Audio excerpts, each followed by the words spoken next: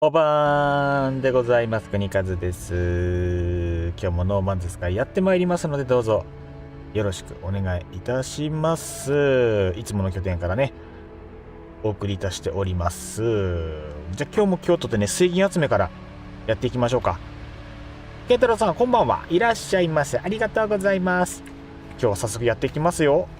前回一緒に集めていただいた水銀もね、1800まだ使ってないので、今2350、これからもう400稼げるのかな。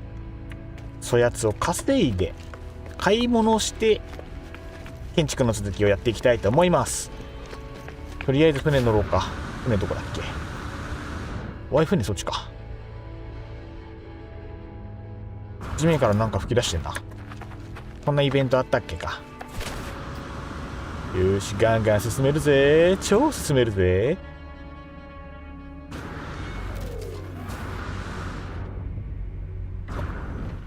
え？あ、びっくりした。貫通して乗り込んだかと思った。では早速ね、もうこの段階で水銀ミッションを見てみましょうか。戦闘だよ、やだな。センチネルやっつけに行きますか。ミッションスタート。水銀集めはもうサクサクっと済ませてね。サクサクっと済ませて、ちゃちゃちゃちゃーのちょちょちょちょっと、ペペペペペペペっとやっていきましょう。お、慶太郎さん来ましたね。参加確認しました。いらっしゃいませ。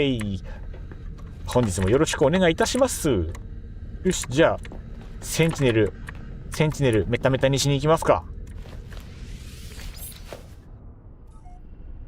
なんか適当な近場の星にセンチネルをつつきに行こう。どこがいいかな。そこでいいか。前回もなんかそこだった気がするな。いつものいつもの。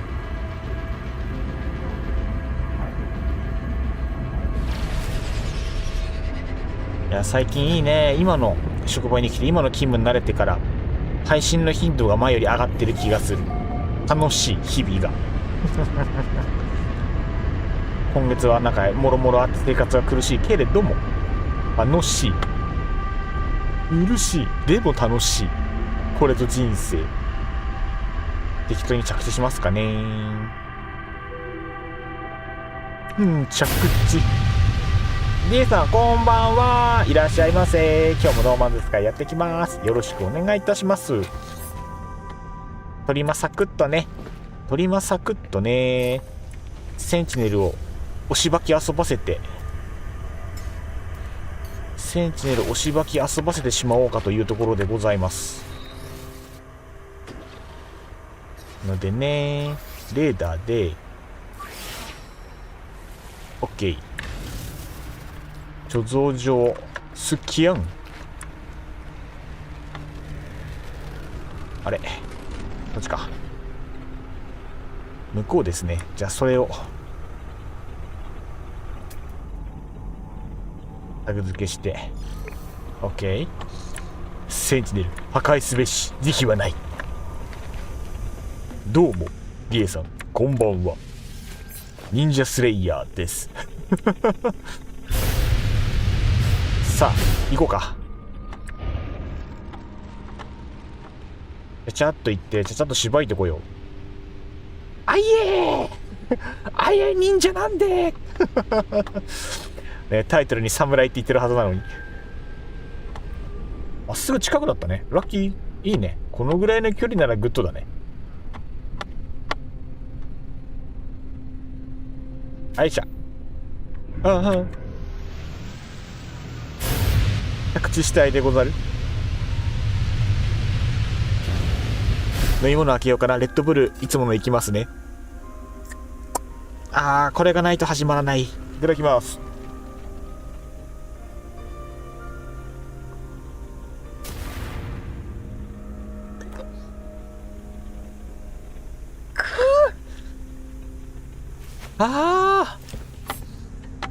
しみしみ遊ばせ。この配信始まったな。始まったぜ。任せて。お任せくんなぜ。ちょっと危険植物少し伐採したぐらいにして軽くセーブしたぐらいにしてね。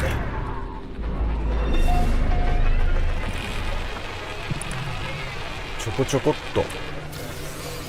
と OK。 山拾わんでもええか。あとなんか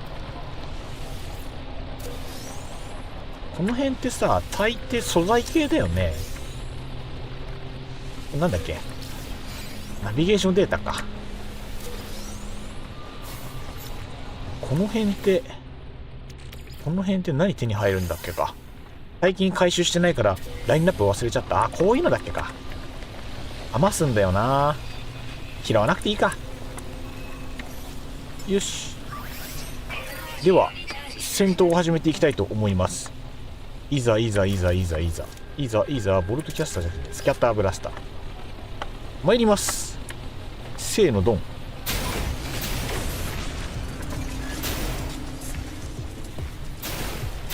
回収できるも先に回収しつつね、とりあえずね。 OK。 さあ始めようか。痛い。穴掘んのやめてほしい。リロードです。痛い。戦闘下手くそがすぎる。やめて。なんか戦闘レベル高くない？最初からなんか最初から戦闘レベル高くないか。気のせい？こんなんだっけが最初から。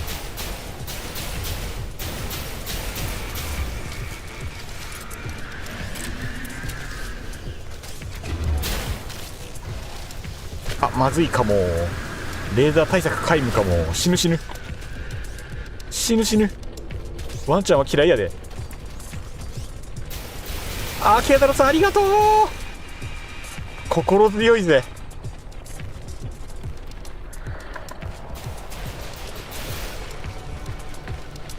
ついでにシールドも回復しておきたい。本当は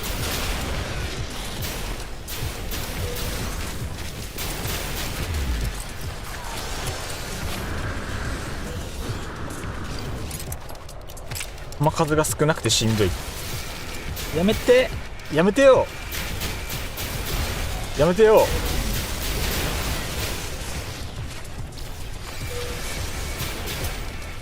やべやべやべ、リロードが間に合わん。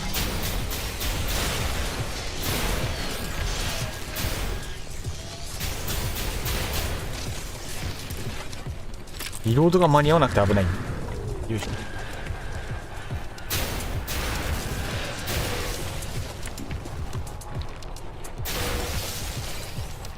センティネルあと何体倒せばいいんだい。あれ Thank you。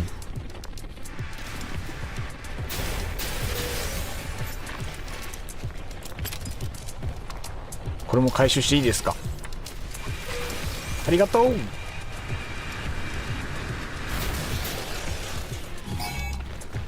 穴にはまる。やめて。あとね、何体だ。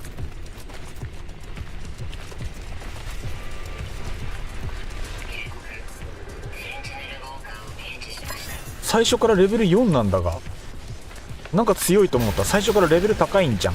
なんで。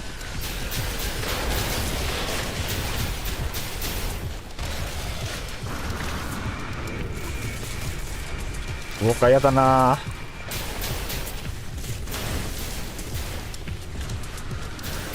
レベル4に多分火力が足りないんだよな。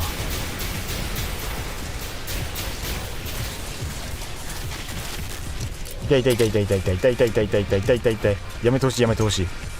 回復役倒さないと話進まないんでしょ。だってこれ穴ぼこだらけしんどいね。穴ぼこだらけしんどいね。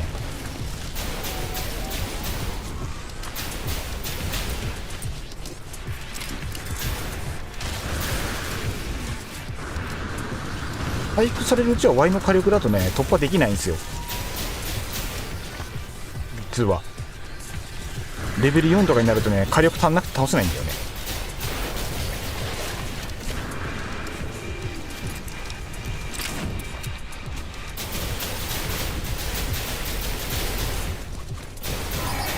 ナイスー、ありがとう。よし、じゃあ任務完了です。離脱します。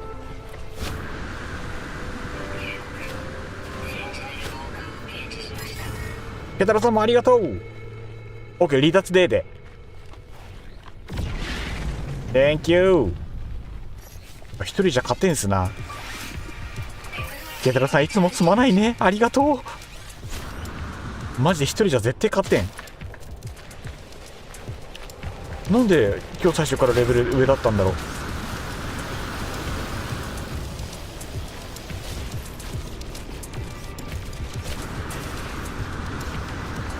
とりあえず距離をこ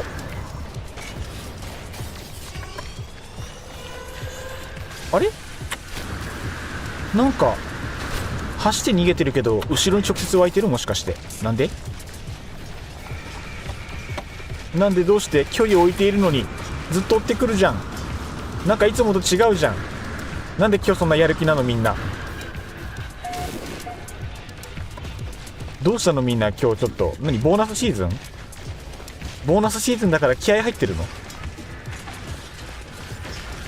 センチネルとガチでやり合うときは大体いつもミノタウルスに頼ってます。やっぱミノが強いんだな一番。ミノタウルスね全然育ててないから弱いんだよね。最終手段地面に穴を掘る、一番早い方法。なんか今日敵しつこくない？なんで？いつもだと距離置いたら終わるよね。今日なんでこんなにしつこいんだ？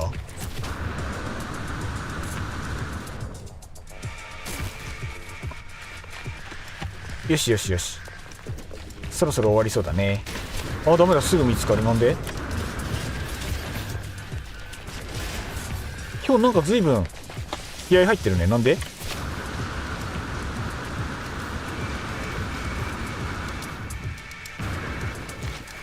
おかしいな。埼玉県警じゃある前に埼玉県警じゃある前に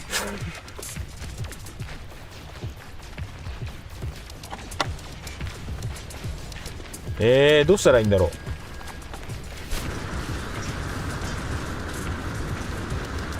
とりあえずウォーカー倒してから考える。しゃあねえか。俺死んじゃうかもな今回。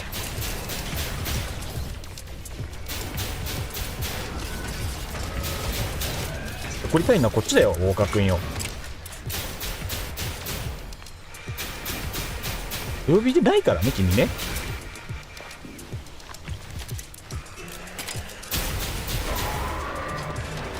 オッケー、お疲れちゃん。ウ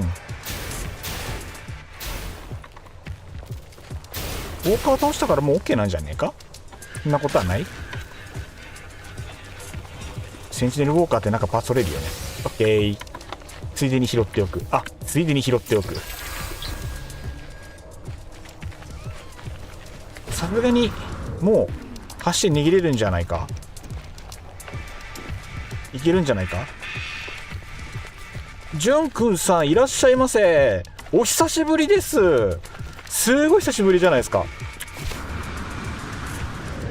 すごい久しぶり。いらっしゃいませ。ノーマンズスカイやっていきますんで今日もよろしくお願いいたします。ウォーカー出てるからじゃないかな。やっぱりそうっすか。やつが出てると戦闘終わらない感じですかね。本当だ、センチネルの調査始まってる。あと30秒逃げ切れば。あと30秒逃げ切れば。あれ、リロードが効かない。リロード効くね。オッケーオッケー。あと20秒逃げ切れば。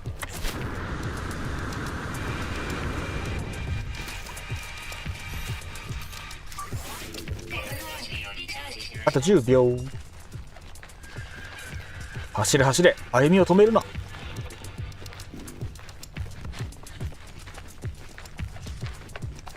オッケー。疲れた。クリアでございます。ありがとうございます。宇宙船の周りぐるぐるしとったね。アノマリ逃げちゃえば。その手もあったか。完全に忘れてた。普通に逃げ回ってたよ。もったいないことしたぜ。いや、ケイタロウさんありがとうね。助かったよ。本当に。一人だったら間違いなく死んでた。ケイタロウさんありがとうね。助かったよ。ありがとう。ありがとうどれだっけ。ありがとう。ありがとう。Thank you。よし、じゃあ戻りますか。船戻って任務完了報告をしなきゃいかん。これで水銀もろて、水銀もろて買い物行って建築パーツ何個か解放したらまた建築の続きをねやっていきましょう。足をくじいた。もうダメかもしれない。いつものやつ。よいしょ。バイクいいな。結局まだ作ってないからな。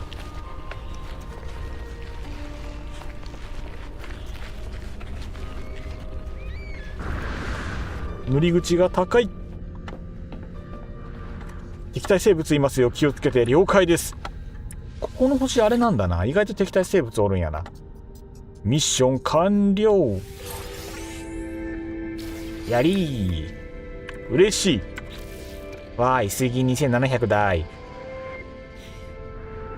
水銀ミッションもう終わりか。水銀ミッションはもう今日は終わりだね。 OK。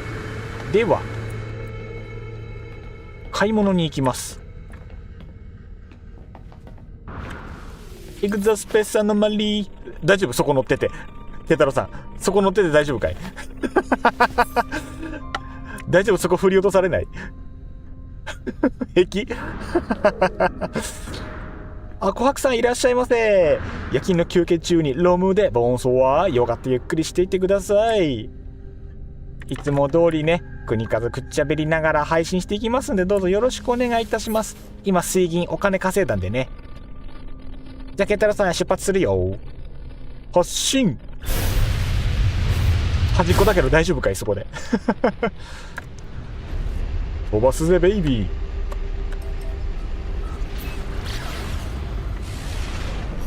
オッケー。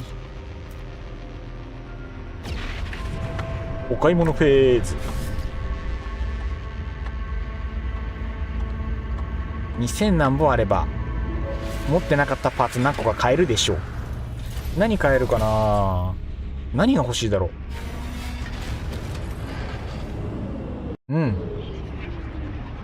レッドブルがうまい。風が心地よい。宇宙風。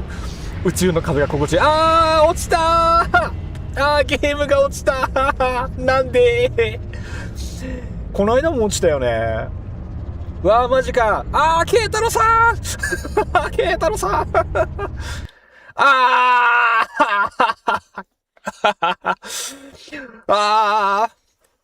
ァッキン処理落ち。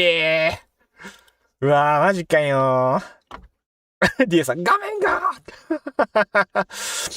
はい、再起動します。はい、再起動入ります。切ないのー。調子悪いね、また最近ね。なんでかね。なんかよく見る気がする、最近。なんであれなのかな、まだどっかでパッチ当たるかしら。いや、まあ仕方ないのがね。もともとこういうゲームだからね。致し方ないよ。ここはね、みんな折り込み済みだから。そのコルベット部品数いくつですか？いくつだろう？でも、マックスまでは使ってないと思う。数ギリギリまでやりたいとか考えてないで作ってるから、なんぼだろう、数えたことなかった。これってあれでしたっけか？コルベットの建造画面行けば、部品数見れるんでしたっけか？あれって。どうしよう、ちょっと確認してみようかな。もしかしたら重いかも。コルベットの背中のとこにね、あれなんですよ、観覧席とかって言って、なんぼかね、建築してあるので、そこでもしかしたら部品点数、さばってるのかもしれない。もしかしたら。偉そうかな。あらら、野間くんったらおっちょこちょいなんだから、お母さん、ママさん。すいません、お母さん。いつも申し訳ない。純子さんわからない。了解です。ちょっと確認してみよう。リエさん、80超えたあたりからなら見れますけど、それより少ないと出なかったかも。了解です。じゃあ、80超えてなければ。まあ、80超えてなければいいんだろうな。ボディ今めっちゃ金ピカだったな、一瞬。一瞬すっげえ金ピカだった。今どんな状態だ？水銀も獲得済みだね。どっからやり直しなんだこれ。これもしかしてさ、ミッションまたやり直しできるとかないかな？ないねんなことはね。近所のお姉さんで二度と間違えないように大変失礼いたしました。ごめんなさい。ちょっと僕の認識が甘かったっす。よし、じゃあ、行きますせー。もう一回同じところに。じゃあ、改めて、買い物済まそうか。もう一回じゃあスペースアノマリ入って、そこで水銀の買い物済ませて、その後、ちょっとコルベットのパーツ数をもう一回確認して、やばそうであればこの背中の観覧席とかね、なんか一回さ、観覧席作ったはいいけどさ、全く使ってないよね。全く使ってないから背中の観覧席ばらすか。そしたらパーツ点数減るでしょ。いくらでも少ない方がいいからね。どっせい。どっこいしょ1。よっこいしょ。オッケー。ほいだばさ。ほいだばさ。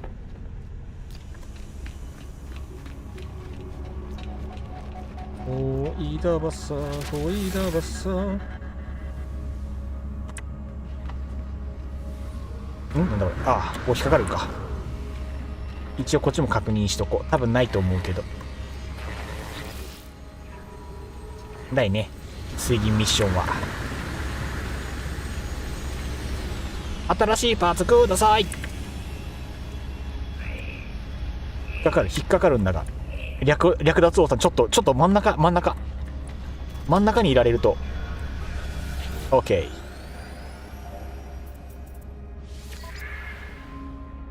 何かエキゾチック欲しい。エキゾチック何がいいだろう。この辺のねグリーンがね正直欲しいとは思いつつ、下から順番にこれ欲しいんだよね。工業用クレーン、これ便利ですよね。これ1個あるとなんかすごい一気に工業感が増すというか。でも今の拠点に使うかなこれ。正直全然欲しい。今使うかどうかは別として、何も考えない、解放しちゃう。勢いって大事。あとはね、みんなが使ってるこの辺いいなと思ってて、おしゃれだよねこの辺のパーツ。建築するときに夜の街感が一気に増すから、これも本当は欲しいっちゃ欲しいけど、今日はね内装に使えるものが欲しいんですよ。装飾とかね。お花も開放してないから、これも本当は欲しい。何がいいかな。個人的にはやっぱり光源になるものが。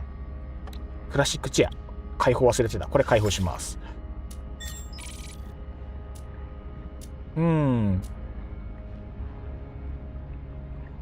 バブルバット、正直これあると建築楽なんだよね。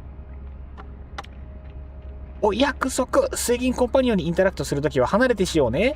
すごく大事、すごく大事。今ベタベタにくっついてインタラクトしてるけど人には言うけど自分ではこういうことするっていうねどっちがいいんだろう。バブルダクト2000か。次目標決めよっか。2000貯めてバブルダクト開放するというふうに決めて集めようか、次回は。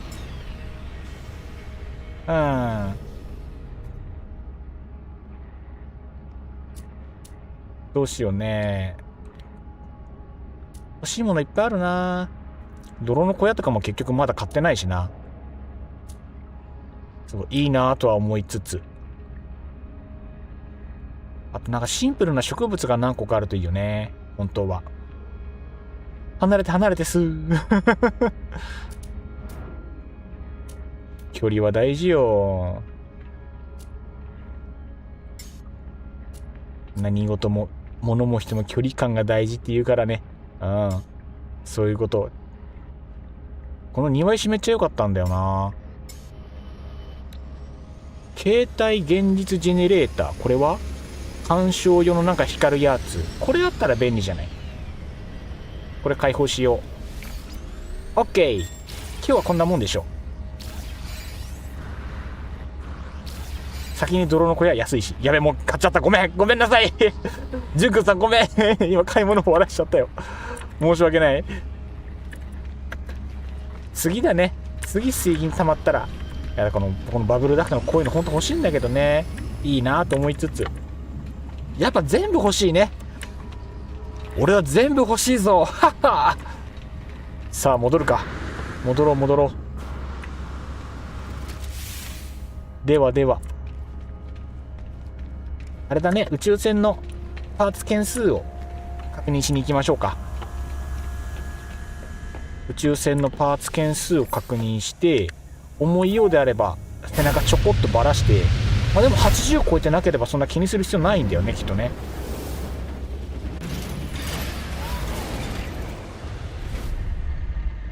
よしと、どうしようかな。なので宇宙ステーションに久しぶりに行こう。しばらく行ってなかったね、宇宙ステーションね。よいしょ。欲しいイコール正義でございます、国和様。ははこのやりとり好き。暇人さんいらっしゃいませ。最近精神状態が回復傾向にある私暇人でございます。いらっしゃいませ。ゆっくりくつろいでいってください。最近あれだったっすもんね。なんかね、泣きっ面に橋のスープ投げられたような状態だったからね。もうゆっくりくつろいでいってくださいよ。今日もね今買い物済ましたところなんで、これからちょっと船のメンテナンスというかね、パーツ件数とか確認して、必要であれば手加えた後に拠点の手入れというか建築の方をまたやっていきたいと思いますのでね、よろしくお願いいたします。さてさてさてさて、レッドブル飲みながらね今日もやっていきますよ。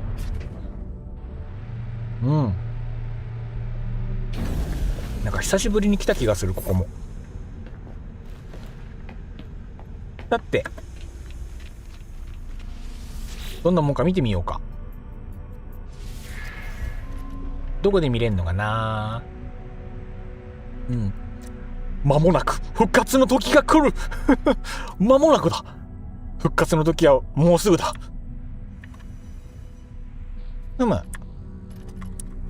80の表記とかはなんか今見たところ出てきてないですね。そんなにパーツ点数は多くないんじゃないか。みんなどう思う？この背中の観覧席さ、別にもう正直いらないっちゃいらない？なんかあれば便利かなと思って設置してみてはいいけど、なんか正直あんま使わさんないなと思ってる。どうしよっか、バラす？うまくできたなとは思うんだけど、正直なくても困らないっちゃ困らないなくても困らないっちゃ困らない観覧席。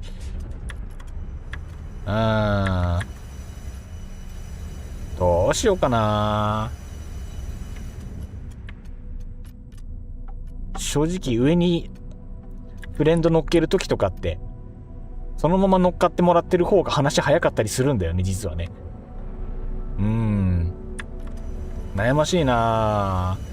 この部屋自体もね意外と気に入ってはいるんだけどね。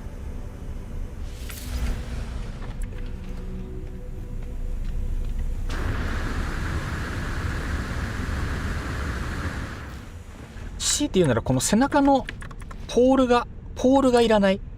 ポールとこの斜めの座席が正直あんまりいらない。これバラすか。とりあえずね、これバラそう。この中の装飾はねわりかし気に入ってるんだよね。天井低いな天井低いな。なんか結構気に入ってるんですよ、この辺の装飾は。アップデート待つしか。やっぱりそうか。やっぱりそうよな。ノーマンズスカイあれだよね、そのアップデートでどんどん面白くはなるけど、軽くなる方向性とはまず逆だよね。だから重くなる方向性で爆心してるから、そこはまあ仕方ないのかなとは思いつつなとこだよね。あとこのカメラのこれはね早く直してほしいこれこう来た時にこうなるバグはね早くなんとか仕様直してほしいなとは思ういやーすごい気に入ってるんだけどな。悪くないよね。まあいかんせん狭いか。いかんせん狭いよね。狭いっちゃ狭いよね。わあ悩ましい。せめてちょっとゆとりを持たせるか、部屋に。少し部屋の中調整するか。ちょっと調整します、中身。いろいろ引っかかるので、引っかかるものを一回ちょっと処分して。カメラが飛ぶついでにバグが追加されて、それなそれな。もう運命なのか知らんがそういうもんなんだよな。なぜかな。1個消しいので、皿も1個消しいので、これがねなんかあれなんだよね。こいつをこいつじゃない、こっちだ。ライトの方。カメラがこいつを一旦消したい。間違った。結局消しちゃったい。インタラクトできんのだが狭くてやばい。マジで全く選択できん。障害物多すぎていらんもんが残ってしまった。全くインタラクト。来た。足のとこにインタラクトすればいいのね。オッケーで、前回覚えた小技を使って少しこの辺を整理したい。まあテーブルのサイズちょっとちっちゃくする、そこまではお約束なんだけど、ぐーっと小さくして、いっそこのぐらいまでちっちゃくして、で一旦ね、こっから小技だから。小技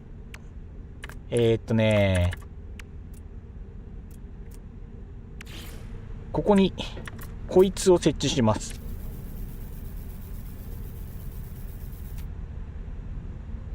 前回覚えたマイフェイバリット技をここで駆使していく。で、こうします。その上でこいつを再選択。スケールを拡大。こうすることにより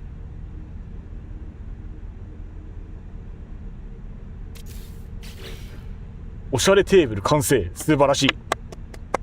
素晴らしいぜ。テーブルちっちゃくしたらなんか収まり良くなったね。なんか収まり良くなったわ。うん。いいいい。すごくいい。やっぱサイズ調整大事だね。うん。あとはそうだね。ついでに国和氏のサイトを小さくしておこう。ワイのことをちっちゃくするのかい。なぜそんなことを。このアトラスワールドに超かっこいいコルベットを作るぜ。そうそうるぜ、これは。そして俺は、これネタバレだ。危ねえ。ネタバレ言うとこだった。みんな、ドクターストーン見てる？この間アニメの最終回、配信されたんだけどね、面白かったよね。物理的に切ない。物理的に切ないよ。やっぱ小物も一回あれだね。バラしてちょっと。家具がさ、やっぱ、場所取るよね、これ。ちなみに絨毯の上に設置すると浮くので A 型としては、設置は最後にしたくなる。なるほどね。確かにそれはあるか。確かにそれは往々にしてあるか。設置の順番大事ですよね、これね。これなんかこの絨毯の上になんか物設置した時に浮く仕様は、これ直してほしいですよね、できれば。わざとなのかな、この仕様も。やっぱ絨毯一回消すか。浮いてる。よし、全部やり直そう。全部やり直します。またね、このライトのね、インタラクトが難しい。全部やり直そう。これも、ライト変えちゃうもん。模様替え、もう思い立ったが吉日、今やっちゃう。もう全部やっちゃう。テーブルだけポツンっての悲しい。よし、OK。綺麗さっぱりだね。いっそさ、広くする？いっそのこと。狭いもんね。いっそのこともうちょっと広くしちゃうのはありかもしんないよね。広くしようと思うとでもまた小技必要になるのかな。どうしようね。仮に広くするとして、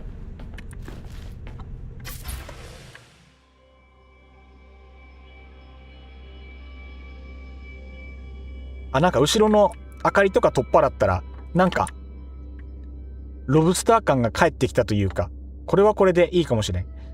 でっけえ戦艦コルベットの下地作りたくなってきた。いいな、戦艦型。結局まだ国数戦艦型作ってないからまた真似したいんだよね。最近夏らしさがどんどん近づいてきてるので、なんか涼しい家電とか買おうと思ってます。あら、いいですね。涼しい家電だと、シンプルに、羽のついてないタイプの扇風機とか。まあでも、家の中で趣味で、なんかずっと狭い部屋にこもるとか、国数がそうなんだけど、ちっちゃい防音室なんかこもってるから、スポットクーラーとか欲しいんだよね。本当はね。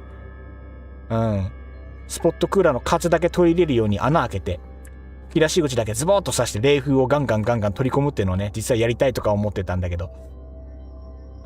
いいね。夏らしさのある涼しい家電。みんなもなんか家にあるかな？夏っぽい家電って言われた時に。かき氷機とかってさ、あれ家電か？あれは。日立かパナソニックで迷ってます。うわー、悩ましいな。うちのは武装てんこ盛りコルベット。最高じゃないですか。やっぱね、宇宙船はね、武器持ってなんぼっすからね。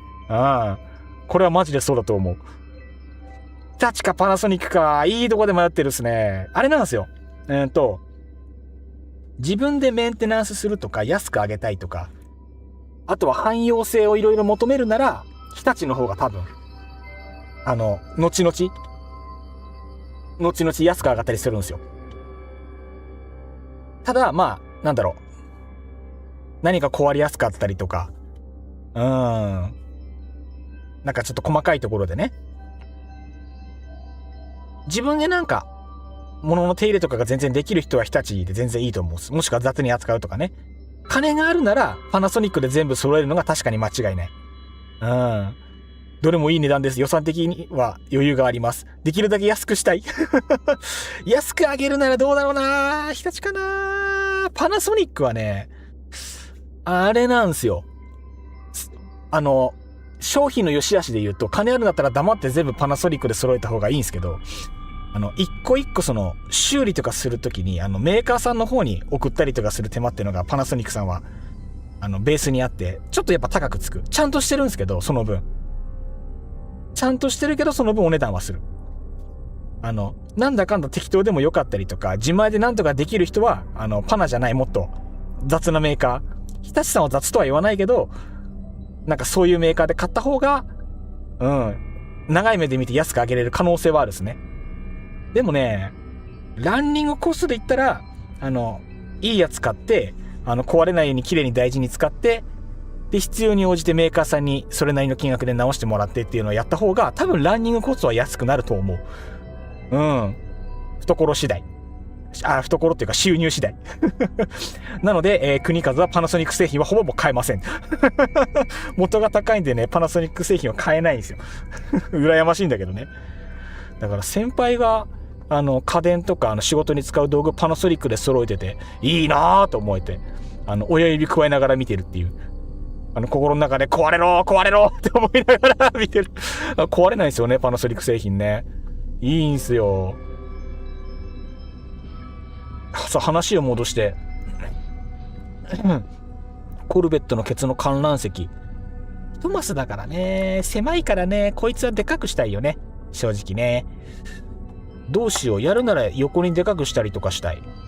本当は天井高くしたいけどね、そういうゲートは持ち合わせてないので、待てよ。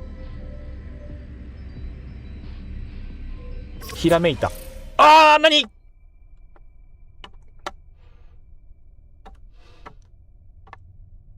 たまにあるよね。たまにあるよね。カナシス。どうすればいいんだっけこれ。なんか復帰の方法があったような気がしたんだが。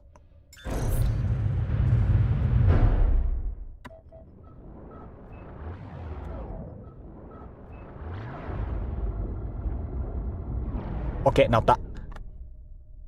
オッケー。なんか音おかしいな。ここはどこ？まさかのステーション内部に放り込まれると思わなんだ。音バグった。音バグったぞ。みんなわかる？なんか音ちっちゃくなったの。多分、宇宙空間というか、建物の中とか、潜り込んでる状態で今判定が固定されてるんだ。音の判定が。入ったら治るかな？ただいま。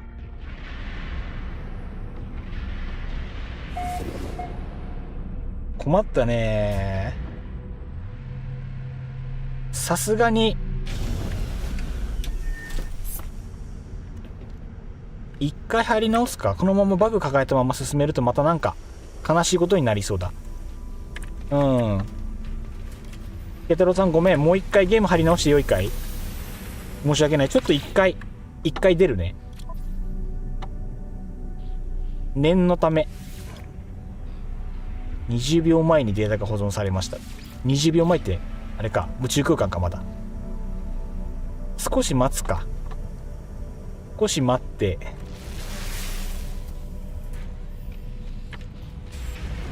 わいひらめいたんすよ。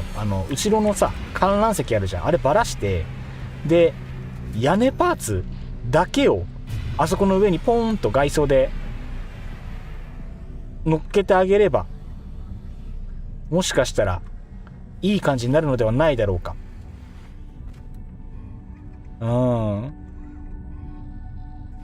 しばらくノバスカは離れます。そうですか。残念ですが、仕方ない、決めたことなのであれば。またね、なんか安らぎチャージができたら、気が向いたらまた一緒に遊びましょう。そうしましょう。さてどうしようか。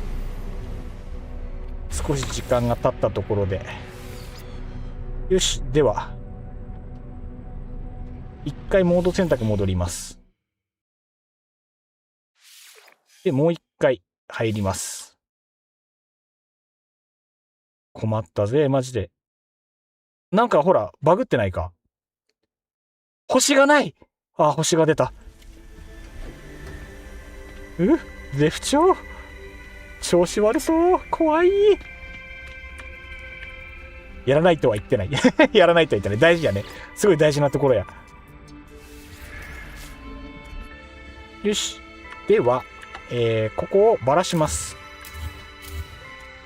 で、この背中から出れるような状態にはなっているので、こいつに取りまた居住区自体を乗っけてかな。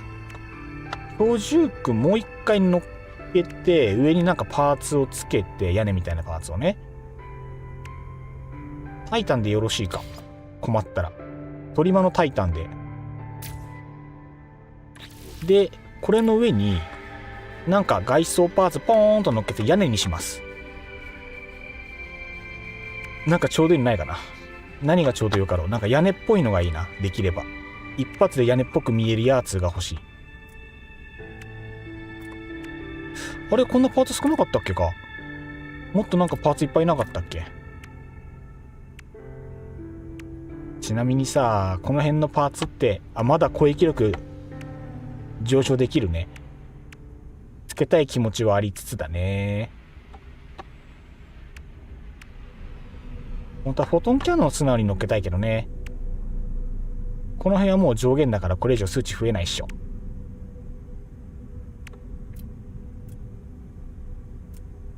あれ、パーツこんな少なかったっけか。もっとあった気したけどな。まあいいか。さあどうしよう。いい感じの屋根をつけたい。一番ぽいパーツはどれかな。なんだこれ。サーマルグリルってどんなパーツ？こんなか。こんなか、サーマルグリル。あんま使ったことないね。嫌いじゃない、パーツデザイン。嫌いじゃないね。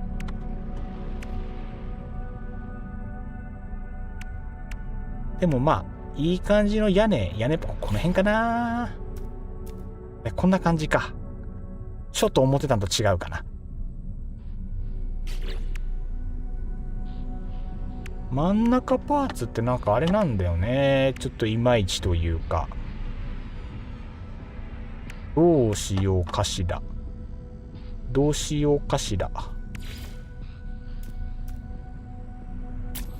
まあ、何も考えずにこれを2つ乗っけて、こうするでもまあ嫌じゃないではあるんだけど。で、この両サイドにこの辺をこうし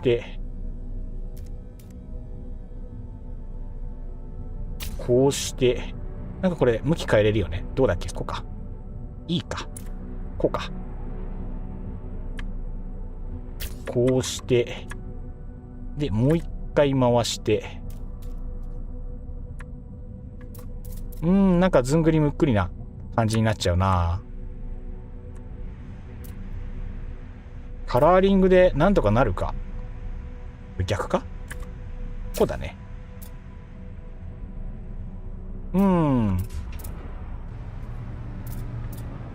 屋根ではあるんだけど、だからそういうことではないんだよな。そういうことではないんだよな。なんかな。なんかこれじゃない感がすごい。これじゃない感じがするけど、どうなんだろう。屋根ではある。多分これの方が屋根広くはあるよね。屋根幅微妙なんだよな。下のこのパーツと同じやつつければ大体一緒になるかしら。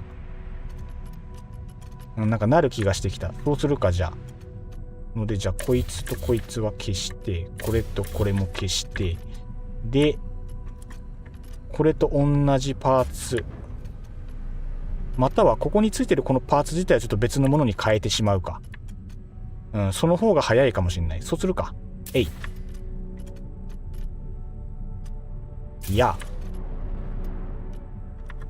でこれで、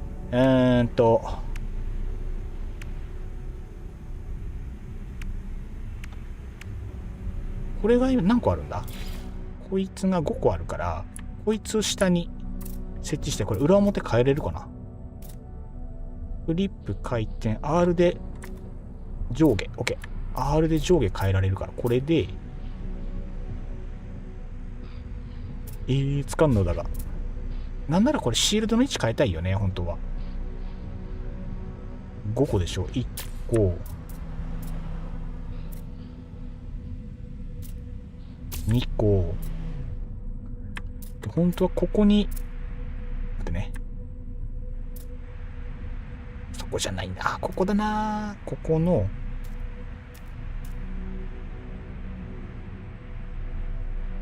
うまくつかないよ。うまくつかないよ。位置はそこなんだけど、向きがそれじゃないんだよな。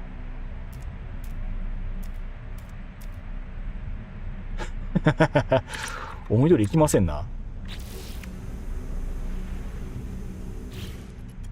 このシールドの位置を変えたい。こいつを、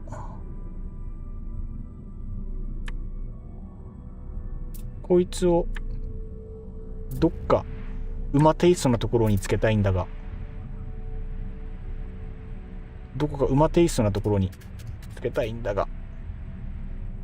先生なんとかなりませんか？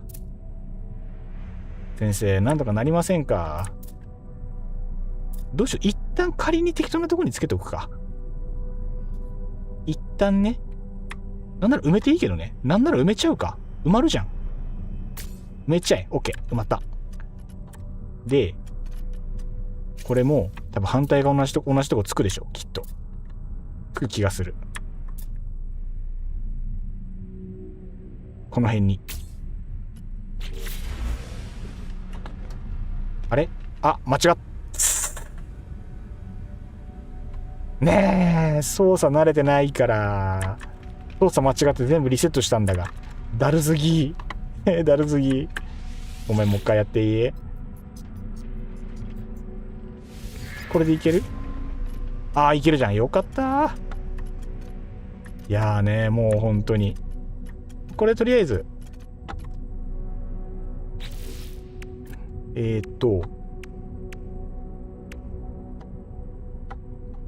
飲ますか数日だけ離れますが、マイクラやります。なるほど。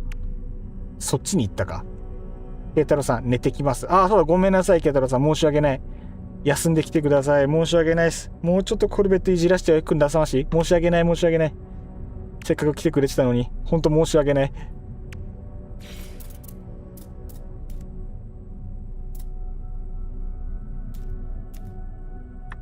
ここをね、うまく設置したいんですが、これがうまくつくかどうか。これをフリップパート R。ちょっと狭すぎか？ちょっと狭いな。これじゃないな。なるべく幅の広いパーツが欲しいが。幅広足場パーツ、これかな？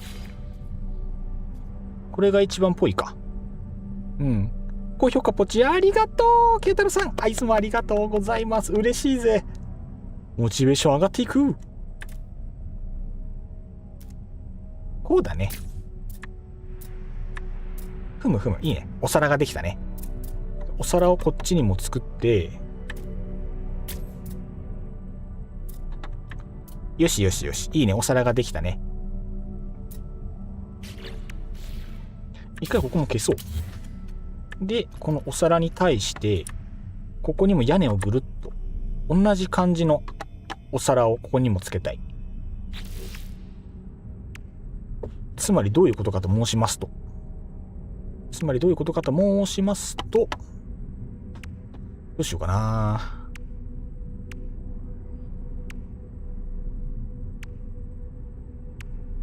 後ろあえてこれだな。あえてこの形。いや、分厚いな。ちょっと厚みがちょっと存在感が強すぎる説があるな。ちょっと分厚いな。いや、でもいいか。ハーゲンダッツ美味しいクッキー&バニラ。宇治抹茶が好物です。最高か？最高だな。宇治抹茶良きですな。クッキー&バニラうまいんですよね。わあ、最近食ってないな、そういえば。ここはこれにしようかな。タンクを積む感じでね。で、これで、丸パーツ。こいつを、ここと、あとは、ここ。で、その上で、さっき使ったこいつを、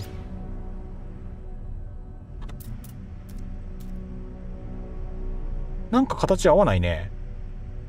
上から見ると浮いちゃうのか。浮くの嫌だな。こっちだともうちょいマシ？なんとも言えないな。なんとも言えないね。なんかしっくりこないね。なんだろうね。なんか絶妙に違うね。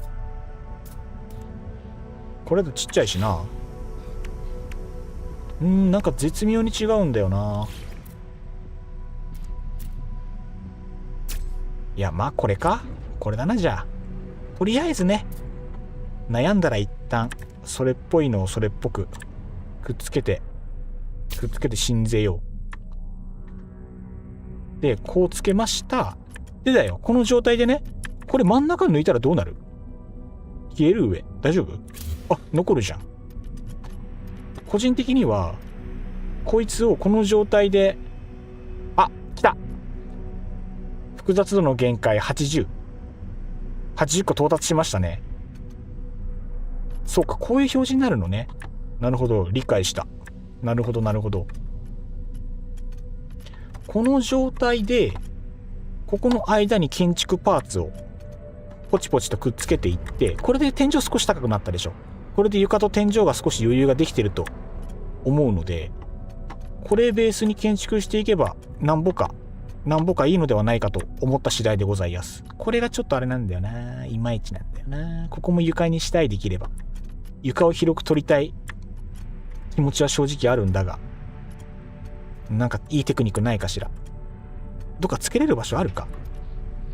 どっか収まる場所ないかな。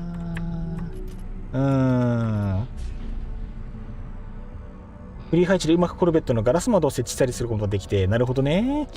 テクニック。そこはやっぱテクニックじゃ。上手に設置できたら嬉しいな。できるかな。国風にもできるかしら。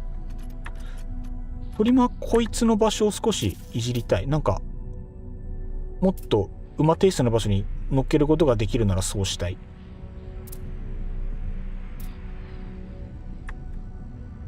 多分あんまりやりすぎると多分内装にまた食い込むんだよな、深く。なんかこの辺の内部に収まんないかしら。まあ、背中にドカッとこれ乗っけてでもいいんだけど、個人的には。収まるじゃん。何にインタラクトしてるのか分かんないけど、なんか乗るわ。なんか乗るわ。乗っけちゃえ。何にインタラクトしてるか分かんないけど、なんか乗った。なんか乗ったからいいことにしよう。国風のコルベット作りは行き当たりばったりなんでね。いっつも大体こんな感じ。よし、じゃあ一旦いいことにしようか。これで、てかあれか。ガラスのフリー配置ってことは、これか。丸みを帯びたガラス。これを、フリー配置ってここじゃなくてね。でもなんか、2マス使うパーツ、たまに1マス分フリーになるところがあるのが助かります。これ便利ですね、やっぱ。この辺活用できるのがやっぱ、大事ですね。ここに窓つけんのありかもね。建築モードからのフリーですね。了解です。なんか、素直にそこにガラス1個、ここに設置するの一つありかも。床にしようと思ったけど、なんか床である必要なさそうだな。これ設置すると、後ろ登った時にちょこっと広くなるんだよね。窓ちなみに、こっちとかはどんな？こういう感じになるんだ。割と好きではあるけど、どうしようかな。こっちはこういう感じか。あそこガラスになるんだ。なるほどね。どうしようかな。ここぐるっと手すりとかでも個人的には全然あり。ありなんだけど、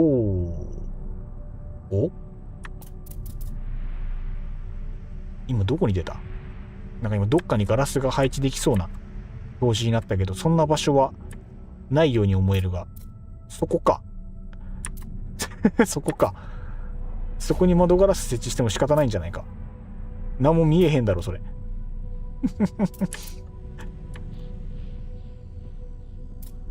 ちなみにこれ設置するとなんかどうなるんだ？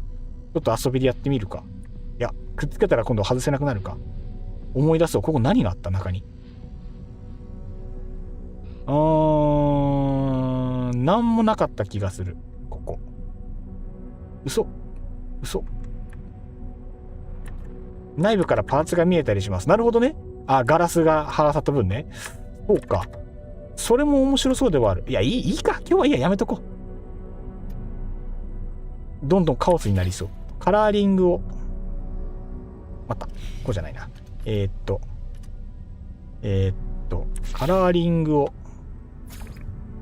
間違えたわ。カラーリングを。カラーリングしてカラーリング。なんか、いつもと違う色になっちゃった。メタリックだ。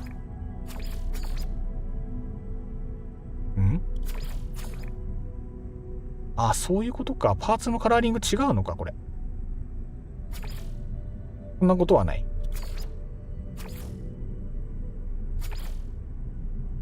ツヤ感あるのもかっこいい。風化仕上げもすごく好き。前回確か風化仕上げだったんだよね。そうそう。そう。この感じ。色つけた瞬間、なんか住まいの選定間違ってヤドカリみたいになっちゃったな。その大きさ合ってますみたいな感じになっちゃって。なんかちょっと思ってたのと違うね。なんか違うな。どうしよう。装飾つけたらごまかせるかな、これ。なんか思ってたのと違う。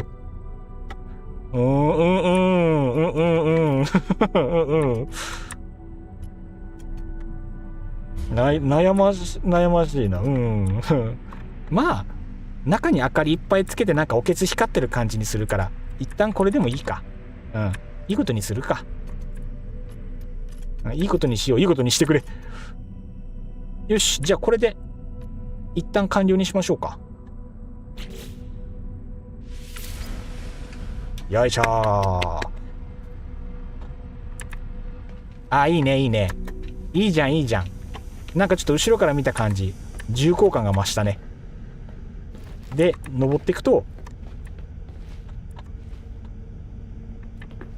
なんだかんだでも天井の圧迫感あるね。こうやって見るとね。重たい天井が。でもなんか、気持ち広くなった。これはグッドテイスト。ふむ。結局この辺が丸見えになってるのが何とも言えない。丸見えだね。困ったね。まあいいでしょ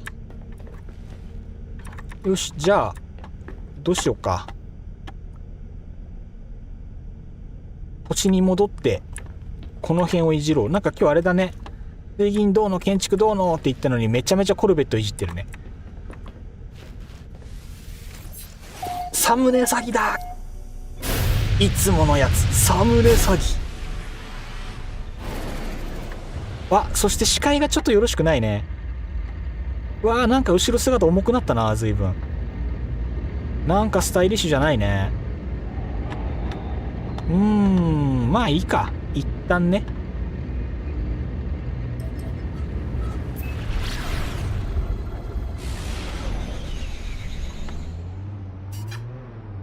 一旦基地に船止めて、それから考える。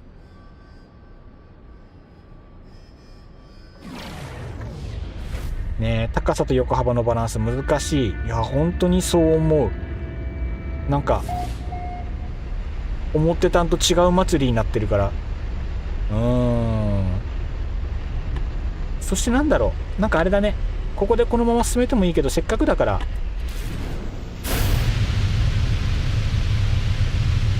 あれだ、ウォーターメロン行こう。せっかくだから目に優しい星で。なんかさ、なんか電源切れてるんだよね。なんで電源切れてんだろうこれ。不思議だ。電源来たつもりなかったんだけど、まあ階段この間設置したからいいんだけどね。あ、結局ダメか。上に行くのにどっから電源切れてんだろうこれ。どこの電線が。これ探すの大変よ。よいしょ。あ、めんどくさい。すごいめんどくさい。いやーねー、ほんとに。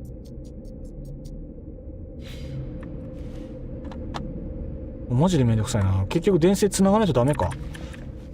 あ、じゃあ電線繋ごうか。しゃあない。繋がなきゃワープもできないじゃん。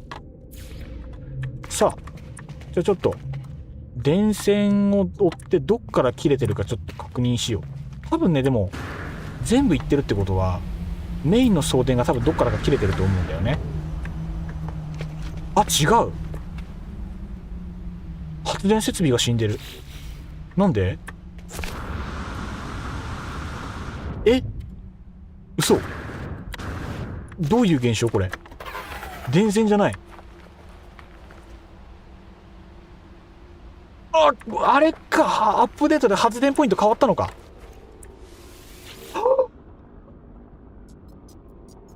マジ？そんなことある？あら、マジで？これって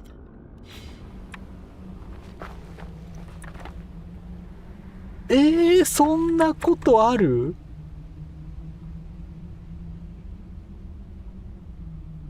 見てよこの規模感。これが全部パーだぜ。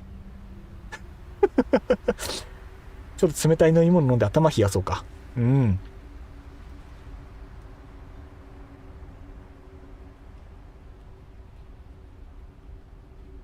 いや、読み込みのバグじゃない？さすがに。さすがにさ。ちょっと待とうね。いや、さすがにバグでしょ。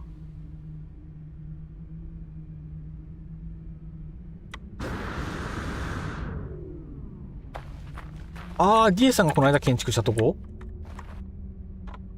いや、でもどうなんだろう。後ろからシューボカン爆死しました。悲しすぎる。爆死悲しすぎるって。いやー、困ったね。一旦、近くのポセイドンっぽい名前のところです。あれパンダさんだね。あれパンダさんで、あれかな？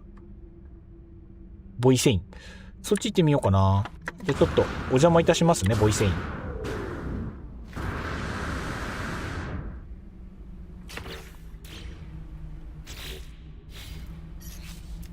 なんか、すこぶるショックだな。マジ？ほんま？ほんまですの？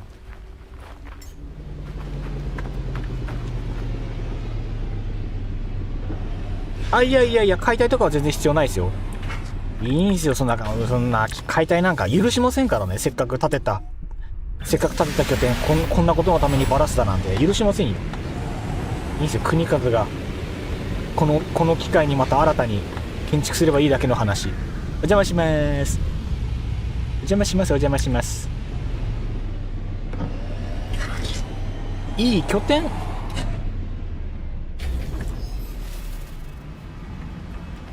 こっちも電源切れてますね。なんかリエさん見て、こっちもなんか電源なくなってるっすよ。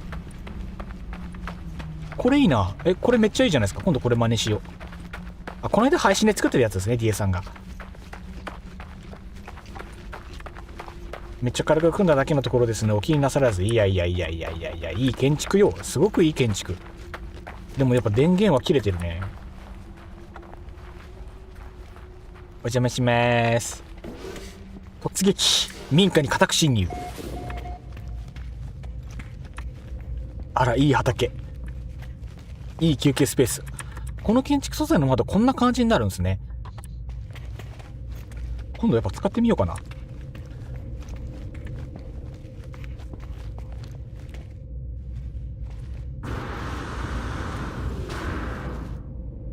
天井の塩梅いいっすね。これいいな。この感じ。いい感じだ。どの道やっぱり電源はバグってらっしゃる。さあ、ゲームをリロードしてこれが治るのかどうか。治んなかったら電源探しから再スタートです。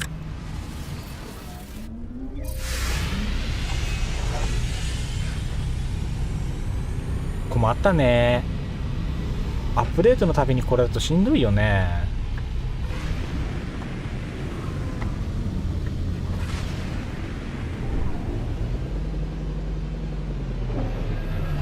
ああ、どっこい小一。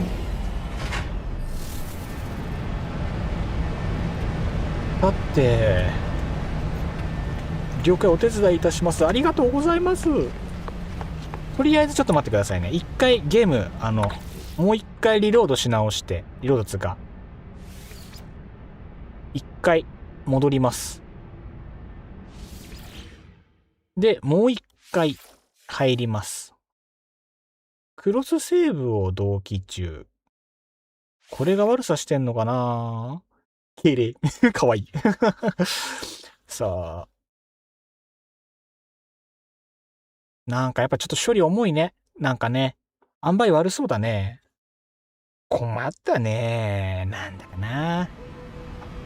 相変わらず電源は死んでますね。というわけで、はい、じゃあ今から電源の再取得をいたします。まあでもね、配線が壊れたんじゃなくて、そもそも電源が来てないよってだけだったら、新しい電源発掘すればいいだけの話だから。全然怒ってないよ全然怒ってませんけど。全然切れてないっすよ。でもそっちにあるんだよな。でもちょこっと、いや今ね A が鳴ってたから、本当にちょっとずれただけなのかも。ちょいずれの可能性ある。もしかしたらそこじゃね。だってほら、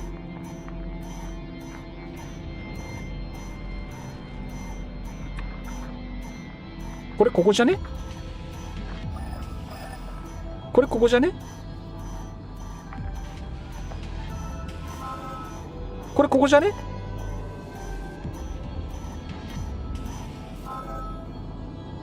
でスポット発見しました。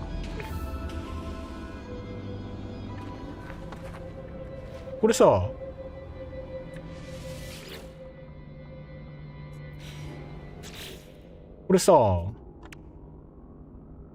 一本新しいの立てればじゃあ解決ってこと解決しそうな気配あり。あー、時期発生してるわ。っていうことはよ、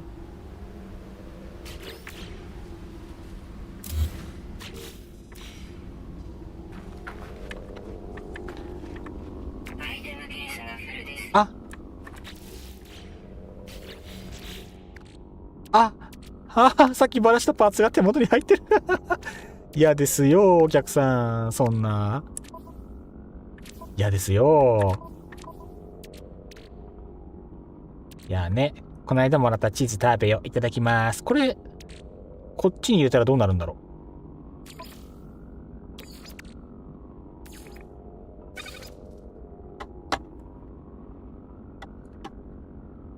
う。すげえ、6分間走行距離プラス 39% や。チーズってすげえ。もったいないな。もったいないけど食べちゃおう。いただきます。美味しい。宇宙ではチーズの香りは嗅げるんだろうか。これで治る？あ、治るね。治った。じゃあ設置し直せば解決だね。オッケー。こんなことあるんだね。手間はかかるが致し方なし。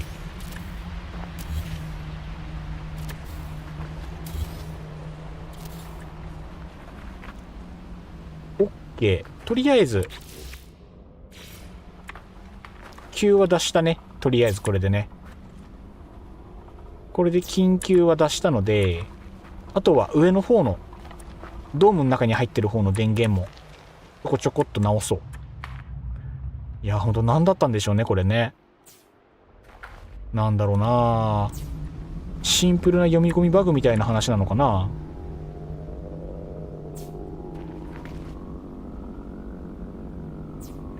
OK でケツのところ繋いといた方がいいかな、とりあえず。それかここの電源で、いやここで繋ぐか。これでこれだと発電量全然足んないのか。よかったね、よかったっす、本当によかったっす。危なかった。今だと発電量と給電量が釣り合ってないから、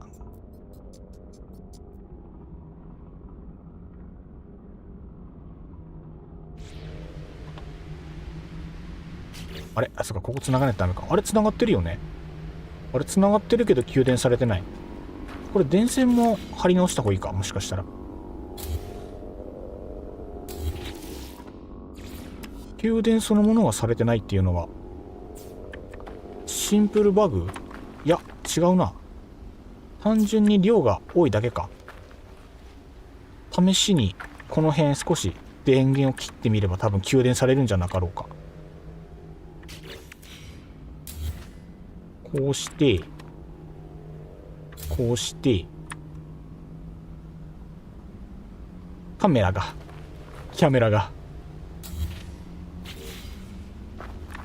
いや給電されてないな。ってことはこのバッテリー自体が使えなくなってるので、こいつを設置し直します。でこいつを、接続し直します。あれだね、今設置してるやつ全部使えなくなってるね。了解したということは設置し直します。めんどくさいけど仕方ないね。これで治るならでもまあ簡単な話よね。配線し直しか、めんどくさいな。まあまあ勉強になったね。こういうバグもありますよと。なんだろうね、何系のバグなんだろうか。いやーよかった、本当によかった、治って。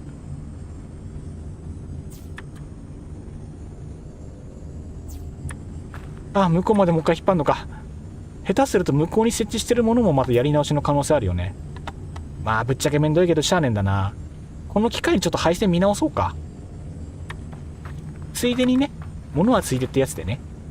今そことそこがつながってるから、どうしよう。簡単な方法でいくなら大型プレハブ立ててその中にバッテリー入れるとか。ああ確かにでっかいプレハブドーンと一発あれば確かに楽かも。そっから全部配線引っ張るとかね。それでもいいし、国和がよくやるのがね、今ちょうどさ、建物のほらあそこに階段あるじゃない。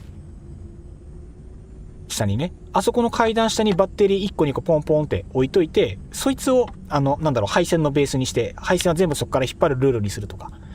それこそほらあそこにバッテリー1個置いてあるんだけど、あれがねもともとそういう予定で立ててるバッテリーなんだよね。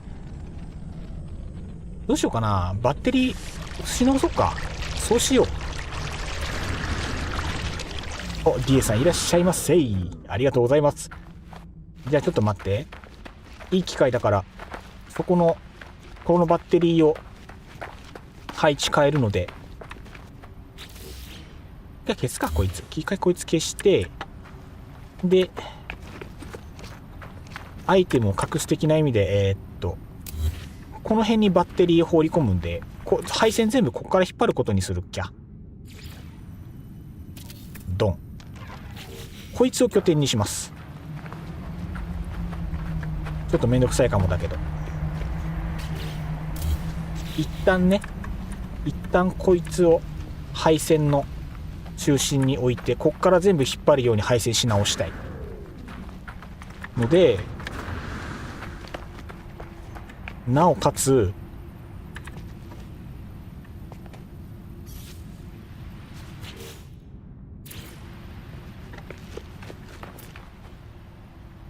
一旦向こうから引っ張ってくるか。そこまで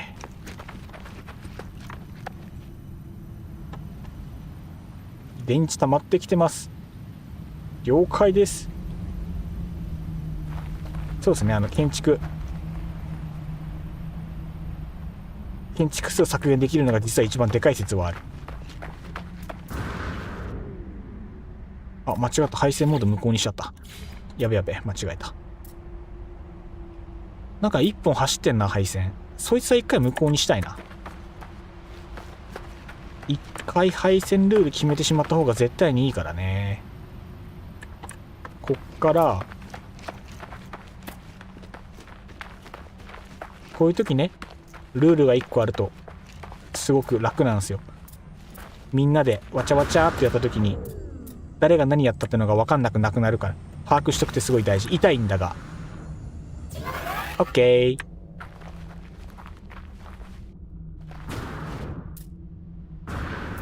おいで、どうしようかな。ついでにあんまり余計な、なんか俺死にかけてね、気のせい。あ、オッケーオッケ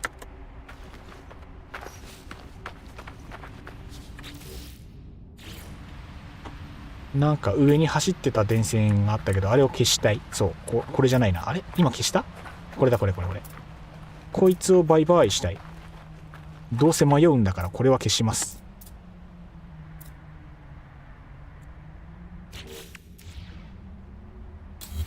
OK。で、この電源から近場の短距離ポータルへまず1本2本引っ張りますよと。はい、まず1本で、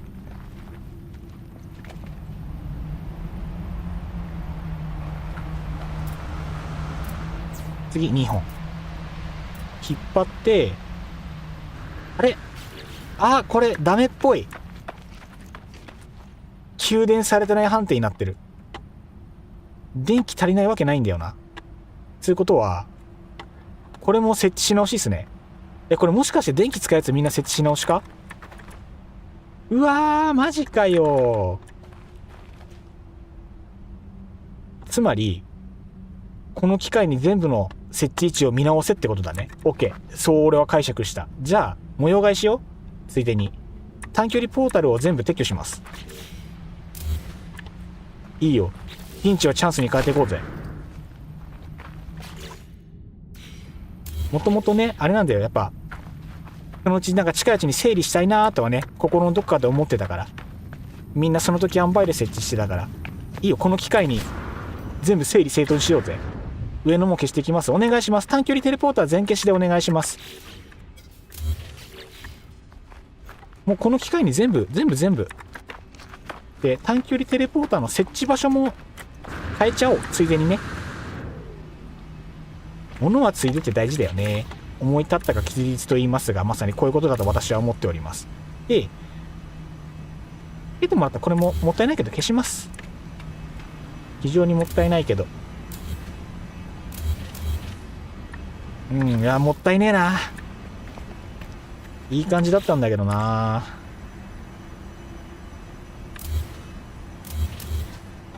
消します。短距離テレポーター消します。ステッカーも消します。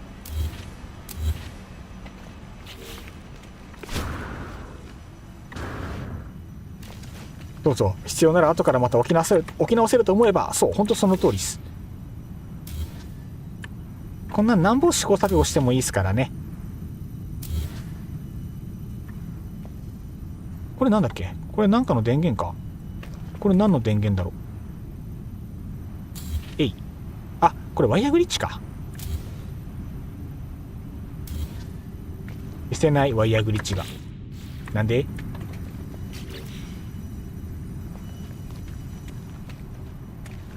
あ、これワイヤー設置したの俺か。なんか消せないんだが。なんで？やだな、これ消せないの。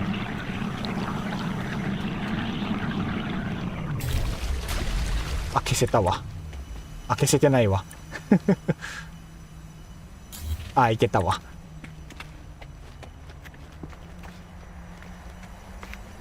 あ、良さそう。オッケーオッケー。あ、船が近かった。ああ、そういうことか。忘れてた。確かそんなんあったっすね。申し訳ない。お手数おかけしました。ありがとうございます。ステッカーが残っちゃったね。ステッカー。ステッカーってあれなんだ。貼ってる本体消えてもなんか適当なとこに貼り付いて残っちゃうんだね。難しい特性だ。どうしよう。Y の宇宙船ももしかしたら邪魔になるかな。避けとこう。念のため避けておく。吹き段取り大事。あとあれだね、せっかくだからなんかこの拠点の痛い天井が低いんだが、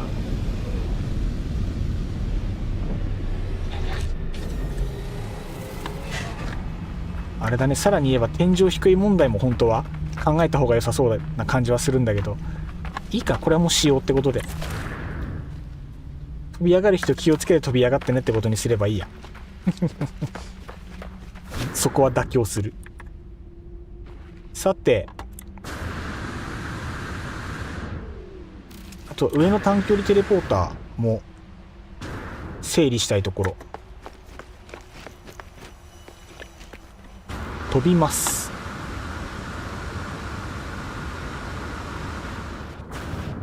Thank you。 OK ですね。短距離テレポーターこれで全部避けたっすね。さてどうしましょうか。上のテレポーター消し終わりました。ありがとうございます。さてと、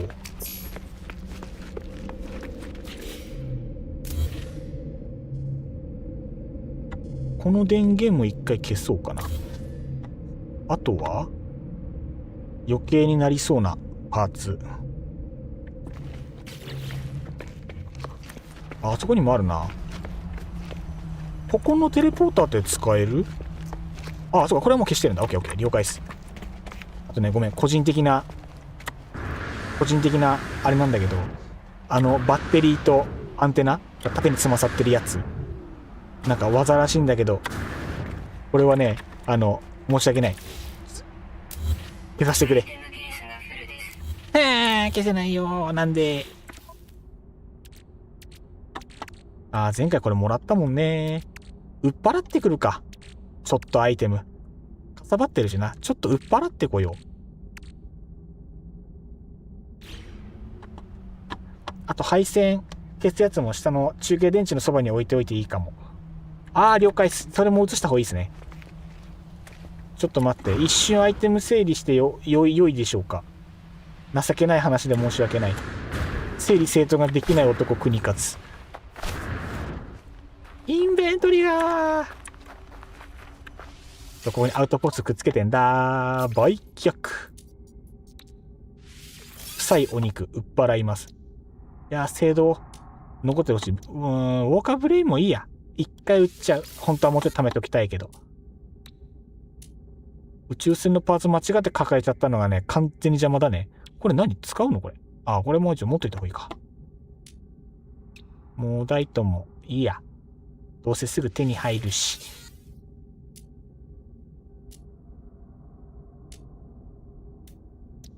牛乳もいいや。農業やってるし。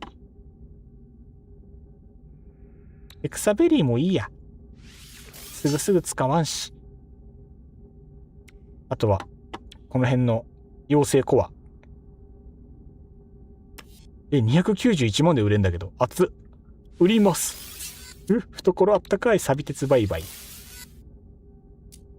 フリゲートモジュールもっと欲しいな。また集めに行かないと。クワッドサーボもこれ売っちゃっていいよね。バイバイ。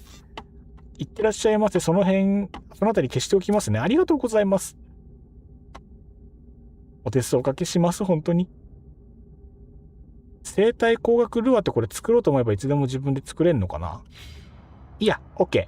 で、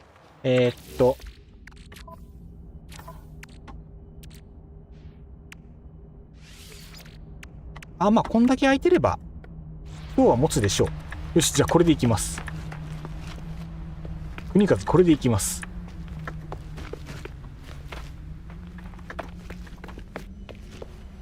はよし。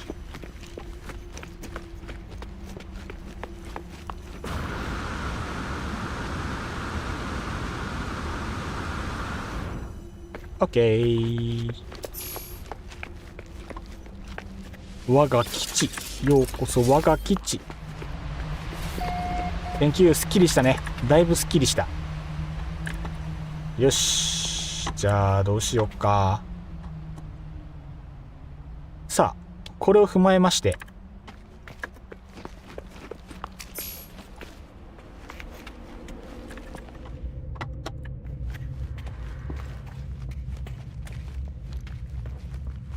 まずはこの中。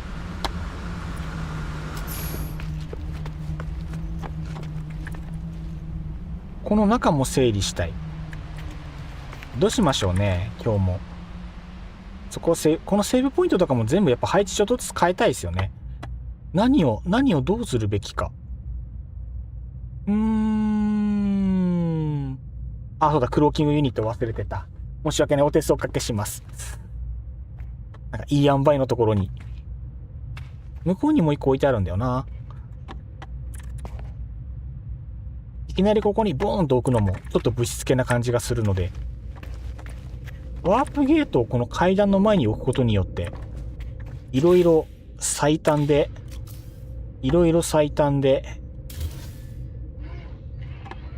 生きるようになるんじゃないかと思うので、まずここに一つ置きたい。階段の前に一個。邪魔か？階段の前だと。階段の前邪魔かもな。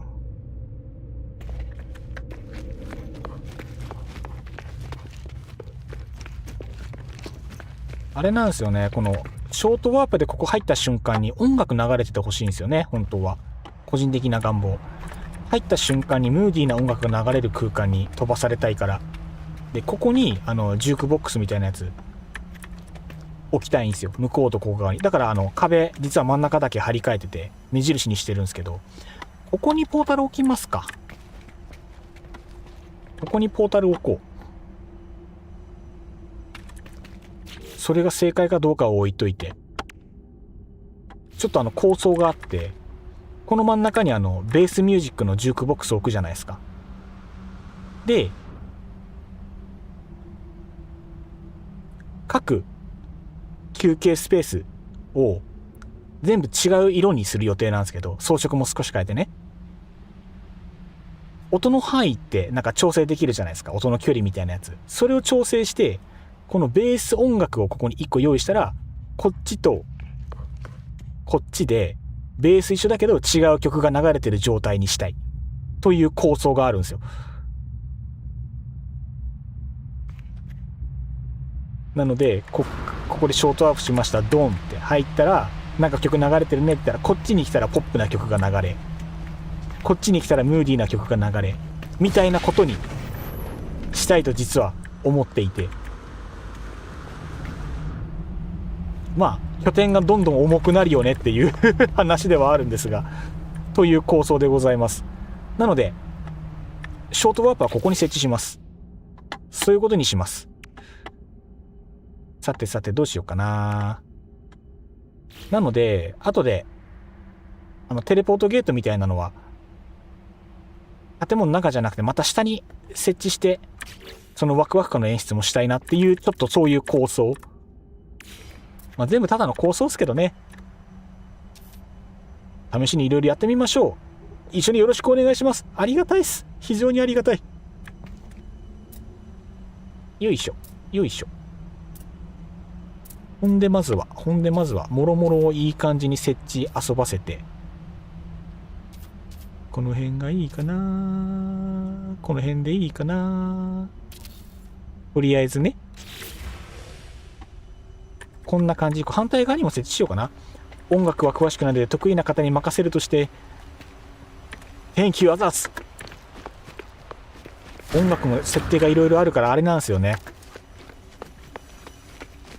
僕もちょっと前に面白いって言って触ったっきりまたしばらく触ってないんで、どんなもんだったか思い出しながらになるですね。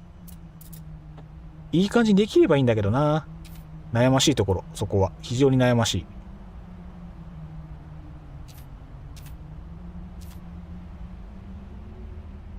こんなもんかな。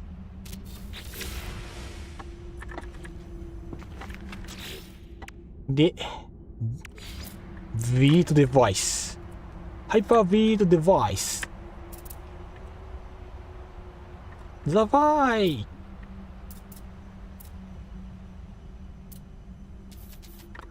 センター置き、この辺。どうしても真ん中に置きたくなるやつ。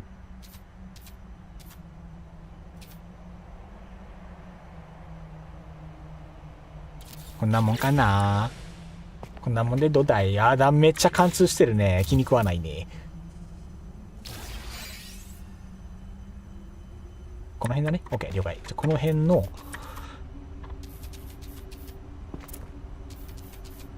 少し斜めから見ないと、センター最悪諦める。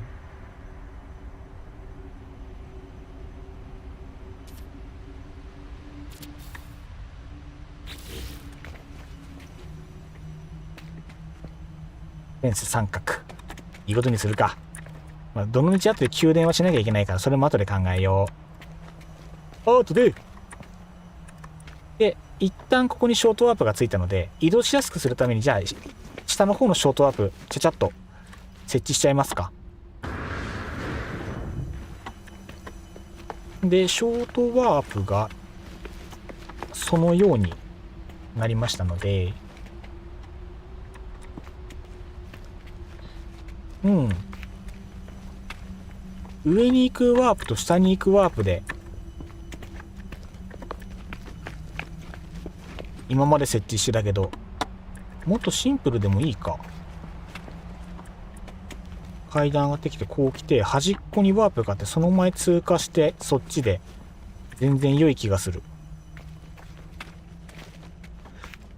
それかここの階段の位置がもはや気に食わない説まであるから、これも調整しようか。ここ駐車場で OK。 ここもじゃあ変えます。思い立ったがキッチン G2。こ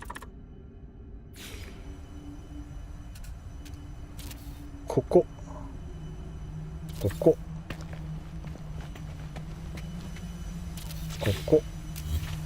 こう。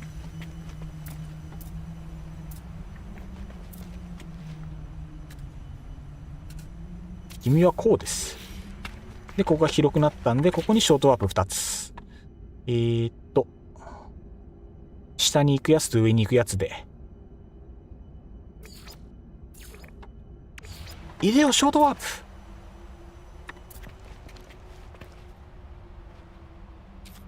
いい感じにドン。この辺に、いい感じにドン。で、下にもう一個。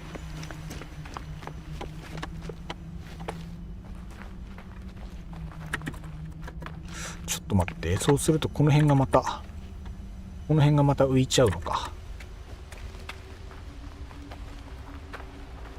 まあまあまあまあ。まあまあまあまあ。まあまあではある。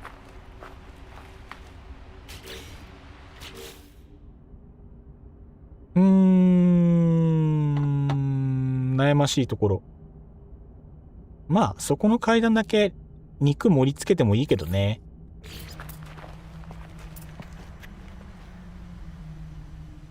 そういや、そこ肉盛り付けよう。肉盛りしちゃう。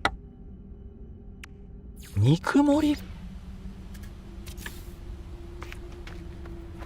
そこはどうせ後々階段張っちゃって隠すので、ここ肉盛りして、で、もうここ壁張っちゃって、なんかいい感じになれ。なんかいい感じになれ。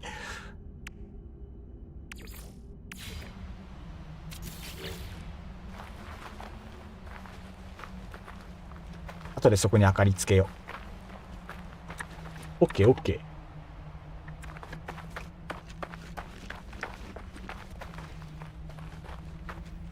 で、センスのありなしは一旦置いといて、またここに真正面にショートワープを置いていくスタイル。これ怒られても文句言えない、このセンス。いい感じになれ、なんかいい感じになれなんかうまいこといけで、ショートワープ同士はもう間違わないようにショートワープ同士で配線つなごう。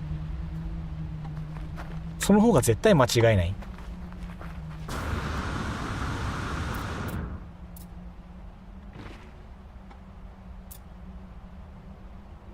右手か左手か悩ましいとこだけど、一旦この辺に。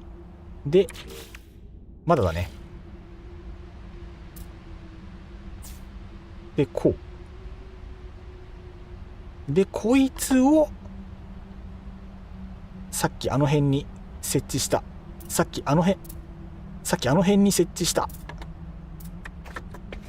あの辺に設置したヤー2に無理やりつないで、一旦いいことにしたい。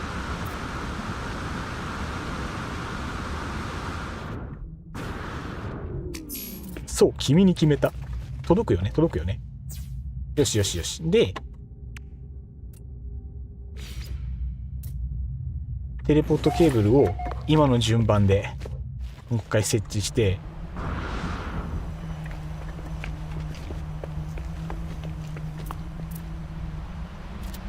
OK。で、こいつからこいつに設置することによって OK。 大丈夫、ここの基地主は殿。そう僕がここの文句は言わせない。ああ、よかった。井戸楽になったね。なんかカウンターができてる。早い仕事が。さすが仕事早すぎ。完璧か。しかも僕の意図を理解して120点すぎる。すごっ。僕の想像よりはるかにもいい感じになってる。ちょっともうバーカウンターお願いしていいですか。すごい、めっちゃいい。出てきた瞬間に感動する。ここにまたおしゃれなバーテンダーさんが雇われるんだろうな。音楽は僕に任せてください。後でいい感じのおしゃれな BGM を設定いたします。反対側も同じ感じのカウンターで大丈夫です。ぜひお願いします。さすがマジで仕事が早い仕事が早いっす。ありがてえ、本当に。いや、その間に僕反対側のショートワープもこさえていこうかな。下の造形は多分同じ感じにしようと思う。あとはこいつの位置をまた変えよう。こいつは消すので、これをまた下に設置したい。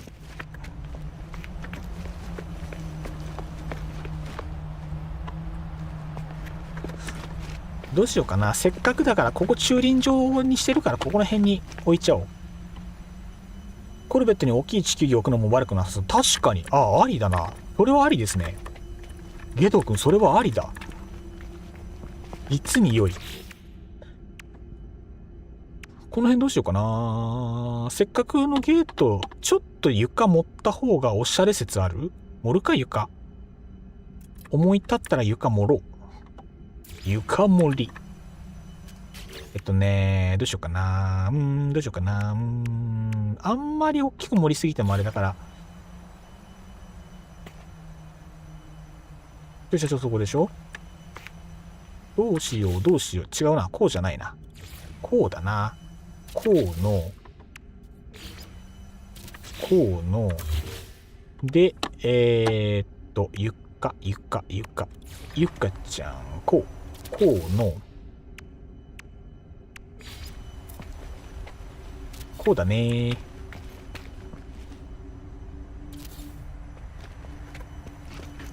オシャンティステージ感。造作を整理整頓いたす。で、こうすることによって、違うな。だってこれだな。これ必要ないか。いや、気持ち設置しておこう。で、ここにテレポートモジュールを設置いたす。なんかいい感じになれ。でどうしようかな。ここの電源はまあ直でいいか。今必要な電源だけパパッとつけちゃう。いいね。 OK。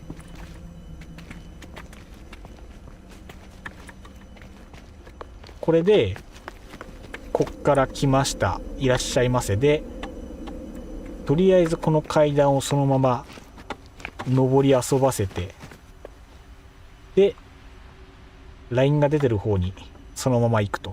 どうしよう、矢印欲しいか。矢印欲しいな。ちょっと力技で床にマークをつけよう。床にマークを力技でこさえて、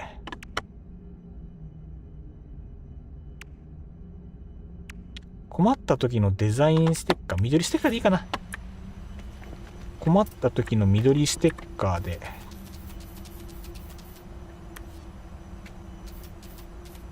まあ、日本人特有の右側通行ってやつ。こうしてこれ近すぎると貼れないのか、何枚も。こうですね。この方向性で、この方向性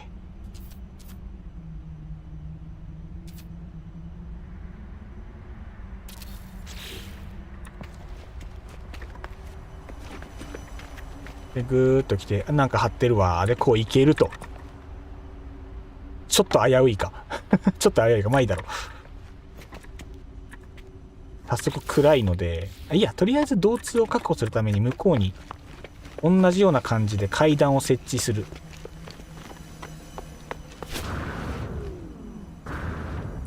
ここ造形違うからね。でも待って、床の向きは今のうちに合わせておきたいから、もう一回確認しよう。床オール縦向きだよね。そう、床の向きすごい気にするタイプなんで、国和。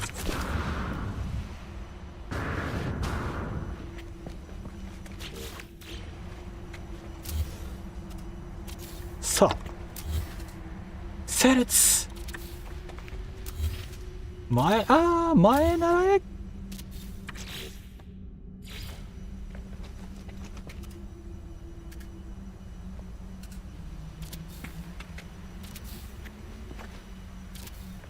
もうちょいこんなもん。もう一枚か。向こう何枚だったっけ。なんかもう一枚ぐらい貼ってた気がする。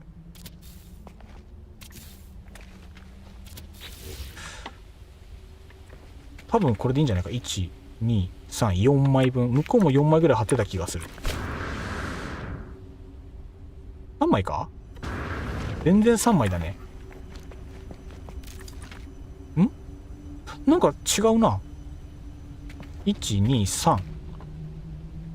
あ、これ半マスずらして設置してんだ。こういうことね。それで広く見えてんだ。ああ、これが違うね。オッケーオッケー。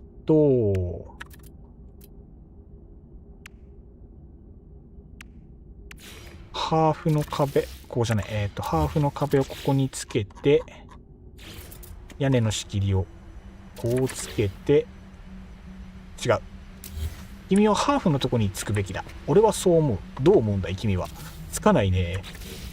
ので、こうして、こうして、ハーフ床をポンポン、ポンポンして、で、君をここに召喚して、で、ハーフ床ポンポン。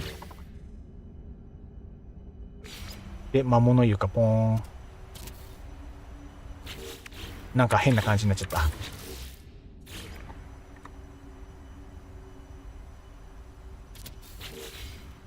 オッケー。意外と小技使ってるな。その覚えてないだけで。で、こいつは消して、で、こっから階段が下に伸びていくって感じだよね。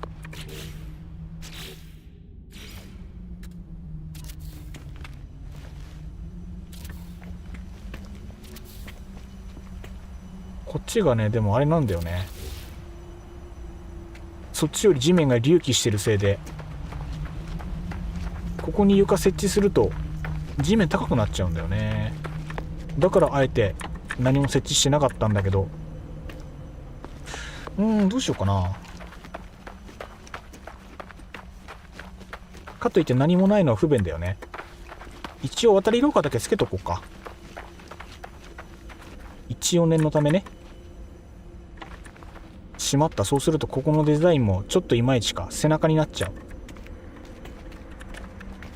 いや、いっか。じゃあ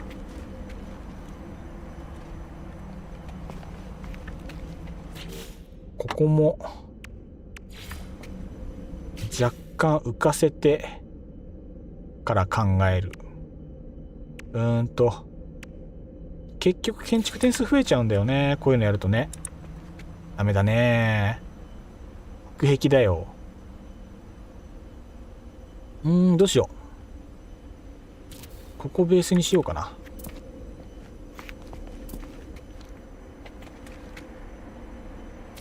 ここベースにして、でここにこの階段を設置して、いや待った、違う。これさ、これつくでしょ、ここに。確かなんかついた気がする。これに確かついた。君はいける。君できる子だよ。君はできる子。君はできる子。頼む。ここに階段ついてくれ。手すりについたと思ったんだけどな。ダメか。そうか。このパーツだとダメってこと。床がついてないからダメなのか。建築って難しいね。ままならないね。ので、手すりパート2。これで高さを稼いで、そこに階段を貼り付けると、うまくいくんじゃないだろうか。下準備大変ですよね。建築ってやつは。それはほんとそうっすね。こだわればこだわるほど、どんどん沼っていく。そう、これが沼。これが沼だよ、カイジ君。これが沼なんだよ。それ近すぎるとうまく乗らないし。一旦向き諦めようか。で、こうして、で、こうすることによって、こういう地面が形成されて、で、こうなって、で、ここに対して階段がこうなって、こういうのはいかがか。で、ここは消すので、これはもう消して、ここも2つも消して、で、もう建築点数考えるの諦めようかな。やりたいことやろうと思うとね、どうやっても足んないんだよね、いろいろ。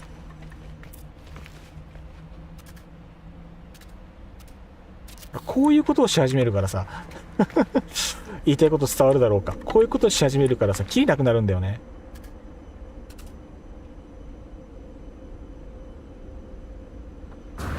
このあってもなくてもゾーンに今入りつつある。これ終わらないやつ。そしてこの手すりがうまくつかない。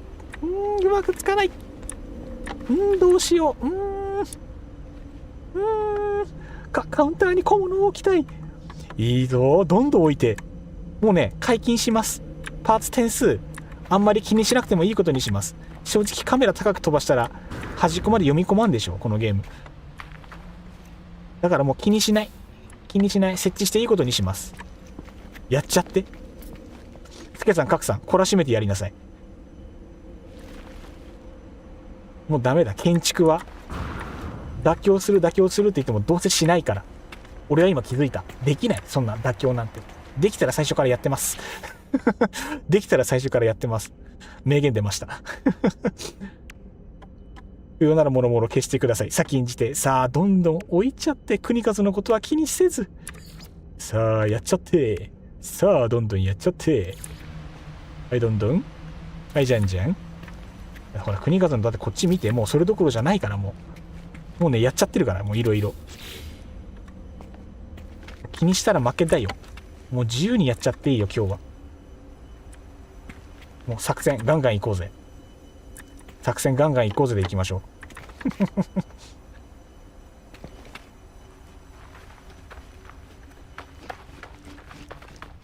結局これが何をしたいかと申しますとですよ。結局壁これにするか。壁の風合い変えたいもんな。どうしよう。これいいな。悪くないけどな。窓がちょっと余計な感じは正直する。あえてこいつをはめ込むのはね、おしゃれ。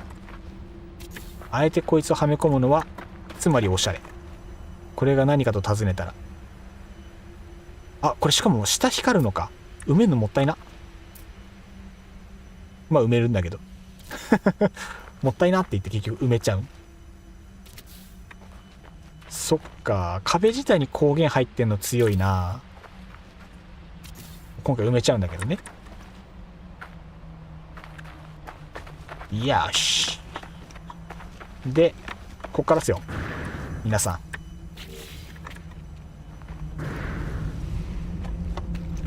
ここにこういうものをもろもろと設置した挙句ですよ。何をしでかすかと申しますと、もはやここになんか水槽かなんかドーンって設置したらいいんじゃねえか。暴走モード突入説ある。さあやばいぞ、暴走モード突入や。こういうやつね、こういうやつ。資源なくて置けないけどね。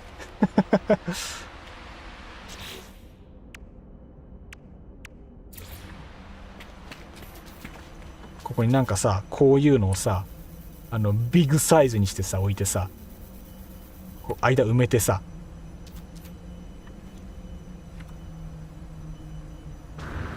置いていいんですか？いいぞ。ガンガンいっちゃえ。いいぞ。ガンガン設置しちゃって、国数が許可します。もう、パーツ点数は気にしないことといたします。解禁です。もうどうしようもないので解禁します。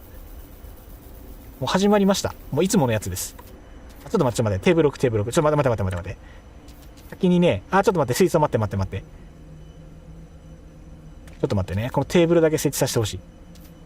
これを設置するので、それの上に水槽を置いてほしい。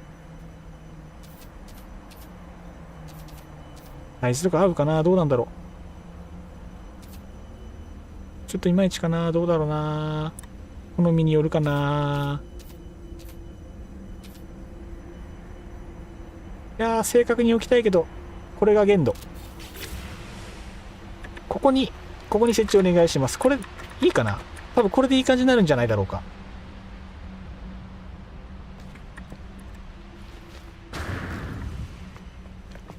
いい感じかも。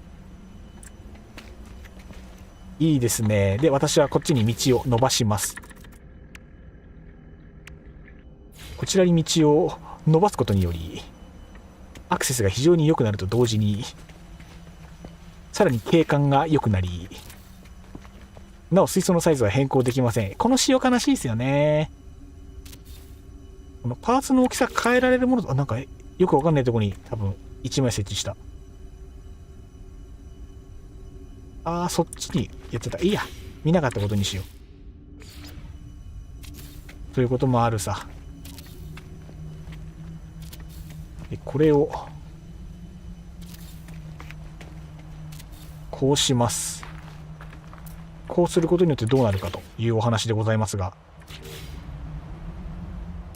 どうしよう。こうすることによってこいつをサイズ変更グリッチとか覚えたらよかったんですが、ウキキ。いや、いいっすよ。やっぱグリッチも使いすぎるとやっぱりどうやら処理が少し辛くなるところはあるようなので、グリッチできたら楽しいのは楽しいけどね。まあなんだろう、最初からちょっとしたリスクをね回避できると考えればそれはそれで悪くはないのでね。で両サイドを階段で潰すことによってどっからでもアクセスできますよという無理やり構造。パーツ点数気にしちゃいけねえよ。気にしちゃいけねえ。もうね、国和は気づいた。建築に妥協はいけねえ。苦しくなってから添削は考えればいい。細けいことはいいんだよ。細けいことはいいんだよ。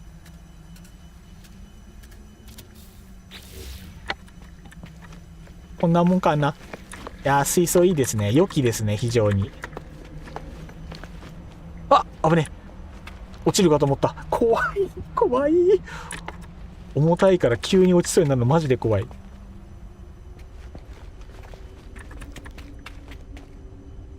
うん、いいっすね。おしゃれー。素敵。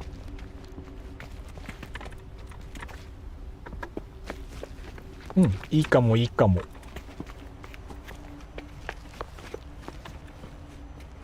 あと、ここがですね、駐車スペースのつもりで作ってるんで、ラインを国和勝手に引いておきます。白の縁取りステッカーを最大サイズにしまして、こいつをどうしようかな。こいつをこの辺かな、この辺かな、この辺かな、この辺かな、この辺だな。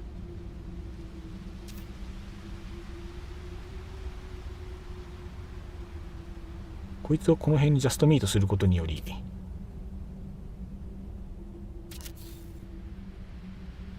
駐車スペースを体現していくスタイル。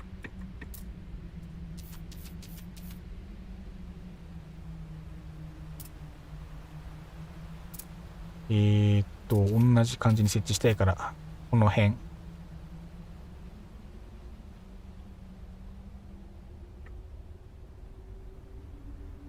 なんか当たるな。この辺なんだろう、なんか接触してるな。この辺で回転してこの辺、この辺、この辺。なんでまっすぐってこんな難しいんだろう。いや、俺自身が邪魔。そんなとこ伝ってんじゃないわよ。ごめんなさい。セルフネグレクトってこういう意味だけが違うけが。この辺に曲がってるかな。ちょっと曲がってるように見えるけどな。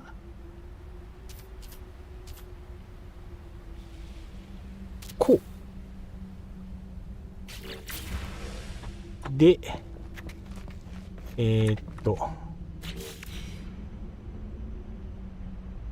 これコピってで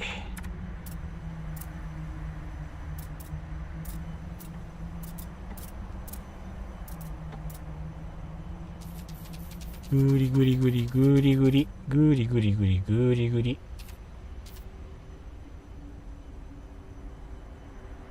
カニカニカニカニカニカニカニカニカニカニカニからザビエル。はいはい、駐車場。じゃーんじゃじゃじゃーん。うん、あってもなくてもいいね。うん、全然あってもなくてもいいね。一応こっちにも同じくステッカー貼ります。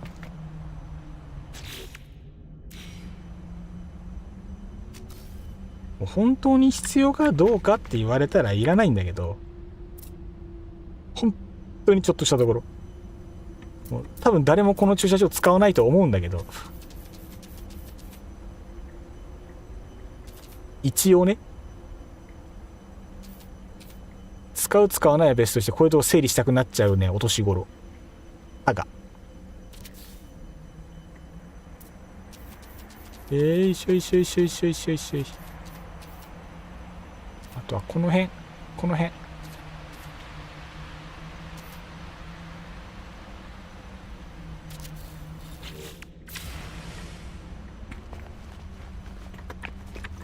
トラックとかバイクで来たらここに駐車するっていう設定です。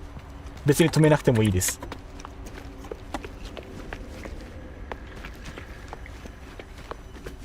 でこう行ってこう行くことでこうなってこうです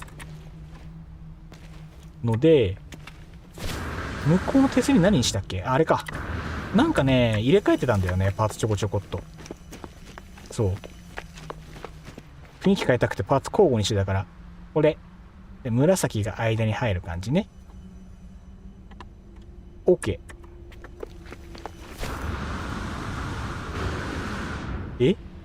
ありのまま起こったことを言うぜ。殿が落ちたと思えば私が落ちていた悲しい落ちていた。ほんまや、いつの間にか離脱しとる。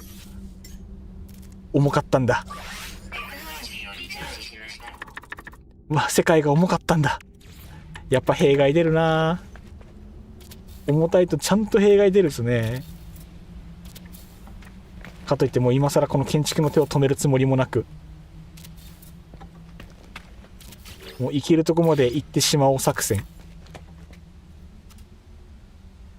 あれパーツの形違う。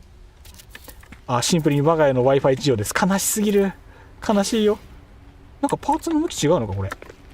裏表あるんだねこの手すり。あんまり気にしてなかったけど。裏表あるや。あらそう。どうしよう。今のうちにパーツの裏表変えて統一しよう。間違った。ちょい。待った。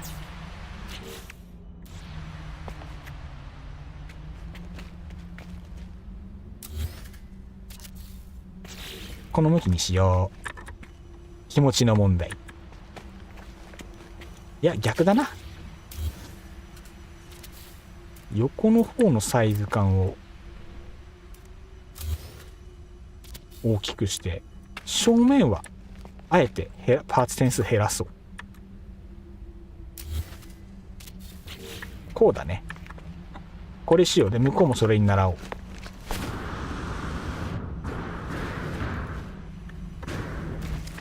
本当のちょっとしたところ、あってもなくてもいいようなこだわり。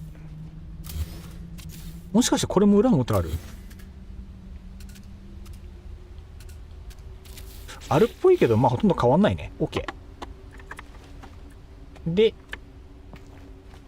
こっちにも短距離テレポーターをまた設置いたしますよと。短距離テレポーター。こんなもん。そう、この間さ、聞いてほしい事件があってさ、配信のリスナーさんの中にね、リア友がおりますと。で、YouTube のアカウントを家族で共有してるらしくて、で、ご家族の人がね、Y の配信見てくれてるらしいんですよ。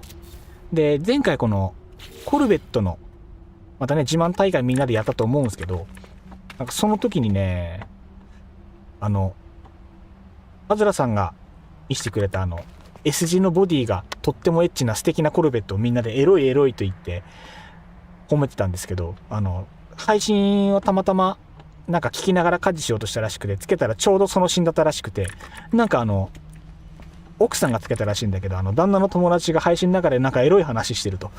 画面見てないからなんかエロい話してるっぽいぞって言って、画面そっとじしたって話をね、友達から聞かされて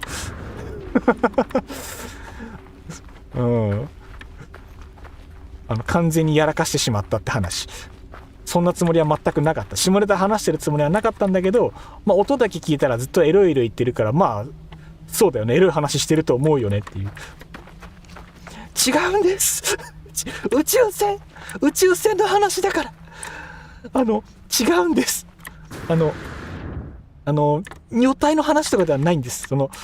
宇宙船のね、男の子ってメカに対してかっこいいとか、ツヤとか光ってる感じのことをエロいって表現する時があって、表現の問題でそういうのがあって、だから決してそういういかがわしい意味合いはないはずなんですよ。正直それないんですよ。本当誤解を招くような表現をして大変申し訳ございませんでしただから良い子は真似をしないようにね、そういう誤解を生む可能性があるからみんな気をつけようね。どこで誰が何を聞いてるか分かんないから、やっぱね、下ネタは良くないよ。本当に。マジでみんなダメだよ、下ネタ急に言い始めたりとかしたら。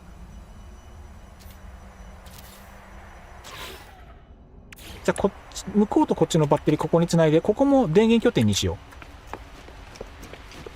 う。これで電源拠点をそっち端とこっち端で2つに分けるので、これで電源切れたらまずここの電源を1回追うっていうルールにすれば話が早いのではないかと思うので、一旦これで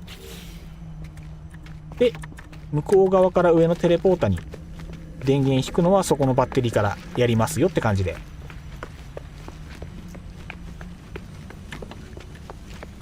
それで一つお願いいたします。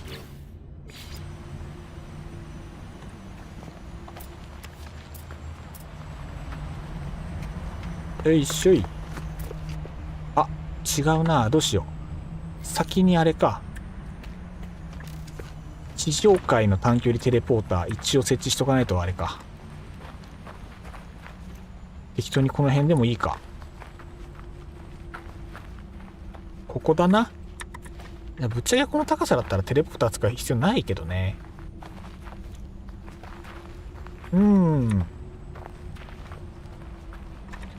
ここ地上の高さ低いからテレポーターなしでいいか。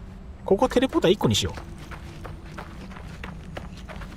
う。で、もう1個は何かでお茶を濁すことにする。どうせ使わないものを設置しても仕方ないからね。なので、ここはもう直接こいつをつないで、こいつは消します。で、ここはなんか別のものを適当に装飾を設置して、後でお茶を濁します。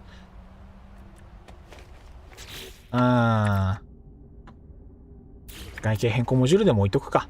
とりあえずね。なんもないよりは何かあった方がいいんだろうから。その場のノリで。なんとなく置いておく。とりあえずなんかあるよと。で、電源をもう一つ今度は上に、さっき上置いたもんね。こっから、こっちに今いるんだよね。ので、そっちに伸ばしますよ。よ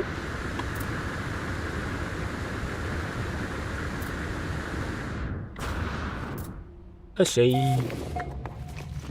カウンター超おしゃれ。本当におしゃれー。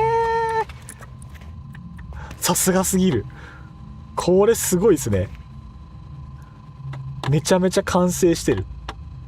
おしゃれがすぎる。こんなみんな遊びに来ちゃうじゃん、こんなの。大変これ。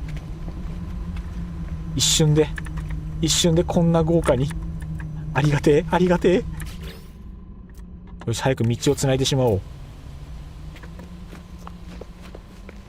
リエさん、へへ。照れてる。いやでもこれさすがですぞ。これはマジでさすがですわ。オッケー。これで短距離テレポーターつながりましたよと。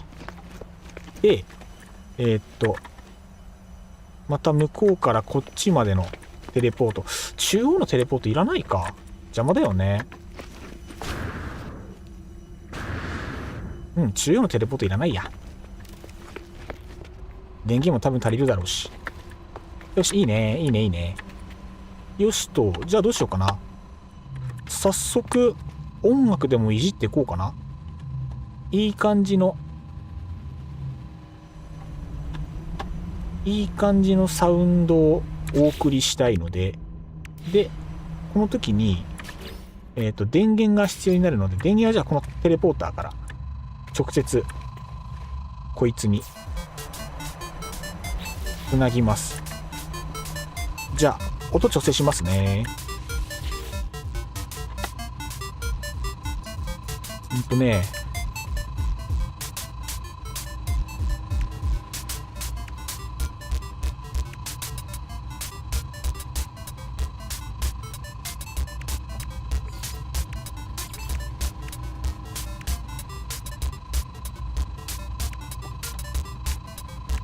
やり方忘れちゃった。久しぶりすぎて。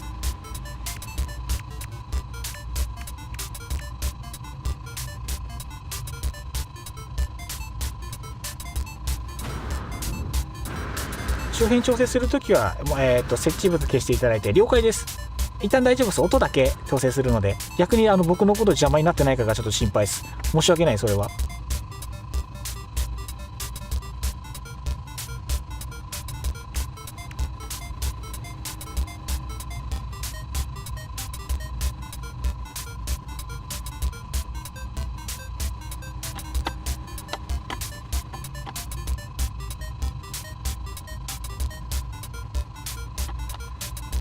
で、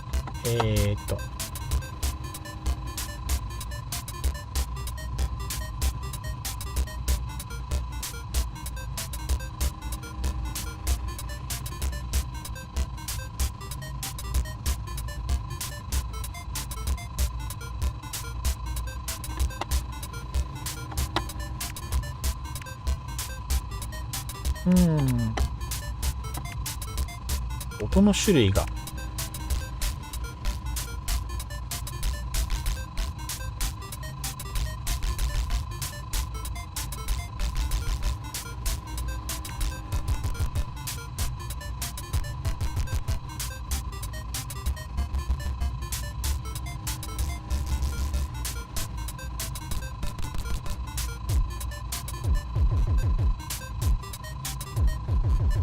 どうしよう。七星さんこんばんは。いらっしゃいませ。ありがとうございます。ノーマンズスカイ建築会でございますれば、今 DA さんがですねいい感じのバーを作ってくれたのでね、バーカウンター作ってくれたので、そこのところには音楽を添えようと思ってるんですが、今ちょっと悩み中です。一発目の音は一回こんな感じにしたいな。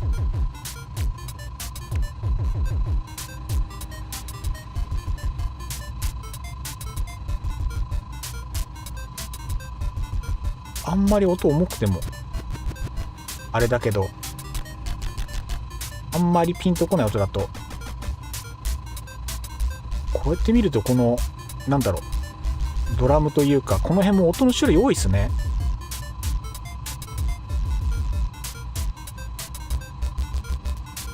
どれがいいだろう。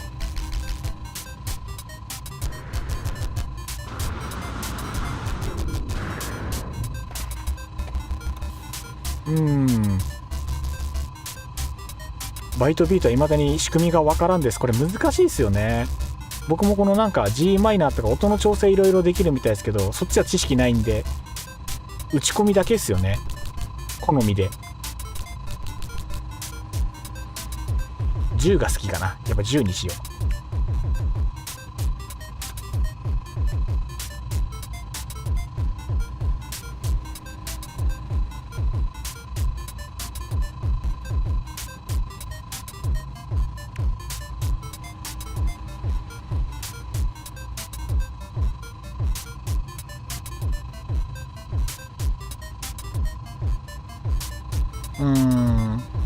一旦こいつは消す。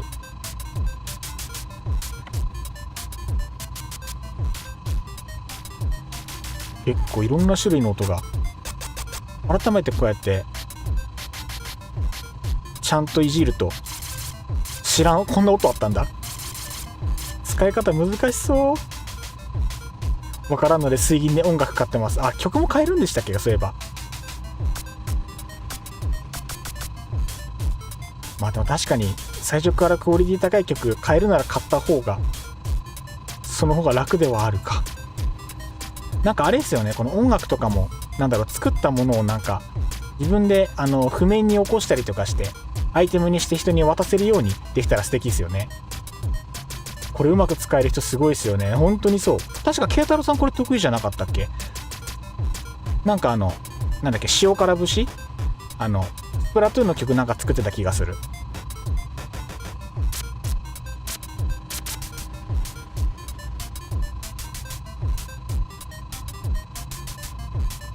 2かな。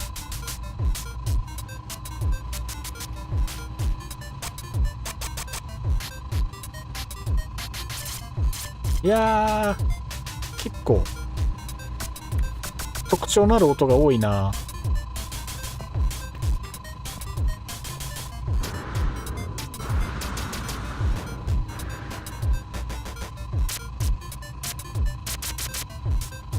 2だな、一番無難なところで。でこれが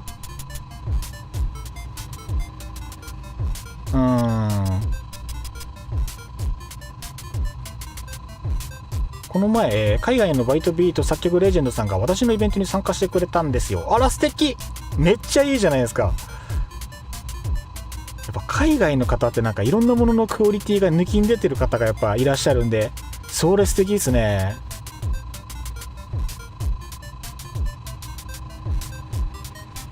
一回この3種類にしようかな。でこの状態で音を刻んでいきます。さあ問題ここからっす。一番ベターな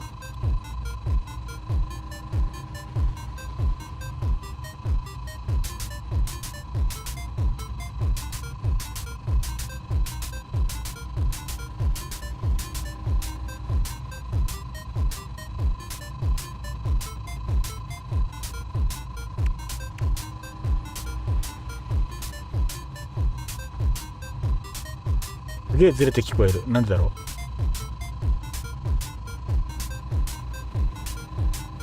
う。4と8だから合わんのか。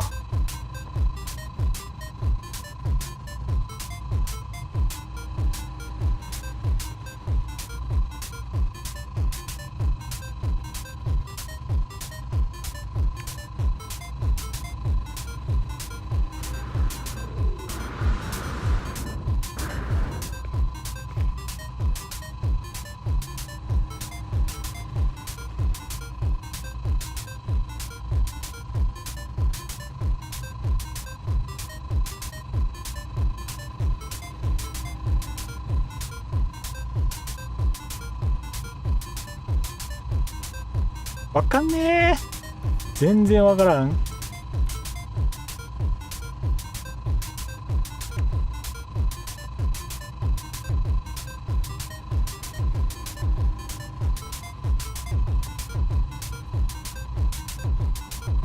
マジでわからん。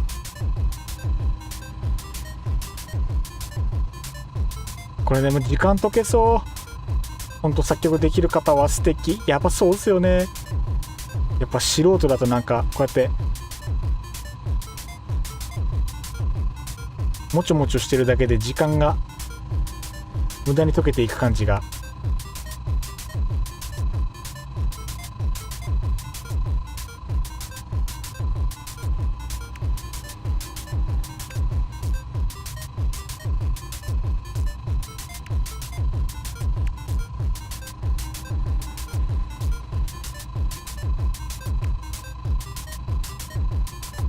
一旦こうかな。ちなみに人が作った譜面はコピーできるらしいですよ。やり方は知らない。コピーできるの楽でいいですね。あれかな、このボックス同士でいけるのかな。ケーブル引っ張っちゃった。一旦16にしてもっと細かく打っちゃうか。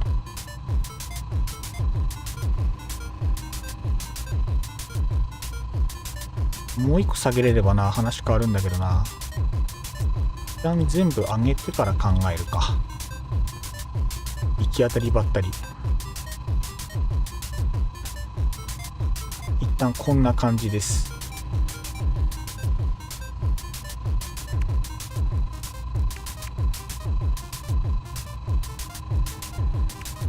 ここだね。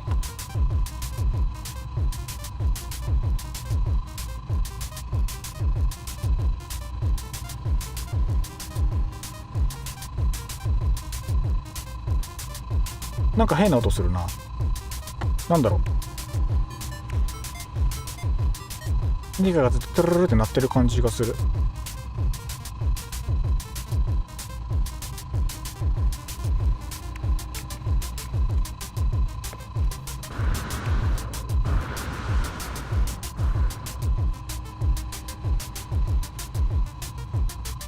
割とっぽい感じにはなってる気がする。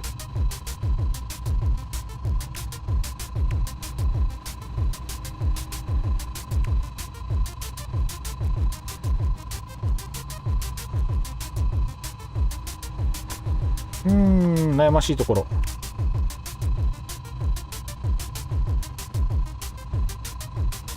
今これが3だからこうか。4だとこうなるか。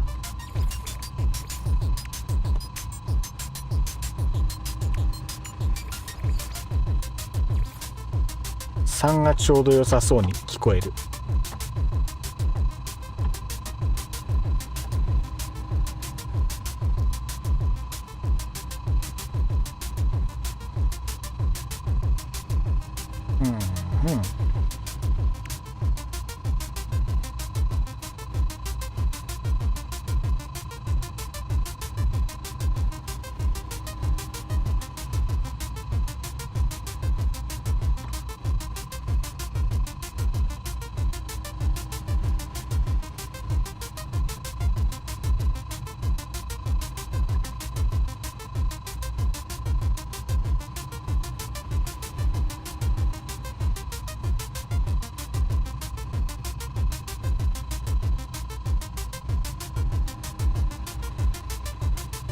適当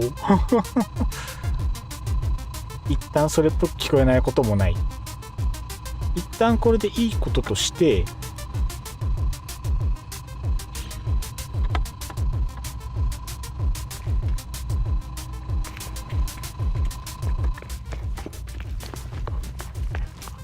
おしゃれなカウンターだ。あ、やべ、飛んじゃった。間違った。カウンターおしゃれだ。さすがすぎる。気づいたらこんなことに。で、確か、Y の記憶が正しければ、電源向こうも引っ張って、よいしょ。すみません、電源だけ引っ張りますね。電源引っ張ったらまたそっちに戻ります。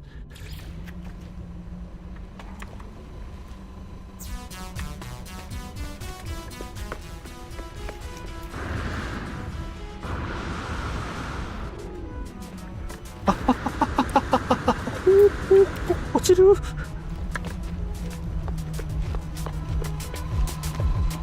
で、譜面をコピーしたい落とし頃。これかな？コピー。これケーブルつなげなくても同期するんだっけかな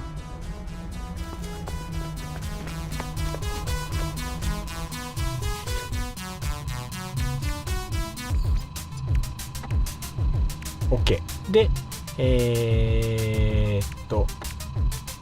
距離減衰を 33%。音量どうしようかな。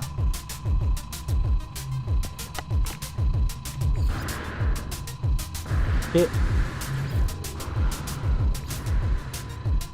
一旦すみません、距離を 67% ぐらい。で、音量も67。で、何をしたいかというと、さっき DA さんには話したんですけど、ここに席がそれぞれカウンターの向こうとそっちにあると。おー、素敵なバーカウンター。すべて DA さんのオリジナルでございます。さすが DA さん、さすが。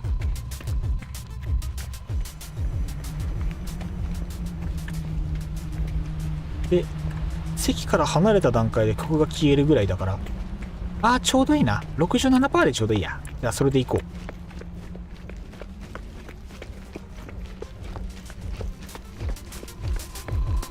67%。頑張りました。なお設置数は考えないものとします大事大事。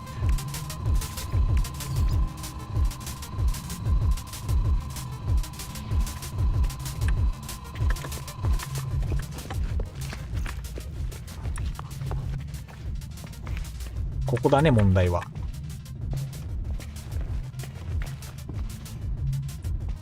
テンポが今何歩だったの？テンポ速いかもな、こうやって聞くと。BPM95。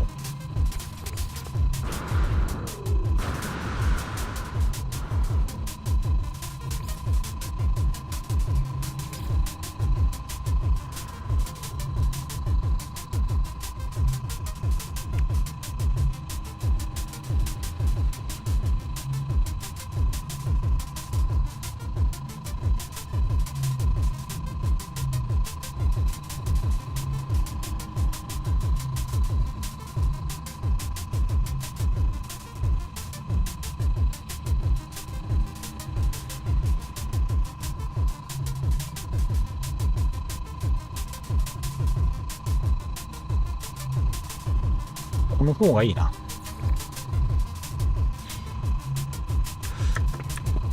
ちょっと調整して、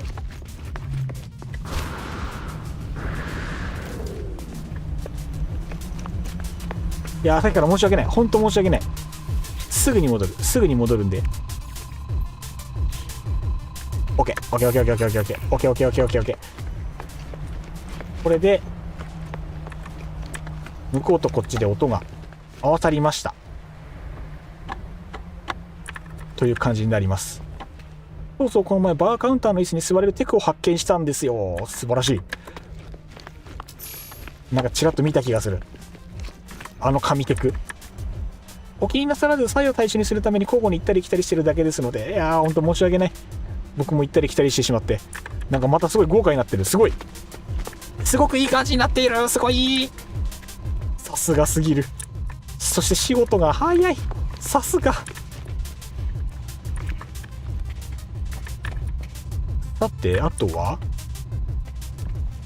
どうしたものかと。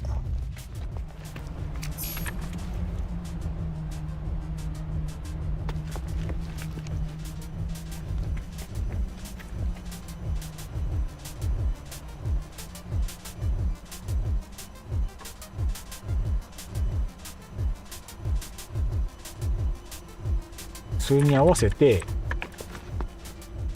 こっちにもう一個設置して、くしゃみが出そうああ、失礼いたしました。水分取ります。飲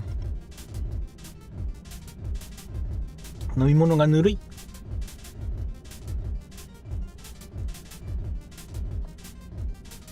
実にぬるいね。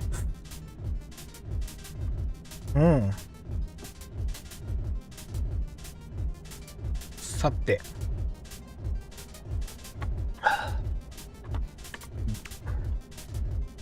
音鳴るボックス追加設置。ちなみにこのノイズボックスってこれ使ったことないですけど、これってどんな効果あるんですかね。試しに置いてみよう。何これ。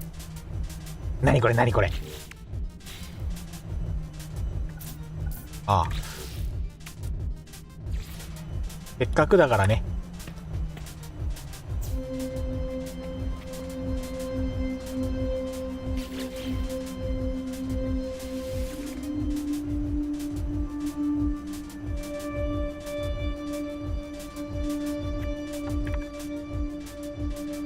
へえ、何これ。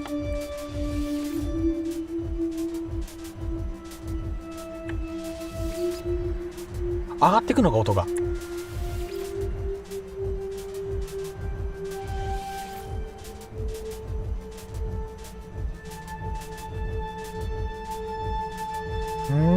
なるほど。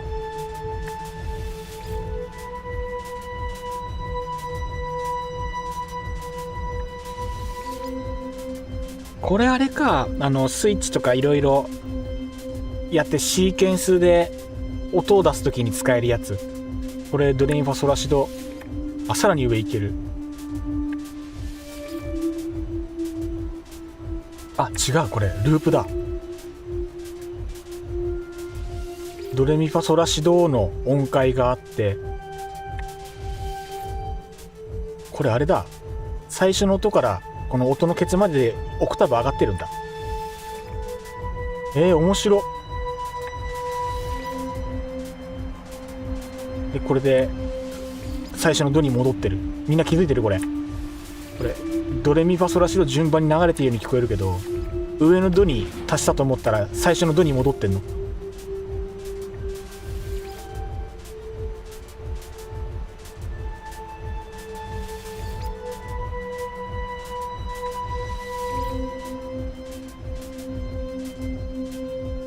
これどうおもろ。上のドと下のドこれ同時に出てんだ。頭よ考えたな。今日は使わないバイバイ今日は使わない。今度なんか、いやでもこれ使うの難しそう。シーケンスが自分で組めないと多分銃には使えないんだな。使いどころが難しそう。本当にそう本当にそう。なんか荘厳なイメージを演出するのに奥行き使って設置位置変えて音量調整みたいなのできないみたいだから、聞く場所をピンポイントで座席ポンって用意して、そこを中心に奥行きで音の大きさを調整しながらオルガン的な再生の仕方をすれば、なんかそれっぽい曲が作れそうな気はする。そのためにはスイッチ使いこなして、たまに X とかで作ってる人がいるけど、シーケンス設計図自分でこさえてやんなきゃいけない感じだ。そしてめっちゃいい、めっちゃすげえ。 D さんさすがです。さすがでございます。素晴らしい。さすががすぎる。おしゃれですのー。これまたいいっすのー。ベリベリグッド。さすがにこれぐらいですね。ありがとうございます。いや完璧、スーパーパーフェクト。ありがとう。さすがでございます。おしゃれじゃのー。非常におしゃれじゃ。いいですね。すごくいい。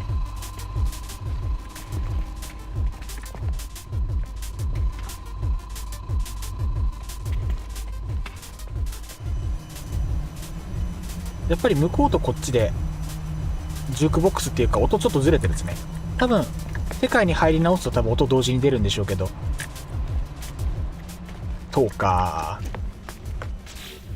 で問題のというか、ここにデバイスをもう一個置いて、こいつを空間の仕上げに使いたい今日この頃。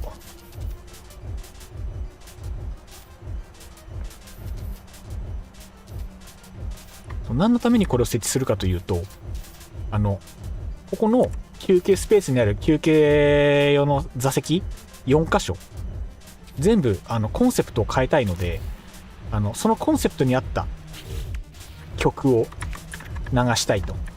で中心のバーカウンターから流れる曲をベースに、こっちでまたちょっと違う音が奏でられたらおしゃれなんじゃないという構想。結局音の減衰の設定とかができるんで、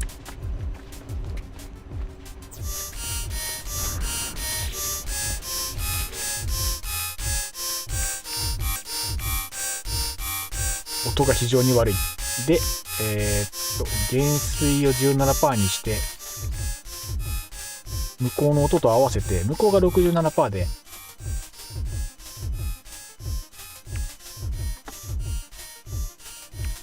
音が非常にキンキンしている。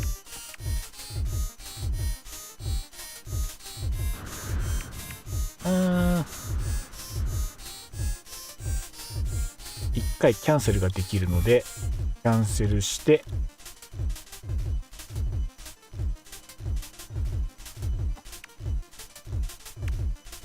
さあこんな感じに一回消します。調整のために一回、すみません、一回ね、音の調整のために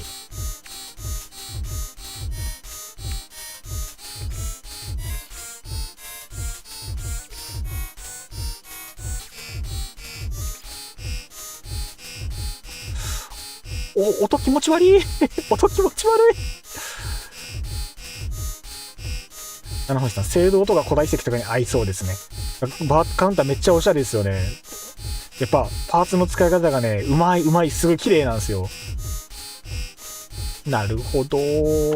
構想的にはそうなんですけど、うまくいってるかと言われたら全然難しい。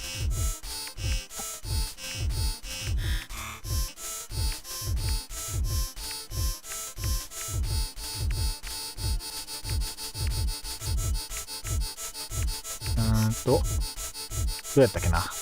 こうか。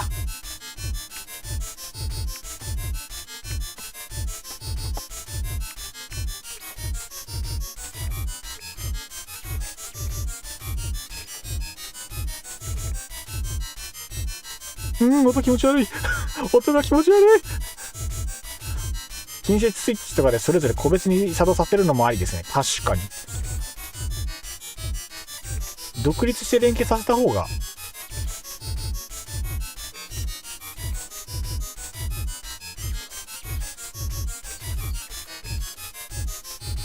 気持ち悪いな、音が。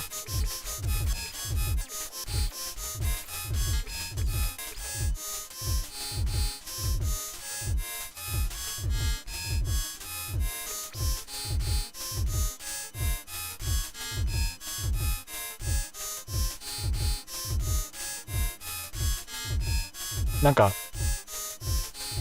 夢日記とかで出てきそう伝わるかな。夢日記の中で出てきそう。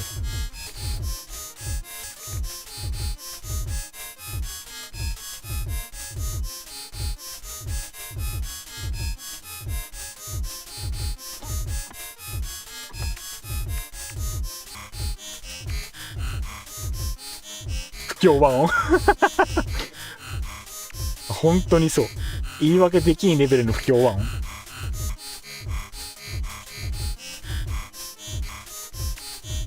これはやばいな。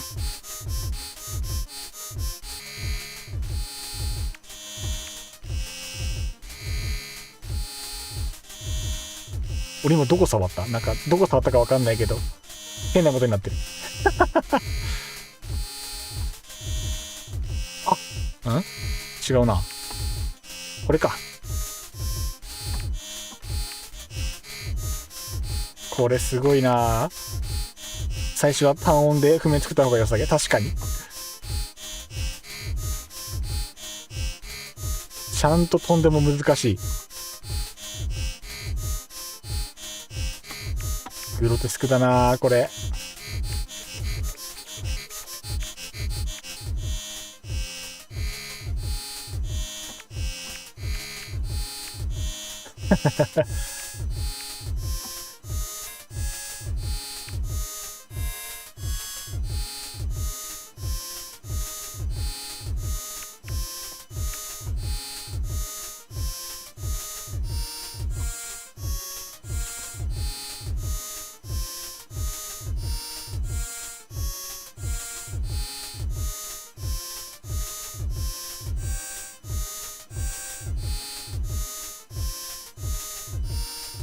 いったこんな感じかな。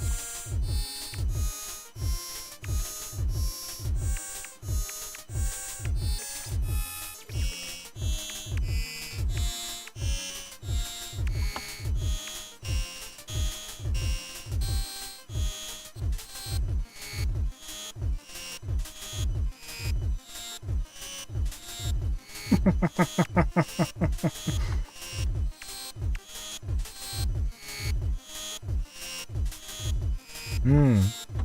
お世辞にも気持ちのいい音楽とは言えませんな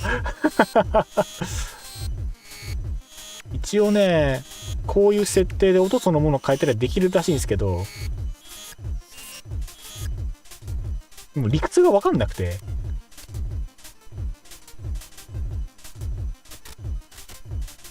なんだろう、音消えたし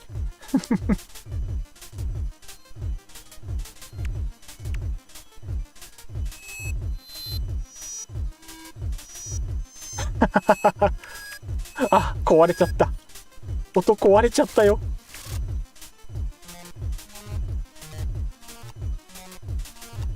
音壊れちゃった。もう直せない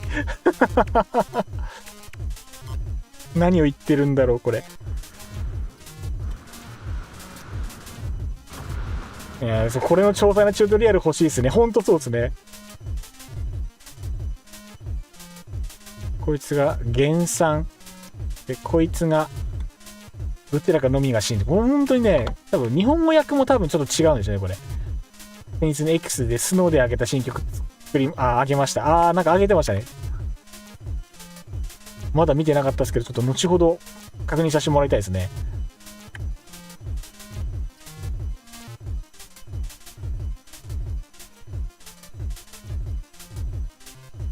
この数字が多分波形の波の高さですね。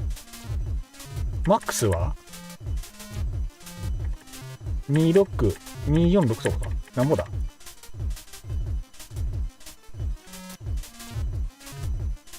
マックス255。254か。実質。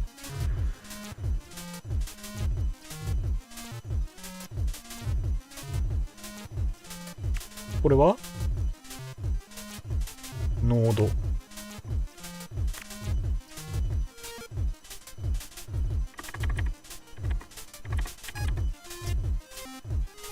これは数字の入力だけど、右にずらす。ディレイか。ディレイかって言ったけど、あ、そういうことか。そうなると、待って、分かったかも。こっちが逆ディレイだ。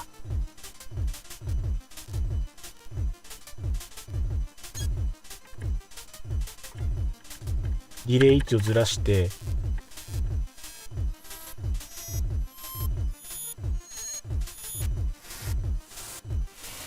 あー、キモい音がキモいよ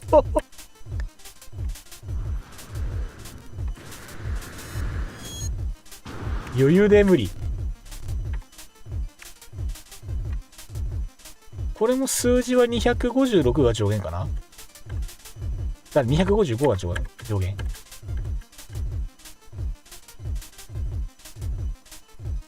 これは現実的な範疇がどうやらありそうな。音ないなった。ランダマイズ〇〇以上。音のカットができるのかな。何なんだろ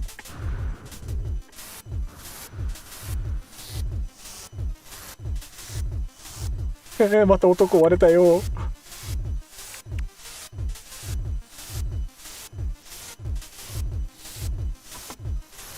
音ないなった。消せるわ。音割るってのがそもそもいらないんじゃないか。多分これがベースの音。ちなみにこれ全部消せるんですけど、これ消したらどうなるんだろう。おー、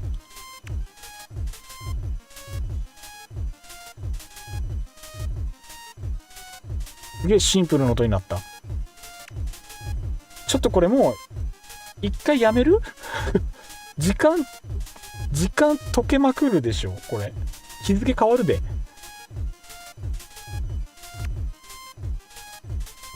サブ機能のはずなのに結構本格的なんですね。確かに触ってみると奥深いし、で多分さっきの数式記号、数学記号みたいなやつがちゃんと意味を持ってるのはどうやらその通り。音の乗算減算そうなんですけど、なんか波形の調整できるのはさっきの感覚でなんかわかるっす。日付が変わるとどうなる？共同のデイリーが復活する。バーン。みんなデイリーに走るのかな。みんなデイリーに走るタイミングかもしれない。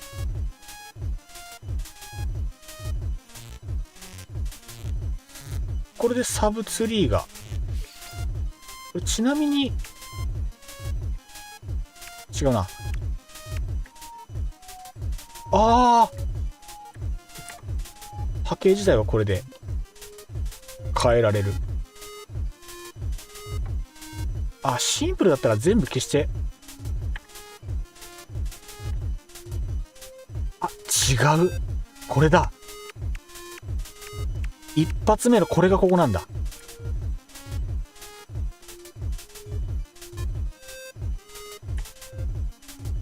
1型のところの内部内装いかがいたします？そうですね。そちらがですね、慶太郎さん作の喫煙所、こちらの方が建設途中となっておりましてですね、ここは1箇所喫煙所まず確定なんですが、反対側も喫煙所にしちゃおうかというお話もありつつ、その辺をどうしようかといったところ、どうするべきか、いかがするべきか、悩ましいところですな。非常に悩ましいところ。どうしましょうね。左右対称だと綺麗ですからね。そうなんですよ。左右対称が美しいので、それも良きと思いつつ、あれですよね。出演コーナーとブースの形を一緒にして、こっちに灰皿あるんで、反対側に、僕作ったことないんですけど、自販機とかって作れるんですかね？ノーマンズスカイって。なんか置物でなんかうまいこと、自販機が、再現できたら、とても熱い。建築の用途はコルベットミーティング会場でしたっけ？そうですね、そんな感じですね。ここの、上のところのこの広い、平べったいスペース。あえてこう、凹凸少なくして平べったく作ってるんですけど、ここにコルベットを皆さんぐーっと持ってきていただいて、で、ここで、みんなでカメラを飛ばし合って、お互いのコルベットを舐め回すように鑑賞して、エロいボディをみんなでこう、この曲線はエロいね、ここはごつくて男らしいね、いい、すごくいいよ、切れてるよっていう風にするための会場です。走行 6LDK かいって言いながら、こう、お互いのコルベットを褒めたたえ合う場所でございます。うん。自販機そう、自販機が欲しくて。殿、また出てる。あかん。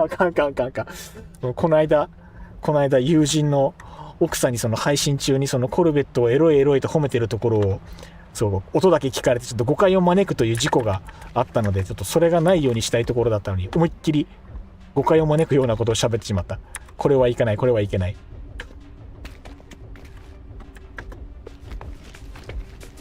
結局本当はみんなのコルベット、みんなが人がガーッと集まってコルベットわーって出すと重くなっちゃうから、建築パーツはじゃあ少なめの拠点にしたいよねって最初はやってたんですけど、みんなでちょっとずつみんな集まってもらってわちゃわちゃやってたりとか建築を足してった結果、なんかもういいかなと今日ついにもういいかなと思い始めたところですもう建築しようぜ、好き放題。細けいことは後で考えようぜというお話でございます。あれ、両サイドの浮いてる花がなくなってる。いつの間にかなんか変わったな。あ、ここもなんか今植物変えてるとこっすね。了解です。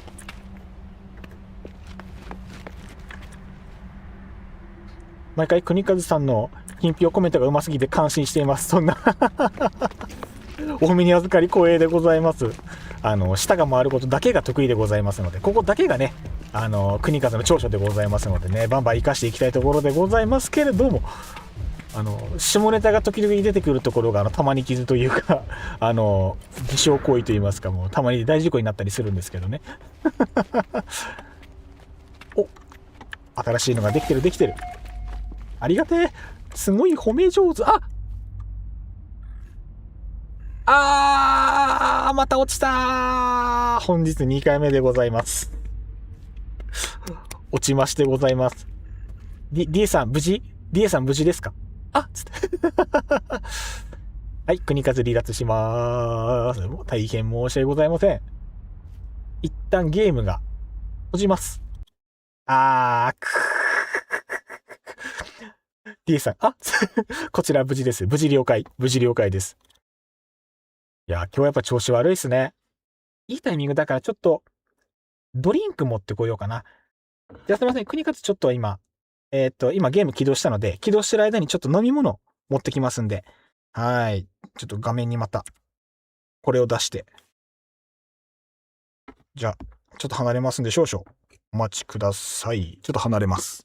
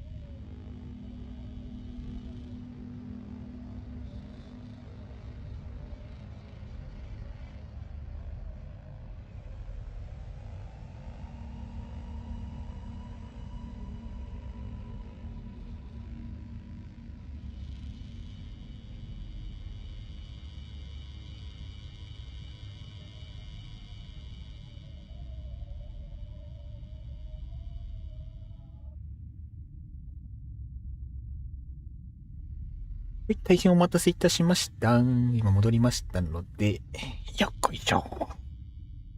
どっこいしょいち。扉も閉めまして、もう0時過ぎてるからね。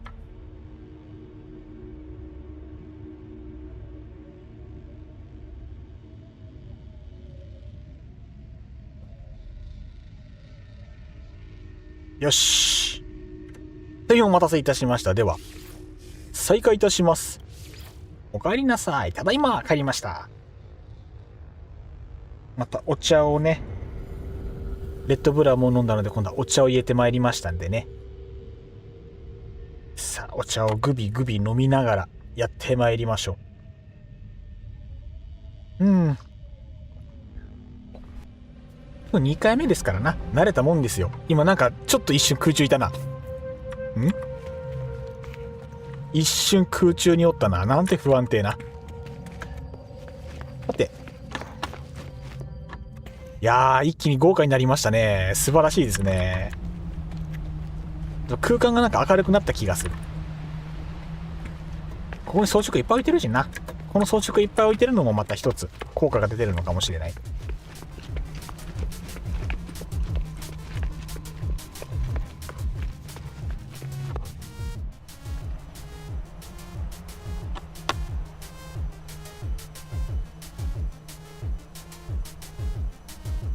ライトもつけました。素晴らしい。いいですね。雰囲気出てますね。良きですね。やっぱ装飾ってテンション上がるんですよね。やっぱ全然違うな、装飾あると。いやー、映えますね。いいですね。非常にいいですね。やっぱ一気に空気変わるな。非常にうまテイスト。素晴らしい。よし、じゃあこの調子でさらに進めていきたいところ。どうしようかな。あ、パンダさん、ティコクティココ遅いですぞ、パンダさん。来ましたね。ありがとうございます。今日も見てください。リエさんの手によってチャンチャンチャンチャンチャンチャンチャンチャンチャンチャンチャン、とても素敵なバーカウンターが生まれました。ありがとうございます。素晴らしい。みんなのコルベットを鑑賞するためだけの拠点だったものがだんだん装飾が追加されていき、とてもステイキなことになっているところでございます。今さっきゲーム一回落ちたんですけどね、再ログインして今こんな感じでございます。いや、やっぱ建築は楽しいですな。建築は楽しい。いいですね。さあ、こんな感じで今日もやっていきますんでね、一つよろしくお願いいたします。まあちょっとしたバグとかなんかね、仕様の問題か、前に設置したものがちょっと一部使えなくなってて、でそれを一回全部取っ払って設置し直して、じゃあもう模様替えしちゃおうよというところからスタートして、今日こんな感じでございます。いろんな変更点がね、次々と出てきまして、とどまるところを知らずで、ここからまだまだ変更していく予定でございます。やっていきましょう。あら、初見さんいらっしゃいませ。こんばんは。コメントありがとうございます。お名前失礼します。安倍しまるさん、安倍しまるまこっつさんですね。安倍しまるさん、ようこそいらっしゃいました。ありがとうございます。ノーマンズスカイ楽しんで配信しております国和と申しますのでね、今後ともどうぞよろしくお願いいたします。一応うちの配信参加フリーというか、時間合う方いれば全然入っていただいて OK な配信になってますんでね、入るときは声かけていただければコード共有したりとかできるのでね、その時は声かけてください。あとは配信に関係ない話とかもね、全員つれづれなるままに自由にお話ししながらね、そういう時間楽しむ配信でもあるので、気軽に話しかけてもらえればと思いますんでね、よろしくお願いいたします。パンダさん来た。これでカツル始まったな。今日の配信始まったな。これは共同建築は生配信と相性いいですよね。楽しいですよね。すごい楽しい。しかもみんなのセンスとかね、好みとかがやっぱすごい反映されるからね、そういうの見るのも楽しいですからね。うん。下の着陸場1箇所いじったんだけど、わかる？どこ安倍丸さん、最近始めました。素晴らしい。ノーマンズスカイいいっすよね。楽しいっすよね。あれなんか浮いてるぞ。あら。いいじゃないですか。これいいのではめっちゃ。さすがやりますね。気づいちゃった。これいいっすね。これあれなんですね。安倍丸さん、最近始めました。コルベット頑張って作ってます。コルベットもいいっすね。じゃあ、いいっすね。コルベット。ちょうど今この建築拠点がね、あれなんですよ。みんなのコルベットを、ここに持ってきて、コルベット鑑賞会場のつもりで作ってる拠点で、今日もしかしたらそこまでいけるかな。なんか建築いいとこまで行ったら今日またコルベットの見せ合いしたいですね。うん。こういう風にコルベットをみんなで楽しむためだけの拠点のつもりだったのが、拠点がもうどんどん拡張されて今とっても素敵なことになっております。これいいっすね。これすごい良き。やっぱ正解だった。これだった。模様になってかっこいいやつ。そう。この模様になってかっこいいやつ。これあれなんですね。手すり1個分の高さ上げるとちょうどいいんですね。これなるほどやな。これもなるほどですね。ここに宇宙船止めると高さちょうどいいんだろうな。いいですね。いいでしょ？すごくいい感じなんですよ。あとあれなんですね。配信に遊びに来てくれる皆さん、ベテランの方がすごく多くて、そう、皆さん超デーベテランなんですよ。そう。先を行く方々ばっかりなんで、すごいんですよ。すごいんですよ。もう、みんなのコルベットが。すんごいんですよ。X で見るような、ハイグレードコルベットが次々登場するのでね、とっても毎回楽しい配信やらせていただいてます。よかったらね、本当に参加もフリーなので、気が向いた時にポロッと参加してもらえたら僕も嬉しいのでね、その時はもう気兼ねなく声かけてください。もうコルベットミーティング参加決定ですね。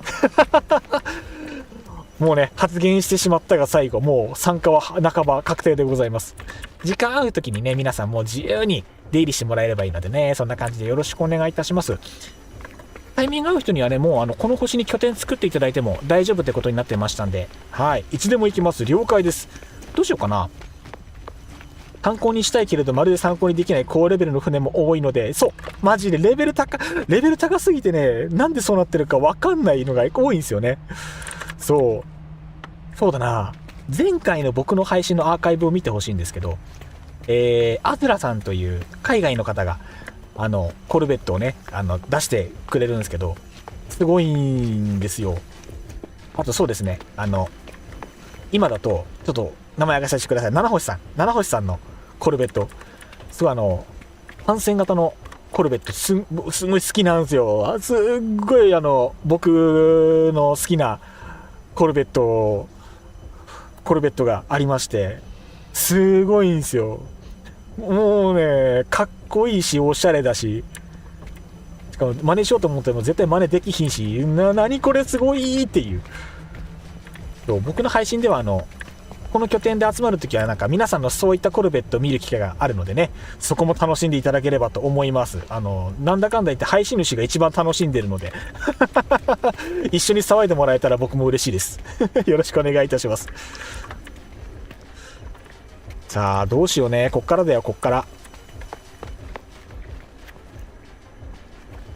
どうしようね。空挺はもう再現できないんでロストテクノロジーになってしまいました。あれすごいっすもんね。コルベットってライブ感でやっぱ誰しも作るじゃないですか。僕も今日実はコルベット自分のやつ少しいじってて、実は形変わったんですよ。またこの後少しいじろうと思ってるんですけど、建築中なんですけどね。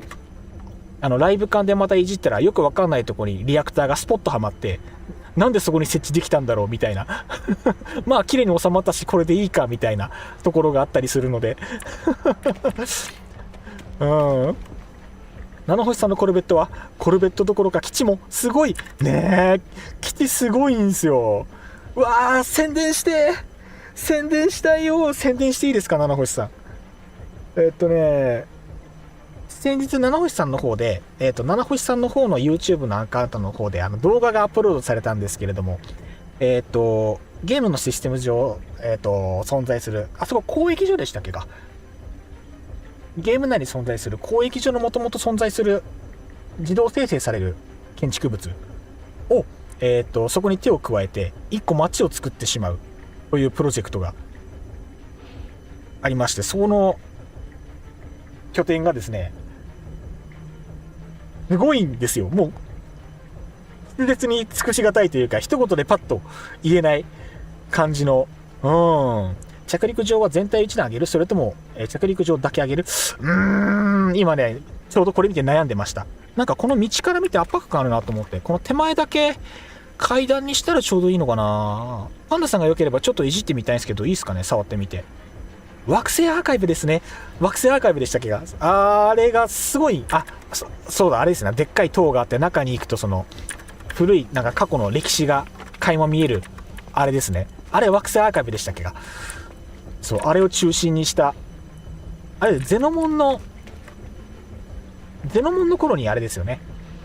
そのゼノモンの会場として作った場所ですよね。すごいですよね。ちょっと、なんだろう。レベルが違う。ご随にどうぞ。了解です。ご随でいいのか読み方はわからんけど。じゃあこれでやらせていただきます。アーカイブ組み込む建築チャレンジしてみたけど、あれ難しすぎる。この間配信でやってましたね、DA さんも。じゃあちょっとパンダさんのお言葉に甘えまして、ちょっといじらしてもらいますね。ちょいちょいいじらしていただきまして。こうして、やった時にですよ。こうやった時にですよ、問題は。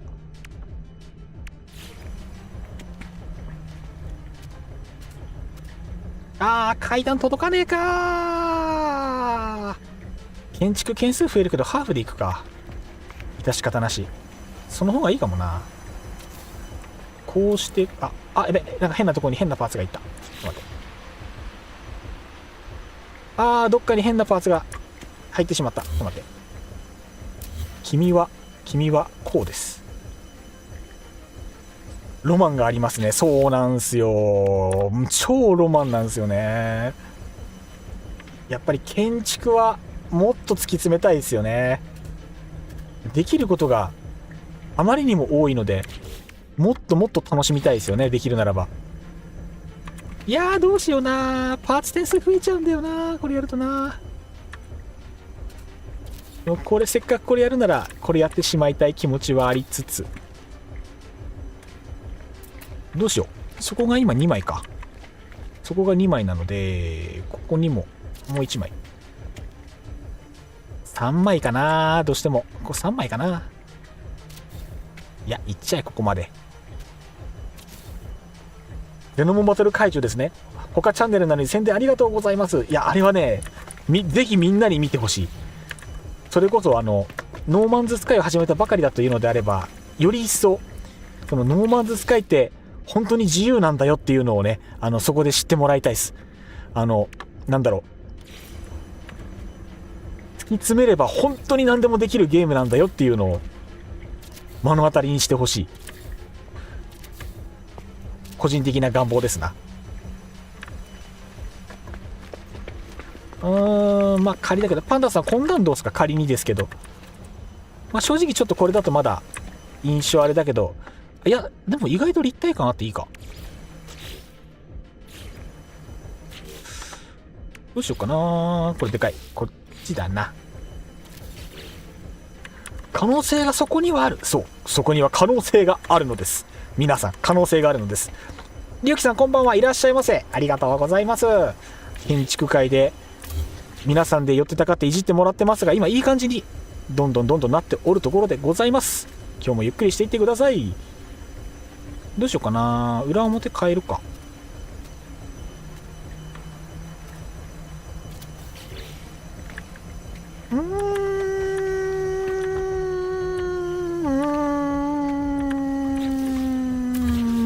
シンプルにするか。やっぱ悩んじゃうな。まあ悩んだら一番シンプルなあれでもいいかもしれない。ぜひお気軽に遊びに来てくださいませ。皆さんぜひぜひ、七星さんのゼノモンバトル会場へ足を運んでみてはいかがでしょうか。とても素晴らしい場所でございますのでね、ぜひ目の当たりにしてみてください。こんな感じでいかが？パンダさんどうですか？こんな感じ。よくない？よくない？そこまではどうやっていけばいいですか？七星さんあれでしたっけ？動画の、YouTube の動画にアドレス載っけてましたっけか？アドレスから飛べれば一番楽なのかな？どうなんだろうか。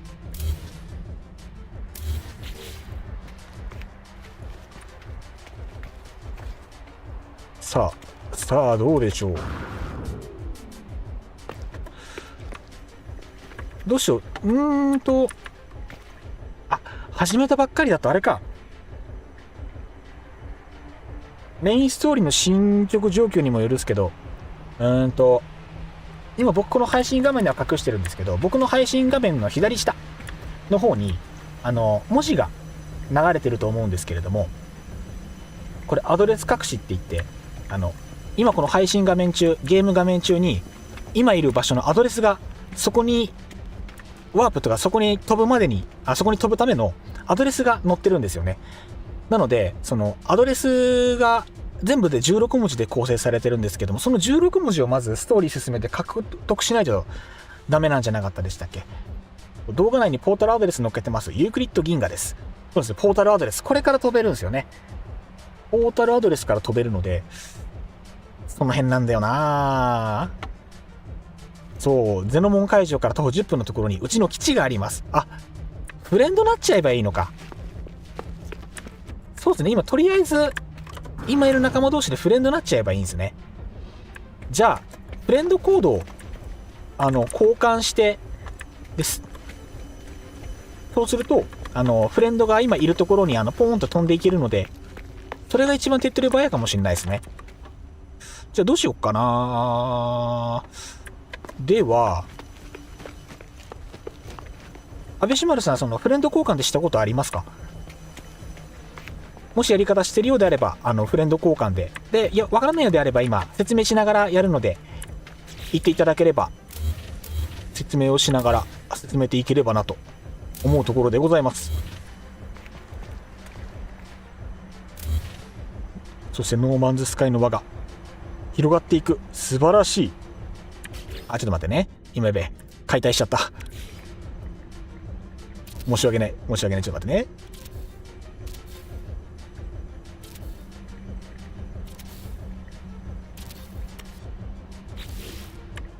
OK。アノマリに集合すれば、確かにその方早いか。国和さんのところに行くにはフレンドになれば、モード選択画面からフレンドと遊ぶですぐに飛べますね。そうですね。それです。ありがとうございます。それが多分一番早いんですよね。なので、フレンド交換いたしましょう。あとパンダさん、飛行場は、こんな感じがいいです。違う。ちょっと待った。デザインもうちょい考えたい。ちょっと待って。デザインもうちょい考えたいです。ダメね。凝り性だから。ちょっと待ってね。今明るいとこ移動しますね。ちょっと暗いからここ。ペイ。明るい。いっちゃ明るいところに移動してくる。よし。では、フレンド交換をお願いしたいと思います。コード載せればいいですか？はい。ぜひお願いいたします。コードの方載せていただいて、で、僕がそのコードを入力して、で、あとは、安倍島丸さんの方で僕の方のコードもお教えするので、それを入力していただければと思います。どうすればいいんだっけ？こうして、で、フレンドコードを表示。で、コピーしたので、OK。で、僕も、今、コメント欄の方に、僕のコードを今載っけますので、それを参考にしていただければと思います。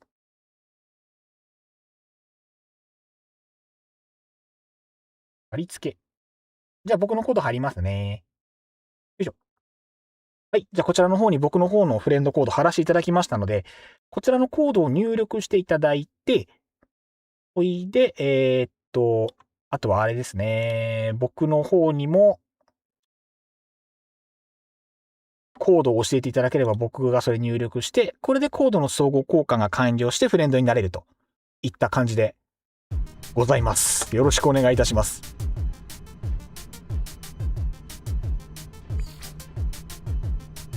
そうです。この画面ですね。ノーマンズスカイのフレンドコードはお互いがお互い交換して初めて成立するので、スキミングというか勝手に見られて勝手に入力されてよくわかんない人とつながるってことは基本ないはずなのでね、安心して書いていただければと思います。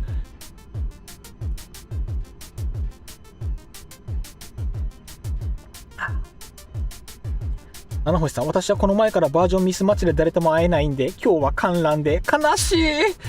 バージョンミスマッチ切ないですな。もうこればっかりはねどうしようもないですからね。悲しいな本当に。アビさんありがとうございます。じゃあ早速入力させていただきますね。では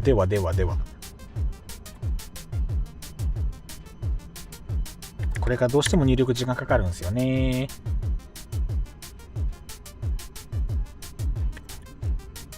こっから入力完了まで国数無言タイムが始まります。何も喋ることなく結局最後まで喋ってたなはい、これで入ったかな。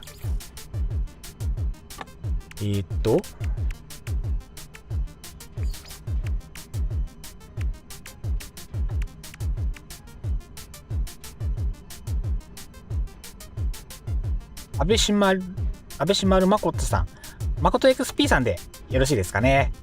交換ありがとうございます。今日からよろしくお願いいたします。週に1回以上はねいつも配信やってるのでね、タイミング合うようであればもうぜひぜひ気軽に立ち寄っていただいて一緒に遊んでいただければと思いますんでね、よろしくお願いいたします。これによっていつでも今僕が遊んでるこの空間に飛んでこれるようになりましたので、はい、よろしくお願いいたします。ありがとうございます。一緒に遊んでください。ちょうどねこちらの拠点の周りの方にも皆さんの基地が何個か立っているのでね、ついでにそっちの方もねぜひお邪魔してどんな建築なのか覗いていかれるとまた楽しいと思いますのでね。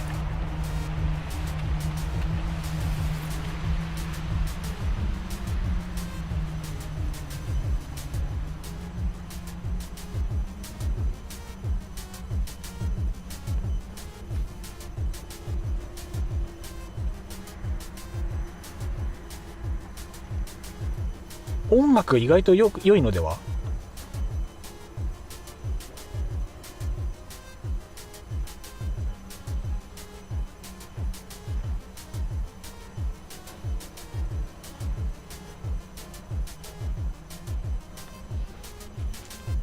意外と悪くないかもしれない。ちょっと今から行ってみます。了解です。いらっしゃいませ。ちょっと重いかもしれないですけどね、ぜひいらしてください。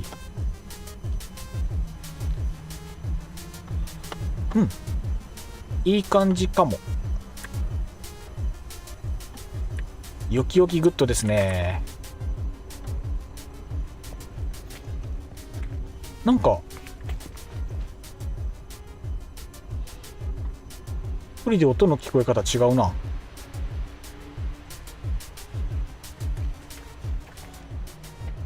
なんかいいな。このぐらいの距離で聞こえるこのちょっと甘い音の方が好きだな。わあ、ずっとこの音にしたいな。どう調整すればいいだろ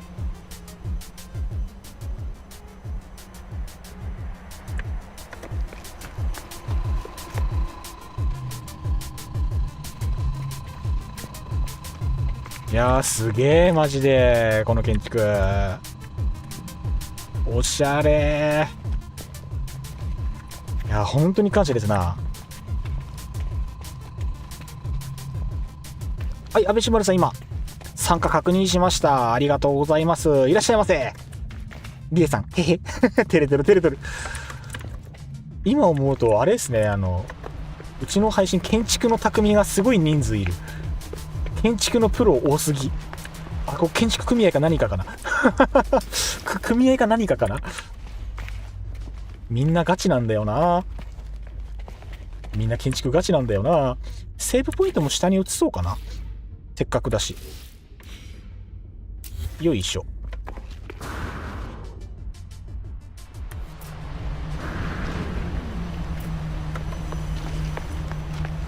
今さっきこの下の階もちょっと手入れて、ここにゲート設けたんで、せっかくだからゲートの脇にセーブポイント置いちゃえ。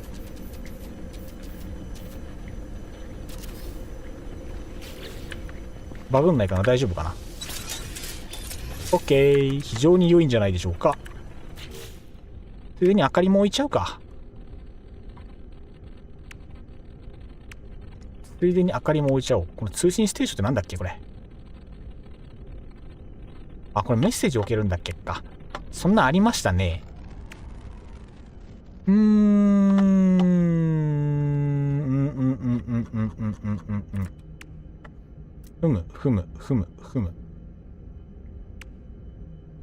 なんか適当になんか、ほんと適当なのでいいな。どうしよう。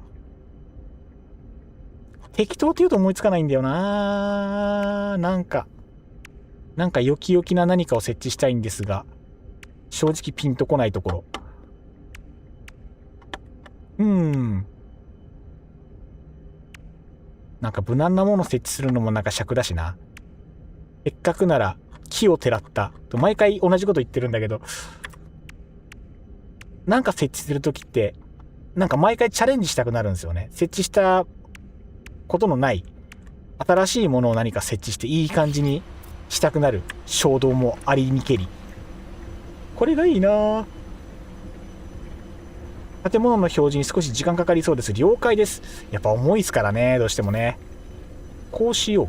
こうしてで、この上に何か良さげなものを適当に、なんか炎とか置けたらいいんだけど、炎ないしな。まあ非常に無難なところお花置いてみるとか。建築もコルベットもゼノボも楽しすぎて、どんだけ時間を奪ってくれるんだ。ハローゲームズ、そうだ、ハローゲームズは責任を取れハローゲームズは責任を取れそうだな。これこうして、あ、違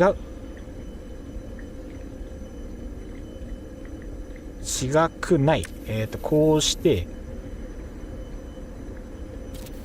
てで、最近覚えた技、こいつをこうしてで、こうすることによってこうなるというテクニック。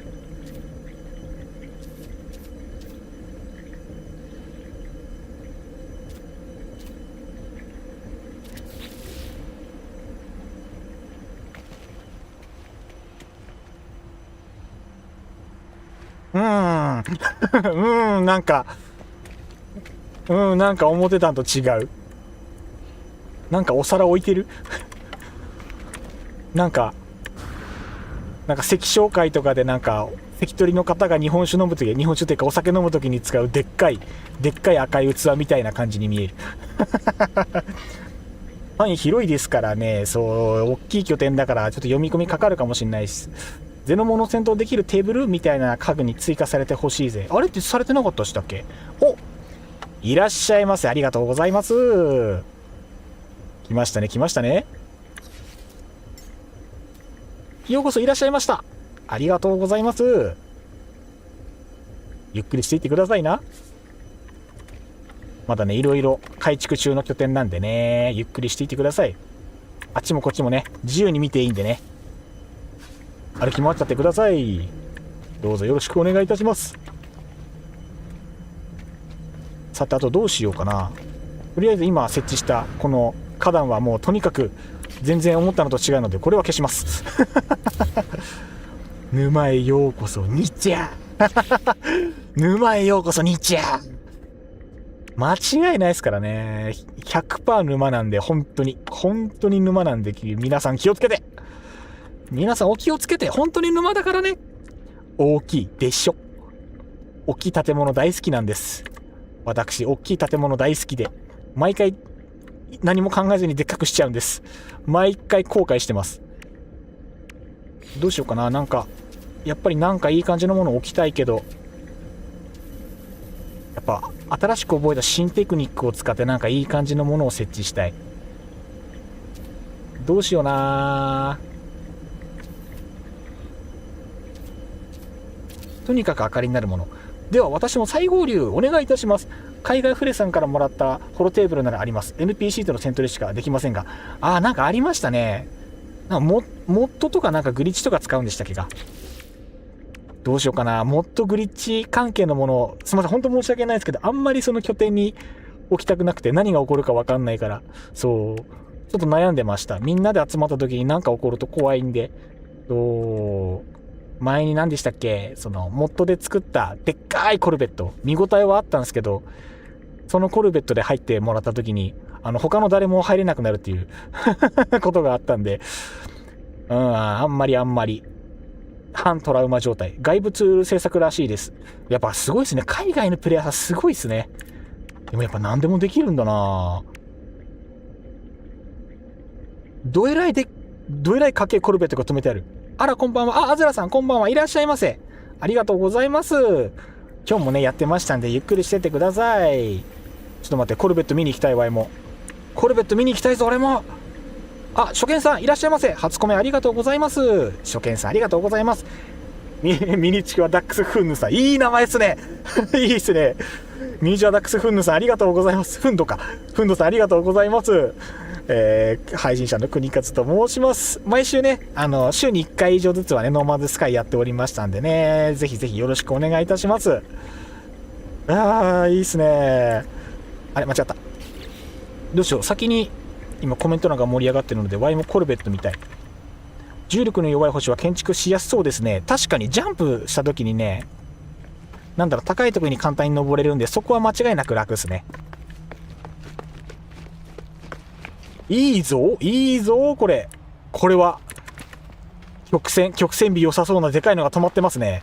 いいですね。あざらさん、皆さんもこんばんは。いいですね。今日もみんな集まってきましたね。下に窓にのテンションさあどうしましょうか。近くで見て。いや、なんか丸い装飾がなんかすげえいい感じについてるっぽい。いや、見たい。やばいぞ。改めまして皆さんこんばんは。みんな元気今日も楽しんでいきましょう。あずらさん、初見さん、常連さん、こんばんは。皆さんこんばんは。今日もありがとうございます。ノーマンズスカイ、皆さんで楽しんでまいりましょう。はい。安倍志丸さんのコルベットですね。じゃあ今日のじゃあメインは安倍志丸さんのコルベットで決まりですね。とんでもねえ匠のコルベットやで。でかいな。サイズすごいな。なんか二重に見える。違う、二重じゃねえ。高さが高えんだ。肉厚だ。ちょっと待って、これはすごいぞ。まだ未完成ですが、これはいいぞ。今日も配信つけてよかったぜ。みんな、ちょっと。みんなどうする？このまま建築続ける？それとももう建築打ち切って始めちゃう？いつもの。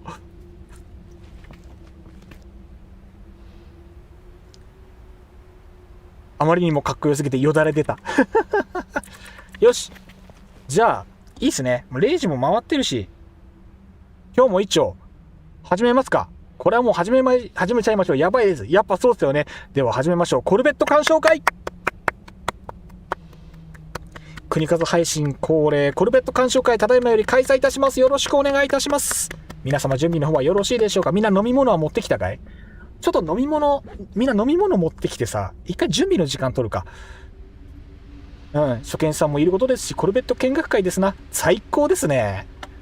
じゃあ、ちょっと待ってね。じゃあ、一回僕のコルベット入れていいですか？ちょっと僕のコルベット、ちょっと初見さんもいらっしゃるので、ちょっと、僕が今からコルベットを入れるので、同じ感じで会場にコルベット入れますよっていうのをちょっと見ていただいて。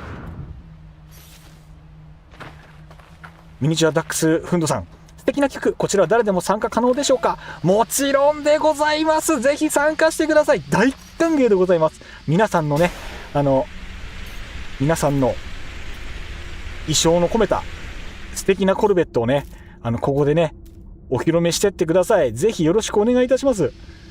そういう配信なのでね、もう遠慮なんか、もう遠慮は無粋です。どんどん行きましょう。どんどん来ちゃってください。入れ方の動きをですね、そうです。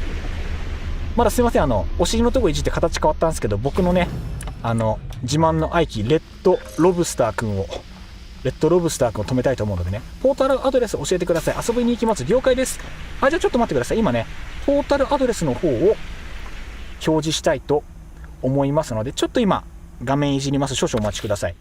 ちょっとお待ちくださいね。少し時間かかります。ちょっと待ってね。アドレス隠しを解除します。アドレス隠し20だけか。これを解除します。OK。で、その上で、ちょっと待ってね。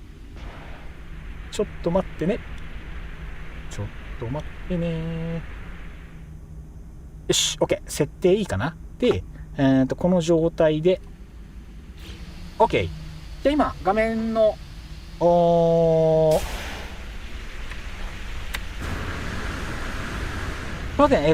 と待ってもらっていいですか？一旦船入れて、鑑賞モードにして、で、飲み物取りに行くので、その間にポータルアドレスが表示できるようにするので、それ見ながら入っていただければと思います。なので、ちょっとだけお待ちください。では、こちらの、コルベットステージ、鑑賞ステージの方のコルベットの入れ方の方を、まず実践でやってみたいと思います。僕もちょっと下手くそなんでね、参考程度に見ていただければと思いますので、よろしくお願いいたします。ポータルアドレスちょっとだけお待ちください。入稿開始。国数いきます。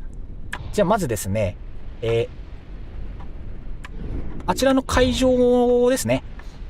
あちらの会場の端の方のひし形の出っ張ってるところ、こちらも入港口観覧口なんですけど、こちらを先頭にここをめがけて入港していただければと思います。で、ここにですね、空中に2つ目印がございますので、向こうから飛んできて、この目印を見ながらまっすぐ入ってきていただくと、ステージの上にいい感じにコルベットが止められるという仕組みでございます。あとは運転手の腕になりますね。ロブスター、そうです、ロブスターです。ロブスターね、ちょこっといじったんですよ。で、まだいじり終わってないんですけど、ほら、視界が非常に悪いので、これはまたいじんなきゃいけないですね。でもこんな感じです。こんな感じで来ていただくと、描画されないかな、どうだろう。両サイドにこの目印が2つ見えますので、この間抜けてくれればちょうど真ん中に行きます。で、同じ高さがちょっと高いぐらいがちょうどいいかな。高さに入っていただいて、僕が下手くそなんであれなんですけど、このままとまっすぐ入っていただいて、で、ぐぐぐーっと入っていくと、右手に、あそこも観覧席なんですけど、あれが見えるか見えないかぐらいの、どこだろう、この辺かな、どうだろう、この辺かな、どうだ、ここか。さあどうだ。さあうまくいってるでしょうか。悩ましいところ。いじってる途中だから。いじってる途中だから。はい、落下。ちなみにこのステージでコルベットから落下するとこうなります。これは仕様なのでね、皆さんあまり気にせず、中に入ると、この中拠点判定なんで、ここに入るとバグが解消されますんでね。はい。お見事と言いつつ失敗してる感じです。そう、無限落下編入港の儀分かりました。ちなみに銀河はアイセンタムでしょうか。ここなんだっけ。なんかあれ見れるっすよね。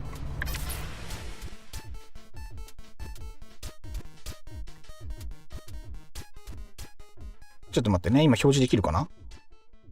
で、こういう感じでございます。じゃじゃーん、こんな感じですね。で、ここでみんなでカメラ使って、ユークリッドでしたっけ。ユークリッドだ。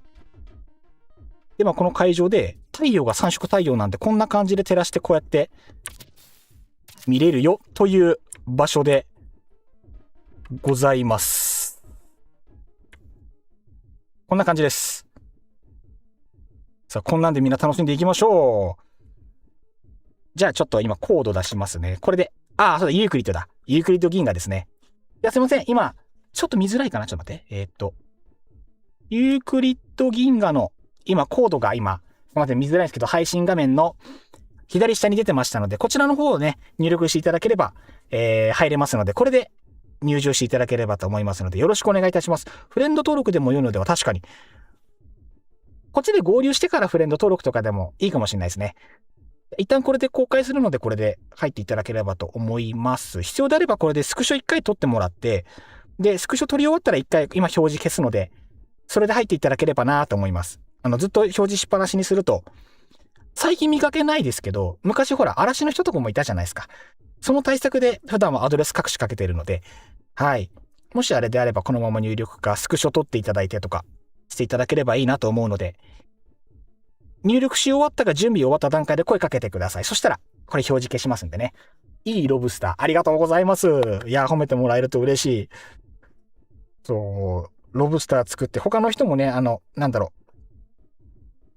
コメントに来てくださってるパンダさんもね、ロブスターの今度、親ロブスターを作ってくれて、これよりちょっと大きい、ね、真っ赤なロブスター作ってくれたりとか、あとは他のね、海の生き物でいろいろ作ってくれてる方もいるのでね、今日もそれ並べてみるのもまた、おつかもしれないですね。コルベット無限大ですからね。そう、海洋生物シリーズでマンタを作ってあります。さすがっす。この間見せてもらったやつですよね。海洋生物シリーズでコルベットずらーっと並べるのもね、また面白そうですよね。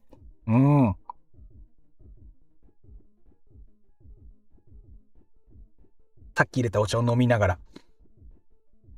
今日もね、長い夜になりそうなんでね、レッドブルもう一本持ってこようかなと思ってました。入力いけるかな？いけたかな？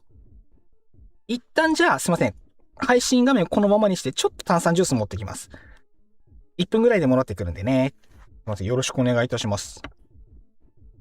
よしっと。よいしょ。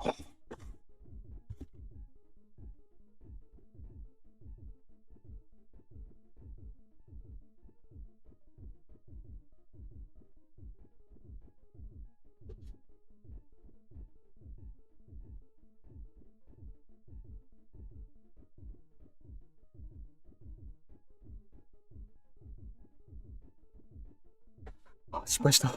炭酸ジュース冷蔵庫入れとくの忘れてた。全然冷えてない。まあいいか。これは仕方ないか。よし。ダックツウンドさん了解です。大丈夫です。ありがとうございます。よしと。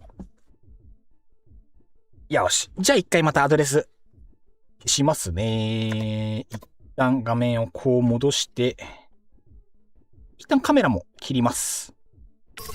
OK。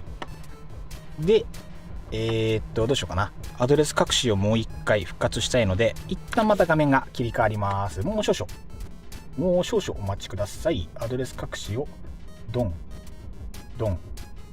OK。良いのではないでしょうか。OK。では、再開いたしましょう。こんな感じでね、コルベット止めていただいて、僕ちょっと後ろすぎましたけど、で、これで直接歩いて観覧するもよし、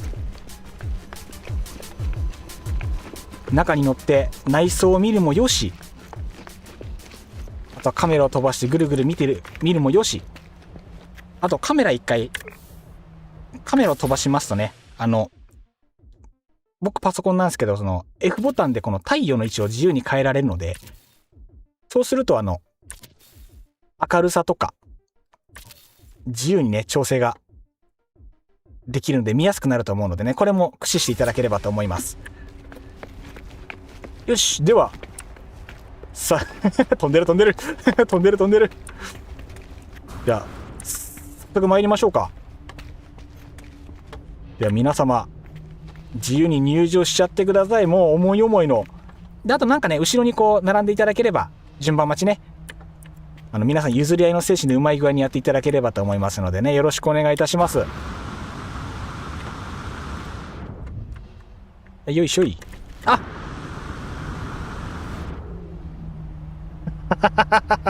失敗した。国風飛び込みセンス×。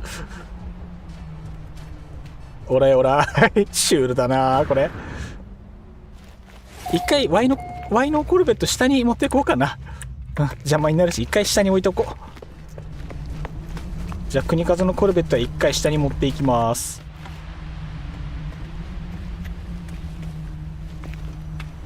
ワイ配信主だからね。ここも一回蓋しちゃうか。一回蓋しちゃおう。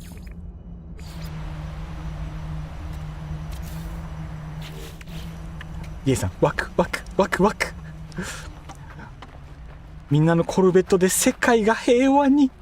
外装はもちろん内装も素敵なコルベット船をお持ちの方も多いですからね。そうなんですよ。特にね、内装は特にその人の性格というか趣味が出るんでね、これがまたね面白いんですよね。やべ、穴にはまった。これ難しいのがね、近くにそのコルベットがねあるとカメラ回した時に映り込んじゃうんでね、この止める場所僕も未だに悩み中。この辺でいいかな今日は。 OK、 これでいいことにしよう。やっぱコルベットはね熱いっすよね。最高なんだよなコルベット。楽しいんだよなコルベット。 OK、 じゃあ皆さんどんどんバンバン入っちゃってください。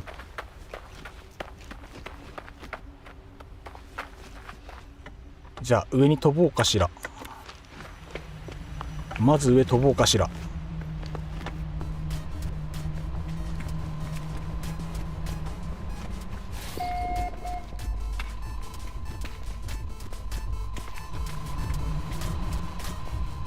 なんか音変わった？なんか音違うな。音バグったかもまた。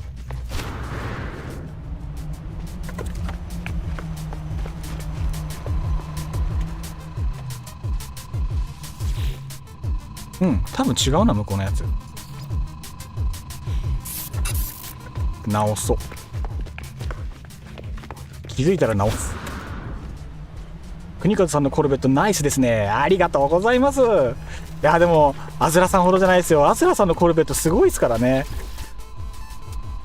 動物形態になってるからね。そうなんですよね。 OK OK、 音も直ったからいいでしょう。よーし観覧席行こう行こう。よしみんなコルベット見ようぜ。じゃあ準備できたら入場していただいたらここでね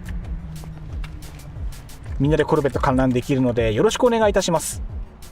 アズラさんは通称曲線の魔術師と呼ばれておりまして二つ名持ちや二つ名持ち。パンダさんもすごいんだよな。パンダさんの作った、いやネタバレしたいけど見たことないのであればパンダさんのコルベット入港した瞬間にうわーすげーってみんなに言ってほしいからちょっとネタバレ控えます。パンダさんのコルベットまた見たいな。これはどういう名前なの確かになんとかの魔術師って日本ではよく言われるけど、日本でよく言う2つなんですね。〇〇の魔術師っていう。そう他の人と比べてなんか得意なやつが何かあれば。次はどなたが行きます？あれ安倍晋丸さんでもいいですよ。順番空いてる時はもう様子見て俺行けますって人はもうその列並んでもらって、で今列誰も並んでないんでね、もうそのまま入ってもらっても全然 OK なんでね。そういいっすよ。準備できたかったからどんどん入ってってください。国和はここでニヤニヤしながら待っております。そう曲線の使い方があまりにも天才的という感じの意味です。そう〇〇の魔術師って今回だと曲線の使い方が上手なんで曲線の魔術師っていう風な2つなんですね。日本だと結構こういう使い方するっすよね。バスケットボールとかってスポーツあるんですけどスリーポイントシュートがあまりにも上手い選手だとなんかスリーの魔術師とか言われたりするのもあったりするっすよね。そうだから抜きに出てすごい人のことをなんか傍から見て魔法みたいにすごい技術、すごいテクニックを持ってるっていう時に、なんとかの魔術師っていう褒め方するんですね。海外でもなんか似たようなのでもあるのかな。これ特有なのかしら。急ピッチで内装を終わらせてなんとか間に合いました。よし、素晴らしい。リュウキさんナイスです。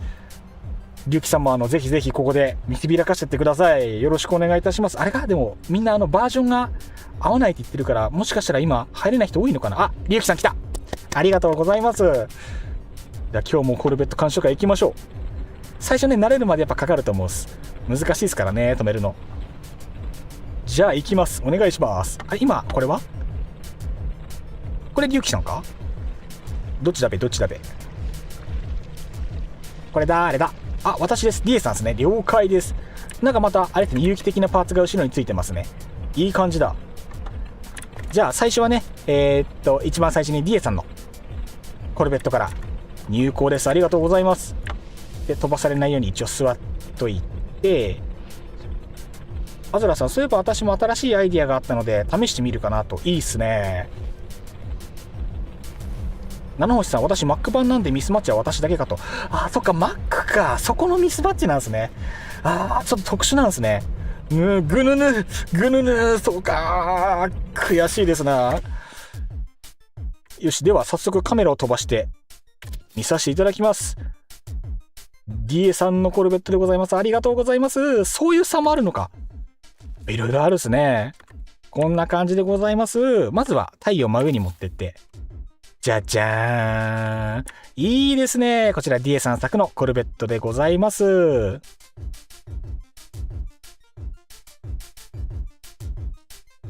なんか私称号持ってる。なんか称号持ってらっしゃる。称号っていうのは何かしら。何かを持ってらっしゃる。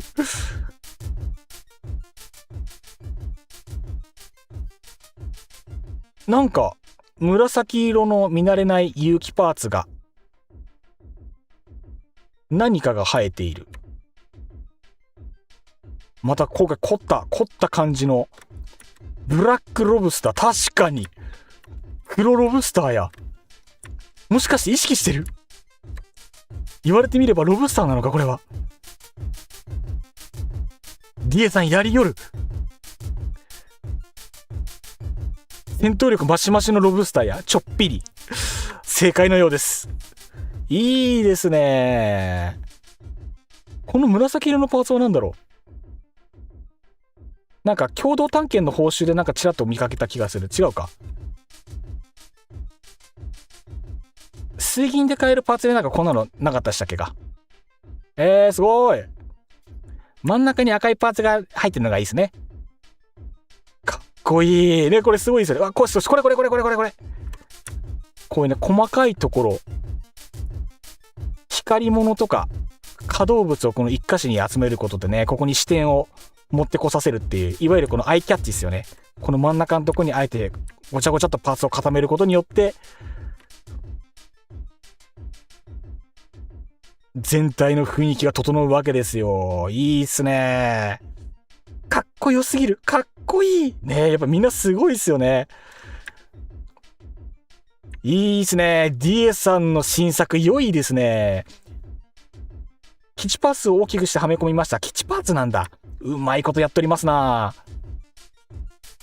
コルベットってあれっすもんね。その基地の建築とかに使う宇宙船とは関係ないパーツみたいなのを後から付けたりできるんで、それやることによって複雑な造形を作ってみたりとか、それこそワンポイントをつけたり、もしくは全体のシルエットをそれで思いっきり変えてみたりとか、結構複雑なことができるので、それこそ腕の試されるとこっすよね。待って、なんか上にステッカー貼ってるぞ。このパーツには本来ないはずの柄がついている。あらー、これも共同探検のステッカーですかね。違和感ないですね。貼り方上手だなこれ。すごい何気なく貼ってるのがね、おしゃれなんですよこれ。ぱっと見気づかないんだよな。エンジンがいいね。エンジンのところも上の方にまた造作乗っけてるから、またエンジンの形、シルエットが変わってるですもんね。これがまたおしゃれなんだ。いいっすね。あ、すごい。下の方にもエンジンブースターあるけど、そこにもかぶしてるんだ。おしゃれ。これ飛んだらここで青いラインが伸びるわけでしょ。おしゃれだなこれ。内燃機関が少し出てるのがいいですね。これそうなんですよ。この見せ方うまいんですよね。このちょい出しがね、テクニックなんですよね。あら、背中のブースターいいね。これ。うまいんだよな。伸びますよ。いいっすね。これは良い。これだからコルベットやめられねえ。いいですね。あとこの、エーロンパーツの、この耳がビヨンって伸びてるやつ。これが定規に、この横のパーツで挟まることによって上と下でシルエットを分けてるのがまたおしゃれでいいですね。下から見た時にここの耳がね、跳ねてるのがまたバランスいいんですよね。そして下からのアングルでございます。いやー、整ってるー。みんな見て、この下からのアングル、この整い方。整ってますね。もうサウナ入る必要ないでしょ。サウナ入ろうと思ったら、とりあえずこのコルベット見とけば整う。いいっすね。あと、あれっすよね。足のところ、着地に使うこの足のブースターのところが、あえて偶数じゃなくて奇数でついてるところもいいですね。センター1個、後ろに2個。このバランスがいいんだ。アズラさん、じゃあ私、ノーマンズスカイログインして新しい戦艦を作るか。いいっすね。ちょっと楽しみにしてますよ。まだまだ配信はね、これからなんで。ね、皆さん今夜は寝かせないんでね。もしかしたらアズラさんの新しい今から作るやつが間に合うかもしれない。エーロンパーツいいな。ねエーロンパーツもストーリーガンガン進めてね、在庫増やして使えるようにするとね、最高なんでね。材料あればエーロンパーツはね、その場で作れるはずですから、確か作れたんですよね。それもいいですよね。ワンダーズの植物が点滅してるのもそれっぽくていいね。これそうか、植物でしたっけか、この紫色のこれ。これいいっすよね。近くで見てもいい感じだな。では、じゃあ内装の方も見させていただきましょうか。お邪魔します。いい、すごいいい空気。まず入り口からこんな感じになっております。ちゃんとね、ここでミッションレーダーもついてますよ。入って最初グリーンがお出迎え。いいですね。あと生活感もちゃんとここにあって。水が飲めるのかな？浄水器は浄水器。生活、すげえ待って。今気づいた。見てこれ。ほら。本来ここにないんですけど、このパーツ。電子レンジが埋め込んであります。技ありですね。国勝は見逃さないっすよ。やりますね。さっきの紫の植物ですね。製品で交換できる。さすが。テレビだ。確かにテレビの使い方もできるか。これやっぱ万能なんですよね。テレビもいける。電子レンジもいける。これは使える。電子レンジだ。そう、電子レンジにもなるんですよ。ここで飲み物も飲める。コップもあってお皿もあるとね。ティーポットもあるし。いいっすね。もうここだけで、ここでセーブもできるからね。実用性も20でございます。ほら、カーペット敷いてるじゃん。落ち着く、いい植物。やっぱ青なんですわ。これは。ね。エーロンパーツは共同探検のパーツだけど、他のプレイヤーに渡したりできるのかな？あれ、共同探検でしたっけか？あれ、共同探検18とか19とかでしたっけか？なんかその辺だった気がするな。そっか、あれクリアしないとゲットできないのか。お預けかな。ここでまたアイテム回収もできますよと。ここいいですね。一応寝室も兼ねてるんですね。これはいい感じ。マイナスイオン出てそう。絶対ここお肌潤うじゃないですか。乾燥を絶対許さない部屋だ。いいっすね。で、ここにちゃんと武器の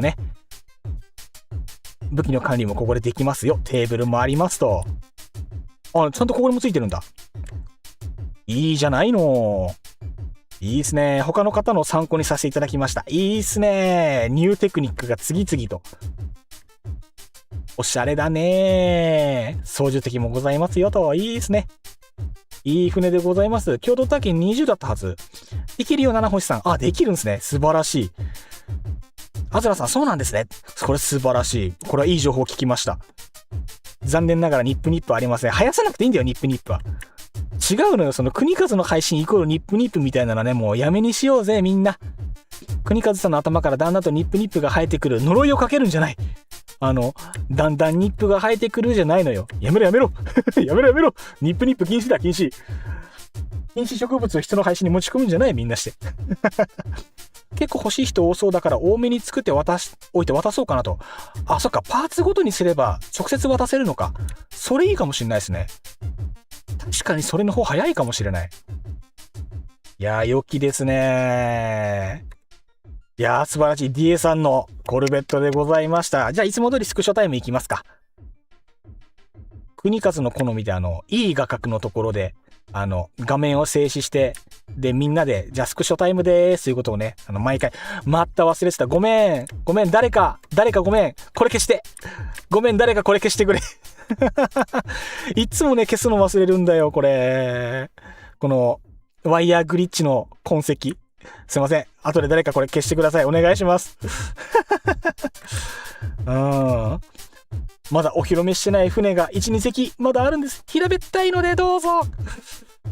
ありがたい。イーロンパーツ使えるんだ。イーロン使えるんすよ。宇宙までぶっ飛ぶぜ。変な拾い方してしまったよ。変な拾い方しちゃったぜ。イーロンパーツマジでいいんすよ。すごい汎用性高いし、赤いラインとか赤い光を入れようと思ったら、やっぱりこのエーロンパーツを差し込むとすごい映えるんでね。イーロンみんなイーロンには媚びを打っていこう。もしかしたら宇宙に連れてってもらえるかもしれない。いや、でもどうだろう。DA さんのコルベットは上の造作がすごくいいから、ここを見たいよね、できればね。ここを見える位置でできれば写真を撮りたい。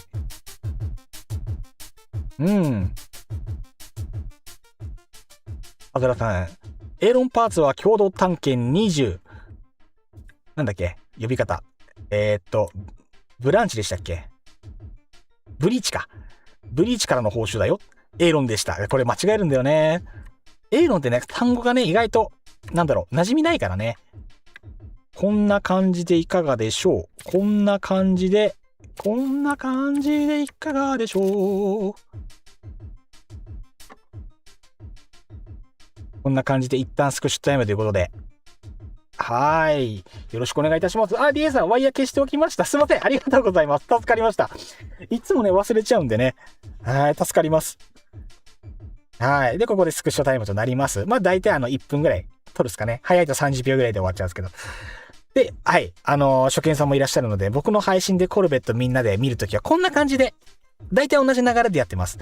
内装外装好きな順番で見て、みんなで舐め回して、このパーツああだよね、こうだよね、これ新しいテクニックじゃん。見てこんなとこにこんなパーツあるっていうのを楽しんで、で、いい画角で写真を撮るようにこのスクショタイムを設けて、で、会場に足運んでくださった皆さんは自由に写真撮ってもらって大丈夫なので、ノーマンズスカイはゲーム内にスクショとか中の写真撮る機能があるのでね、それでパシャパシャ自由に撮ってもらって大丈夫ですので、そういう感じでやってもらっておりますのでね、そんな感じでお願いいたします。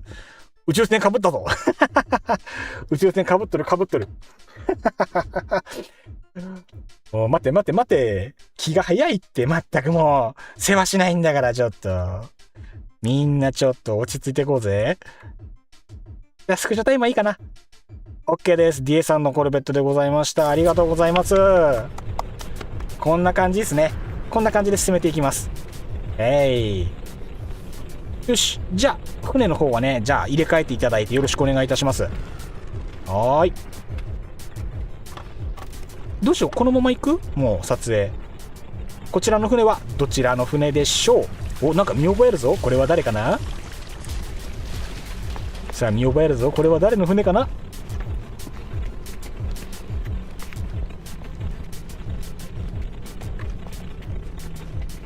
どうしよう。この辺なんかいい感じのところで。コルベットやっぱ飛んでる姿がかっこいいんですよね、あれ。みんな見える。これがかっこいいんでございますよ。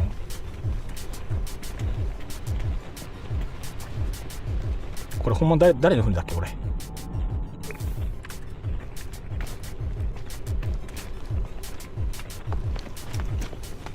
下にアンテナがついてる特徴的なデザインだぞ。ここライト消えてるのか。後で配線直さなきゃ。お提案なんですが、建築パーツとかコルベットパーツとかの交換会も同時にやると新規さんもモチベ上がるかも。それもいいかもしれない。例えば結局なんか昔の一回企画上げてもらったやつも結局流れちゃったから、なんかまた新たに一個企画するのもありかもしれないですね。パーツ交換会みたいなやつとかね。ありかもしれない。国和さんにご負担がなければですが、どうなんでしょう。あれもこれも同時にやっちゃうとごちゃごちゃっとするから、やるならまた別の枠とかやりたいところですけどね。建築の交換会であれば、イベント化するのであれば、また全然話変わってくるのかな。で、僕気づいたんですよ。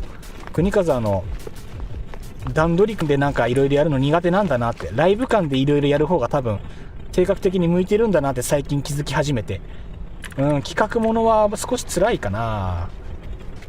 今日のね、こういう企画もね、みんな集まったらみんなでライブ感でやろうぜっていう企画になるんでね、ライブ感でできる範囲だったら多分いけると思うんです。それこそ七星さんのゼノモンアリーナの会場、あそこら辺でパーツ交換会とか初心者案内するとまた盛り上がりそうな。前なんかやってましたよね。なんだろう、飛空艇にみんな乗っけて会場まで案内するイベント、あれ良かったですよね。送電線つなげてきました。ありがとうございます。明かりがついてる。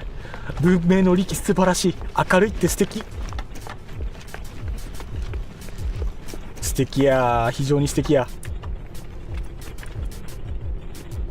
じゃあどうしようかな。とりあえず今上に上がってるコルベットをぬるっと干渉して、もう向こう並んでるんでね、それで行かせていただこうかな。待って、今これ誰でしたっけ？龍騎さんでしたっけか、この船。忘れちったん誰だっけいやー、DA さん本当ありがとうございます。仕事が早い、助かる。みんなコミュニティを持ち寄ってノーマンズスカイを盛り上げてくれて感謝しかないですよね。本当にありがたいんですよ。本当ね、皆さん思い思いにね、自分なりのやり方でノーマンズスカイを盛り上げようとしてくれてるので本当にありがたいんですよね。ゼノアリーナのフリーバトルイベントですね。それです。やっぱあれ本当素敵ですよね。やっぱこういう風にベテランさんとか、あと僕みたいな配信やってる人とかがね、自分自身がより愛情になるというか、みんなが集まる理由になってね、その先陣を切っていくとやっぱ盛り上がるなとは思うんでね。やっぱりノーマンズスカイってどっかのタイミングで新規さんがわっと増えるタイミングがあるゲームなんですけど、定着するかしないかもやっぱその時のイベントの盛り上がりとかで全然変わってくるんですけどね。なんかそういうところでつなぎ止めるでもないですけど、ハマる入り口になればなと思ってる節もあるので、ぜひぜひこのタイミングでハマっていただければと。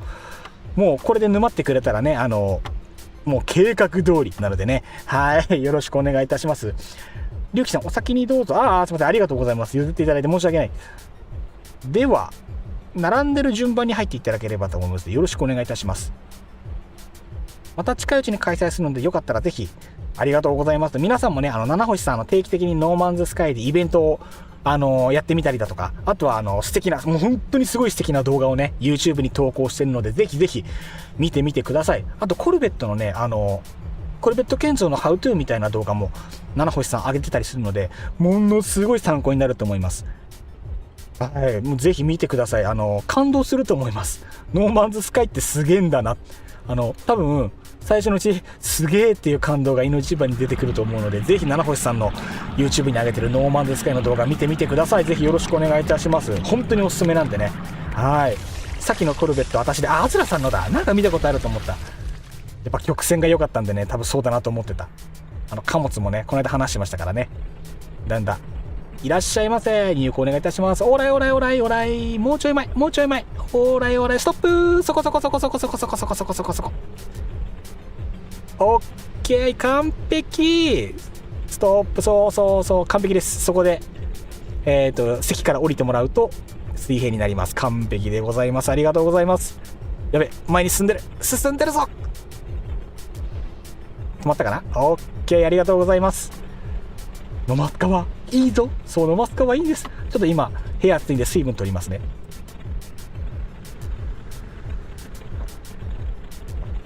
うめえ。ダックスフンドさん、では失礼します。ありがとうございます。あとちょっと炭酸を飲ませていただきますね。 ASMR です。いただきます。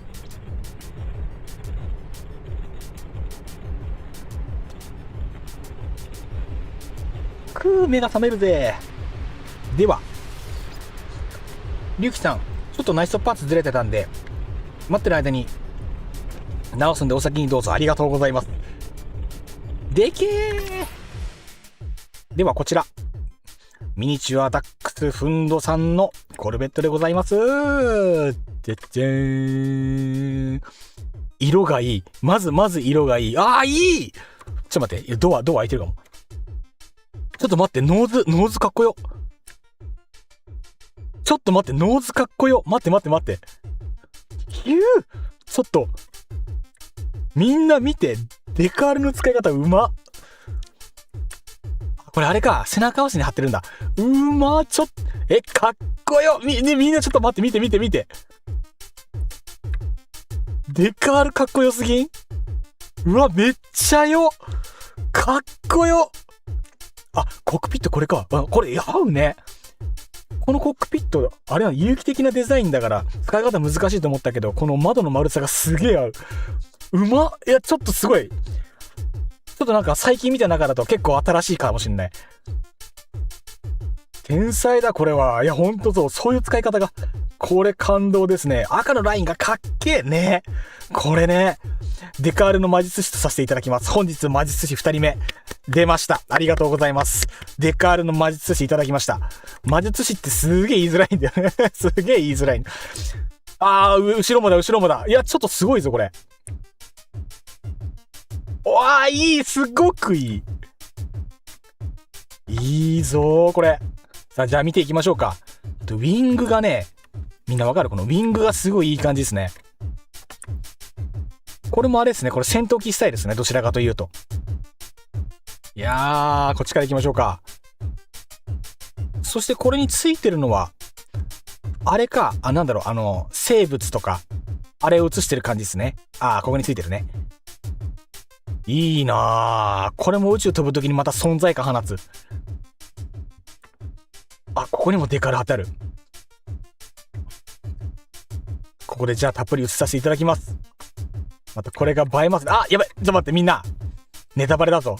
内装ももういい感じだぞ。ちょっとまだ内装この後見るんですけど、見て、もうこの時点で内装もすでにいい感じだ。ちょっとこれは中も楽しみなんじゃないですか？映えますね。もうここでもう一回スクショでいいんじゃないか。もうこれがすでに映えてるが。まあちょっとね、あんまりみんな待たせるのもあれなんでね、こう、出し惜しみするのもあれなんで、もう外装をもっと舐め回していきましょうか。待て。おい、こんなとこに歯車が埋まってるじゃないか。しかもこれサイズ変えて3連じゃん。これやばいぞ。これやばい。真っ黒なレーザークレスできた。真っ黒なレーザークレスを、センスが良い。ネーミングセンスも良い。これまっすぐ美しい。好き。この設置好き。もうこの時点ですっげえことがわかる。ナイス、やばい。これは匠を感じる。こだわりを感じる。ねえ、本当にそう。ここの歯車の設置でもすでにこだわり感じるもん。これだってあれでしょ？歯車の1パーツがセンターとかに食い込むようにこれ多分調整してるでしょ。これね、すいません。ランディングベイの旗かい。ね。これね。このライトの感じです。この上の赤いデカールとこの白いところに赤い丸で、そのフレームも赤なんだな。色合いバランス、ちょっと待って。この光点滅してるの何これ？これ元からついてる？これ元からか。待って。この赤いランプってこれ光源白なん？みんな、ちょっと今すごいこと発見したぞ。この赤ランプ。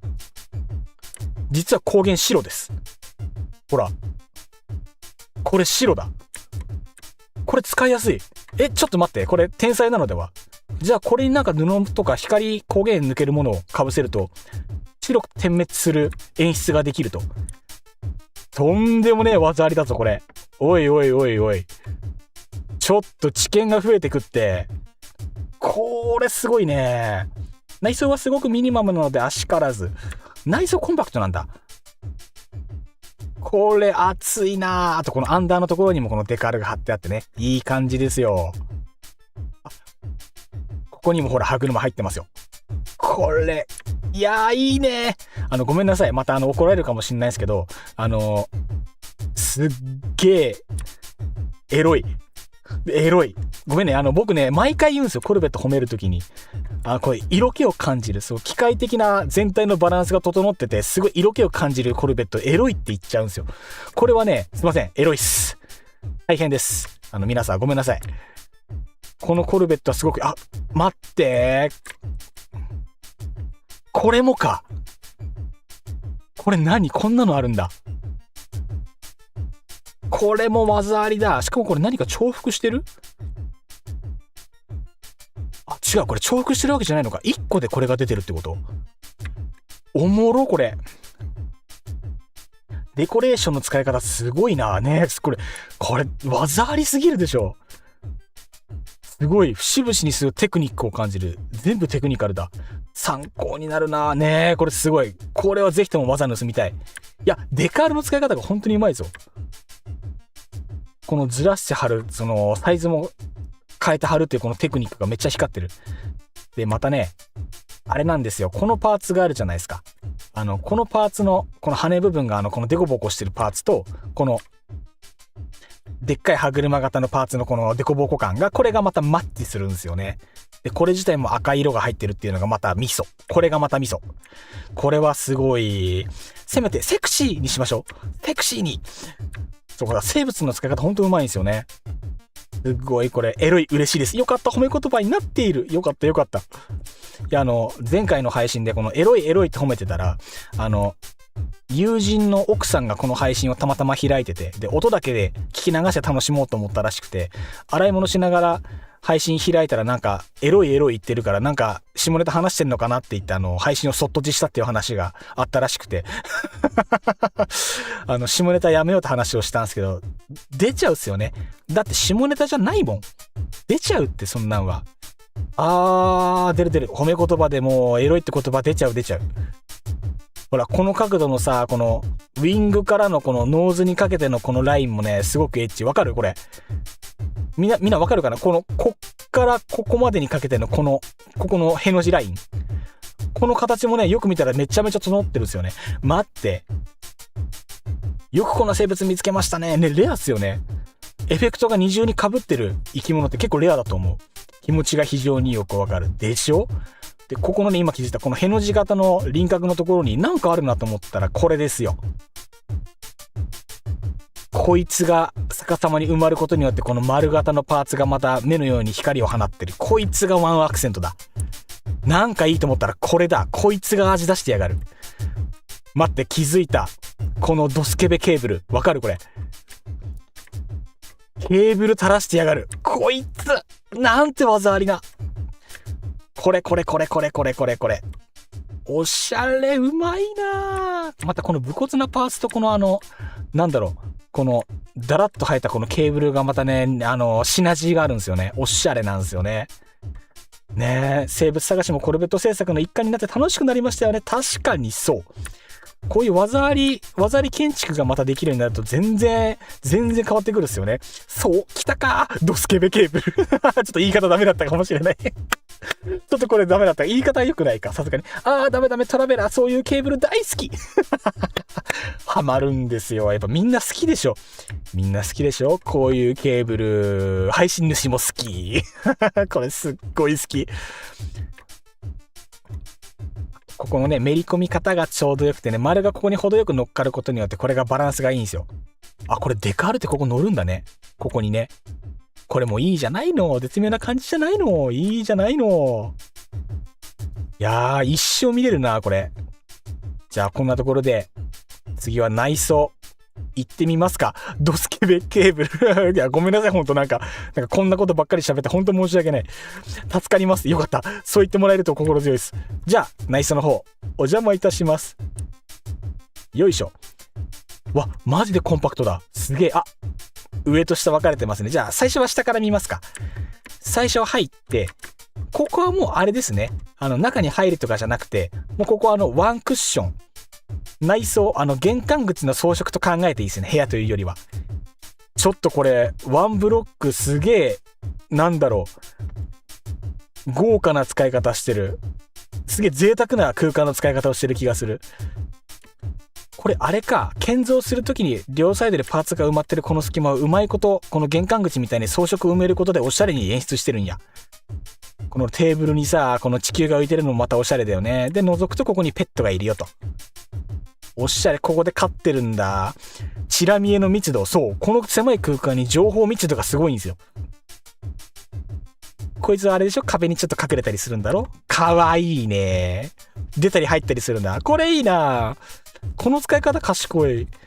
で、ここにうまいことにこの立体マップをね、程よく込むことによって、壁がおしゃれ。しかもこのなんか、フォトフレームみたいにこの脇が残ってるのがまた絶妙っすね。これもうまい。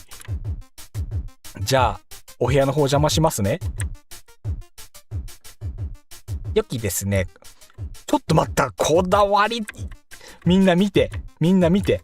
コックピットが大変なことになってる。みんな見てこれ。ごめん、ちょっと待って。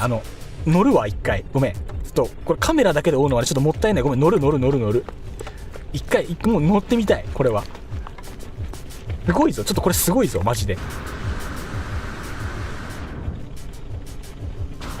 お邪魔します。エンダーいやー、もうね、こうなるとコントロール不能なんでね。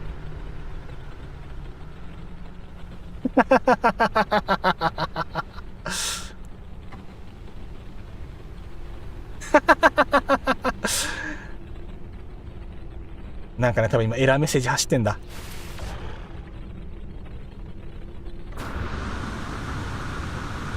ほらもうね、見てこれ。このバグが始まるとね、こうなるんですよ。ブースト不幸が何しようが地面につくまで戻れません。地面に向かって飛べないか。これダメだね。これはもうあかんっすわ。ごめん、ちょっと今操作不能なんでみんな繰り風が戻るまでちょっと自由に観覧しとってください。申し訳ない。ちょっと時間かかりそうですわ。これはね。ちょっともうちょっと空の旅楽しんでから戻りますんで、皆さんちょっと、そっちの方でコルベット監修していただければと思いますんでね。よろしくお願いいたします。なんかね、さっきからポロンポロン言ってるからね。戻った。長え旅路だったぜ。あれー。これはもう実物目の当たりにしないとって思って飛んだらこのざまっすよ。リエさん、このざまっすよ。怖いですね。ほんとそう。そっちのバグ引いちゃいました。引いちゃったっすね。珍しい。久しぶりに引いたか、これ。ねえ、一応オートファジーなのでコードにつながれて操縦する設定です。なるほどね。設定に忠実。いいですね。やっぱそういう設定をね、周到してそういう風に、踏襲してデザインに組み込めるとね、またこれもおしゃれなんですよね。よかった。無限浮遊の方引いたか。そうみたい。一応、ある程度飛んだら元に戻ったっすね。よかった。さあ、懲りずにもう一回船乗りたいな。もう一回乗りたいところ、乗れるかな。どうだろうな。乗りたいところだけど、うまくいけるかどうか。ちょっと待ってね。じゃあもう一回登りますんで。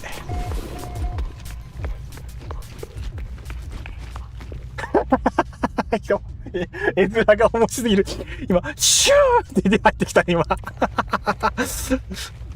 いやー、めちゃめちゃシュールなんだよな。よし、じゃあ、もう一回チャレンジ。もう一回バグリオであれば、乗船諦めます。いけ！よ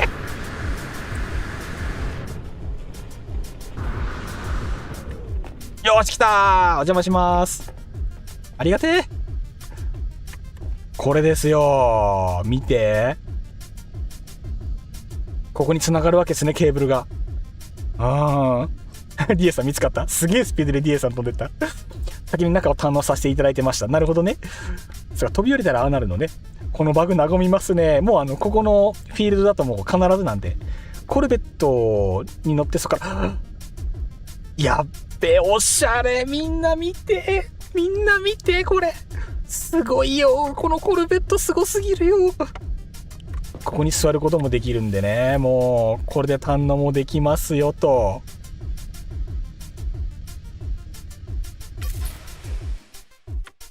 撮影はこうだな。これですよ。ちょっとさ、この内装の空間の中にこの密度やばないか？これすごいね。このベッド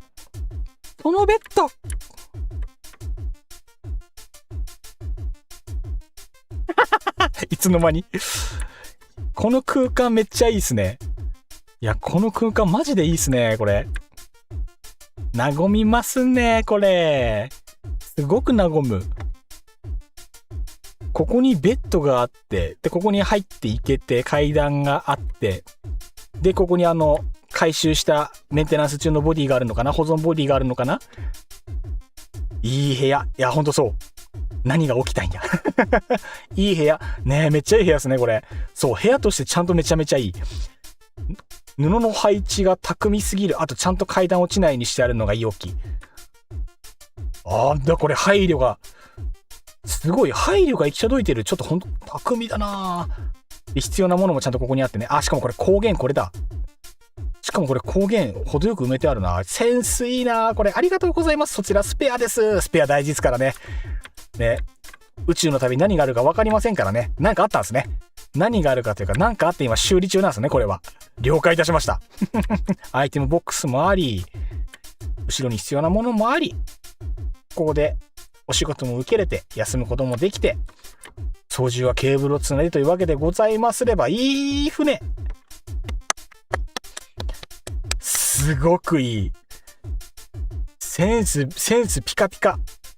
違う、センスビカビカ。いやー、最高っすね、これは。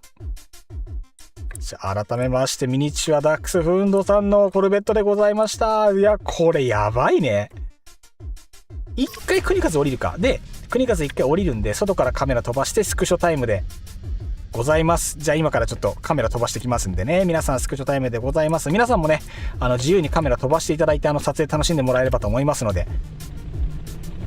このバグのいいとこはね、無造作に降りても落下ダメージ受けないからね。これはいいところ。よし。じゃあ今からいい画角でカメラ飛ばしますんでね。行ったりますかい。どこがいいかな。混ぜていただきありがとうございました。もう大歓迎。もう毎回来てほしい。毎回店に来てほしい。もうめっちゃかっこいい。好き。何か言葉を探してって迷ったらもう好き。このコルベット。いやー、最高でございます。ダックスフンドさん、本当ありがとうございました。じゃあスクショタイムでございます。どの角度からでもやばすぎる。どうします？この子は正面が熱いのでは？この画角もなかなかエッツィーなのでは？これもいいね。これも結構、これだったらこうか。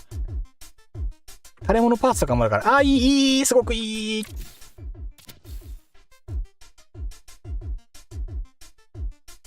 優勝。もう優勝、これ。勝ち。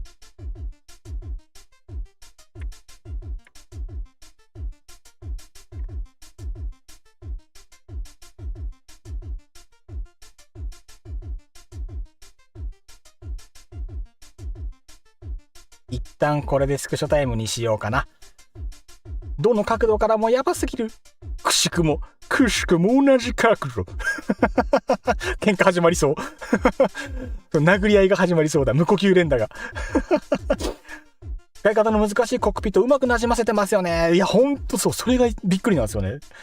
有機的なデザインなんで、あれですごいその有機的なコルベット作った方もいましたけど、このデザインでこの待て方、マジで匠の技、センス勝ちだと思うっす。汗が目に入っちゃう。最高の思い出です。いや、こちらこそ、本当に。でもあれですよ、思い出もいいですけども、もうこれっきりと言わずに、もうバンバン新しい思い出作っていきましょう。もう、本当にありがたいことにですね、この配信開くたびに皆さんの新作とかを毎回見せてもらうんですけれども、新しい発見の連続。毎回新鮮な気持ちで新しいコルベット見せてもらってるので、もう楽しくて仕方がない。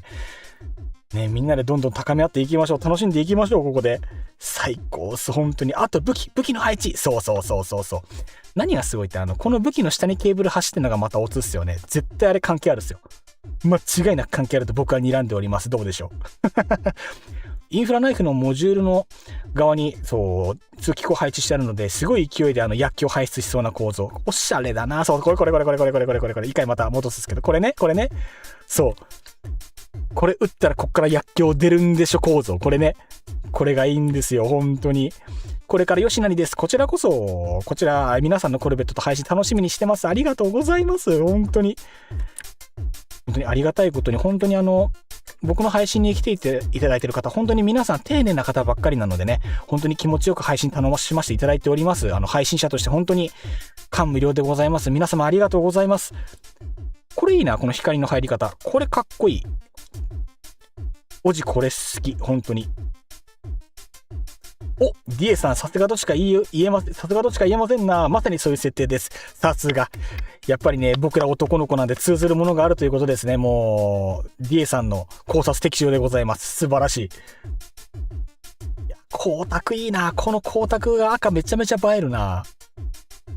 ちょっともう一回ちょっと飲み物飲みたいな。ディエさん、やったーこういう楽しみもあるっすよね。どういう風なデザインとかどういう風なコンセプトなのかをこうやってみんなで考察しちゃうのもまた一つ楽しいですよね。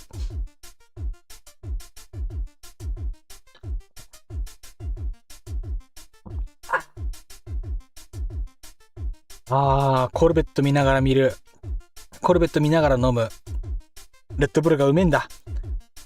いやー、ダックスフンドさんありがとうございました。じゃあこのまま抜けていただければカメラで飛行シーン見させていただくんでね。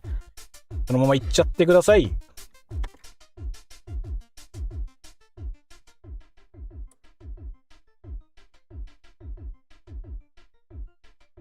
ダックスフンドさん、コルベット発進。どうぞ。うわ、赤ラインだみんな。赤ライン引っ張ったるぞ。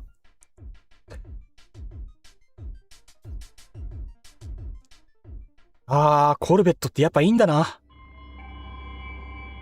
光加減もかっこいいんだよ、これ。やっぱ月面でよかったね。ありがとうございました。最高だ。ブースターのところの配置がいい。うおー、かっけー。マジでかっけー。ありがとうございました。やっぱコルベット鑑賞会はいいですな。毎回もう、なんだろう、これを楽しみに仕事日々頑張ってると言っても過言ではない。では、次の方お待たせいたしました。入場お願いいたします。さあ、どうぞ。カメラの方この辺に構えておこうかな。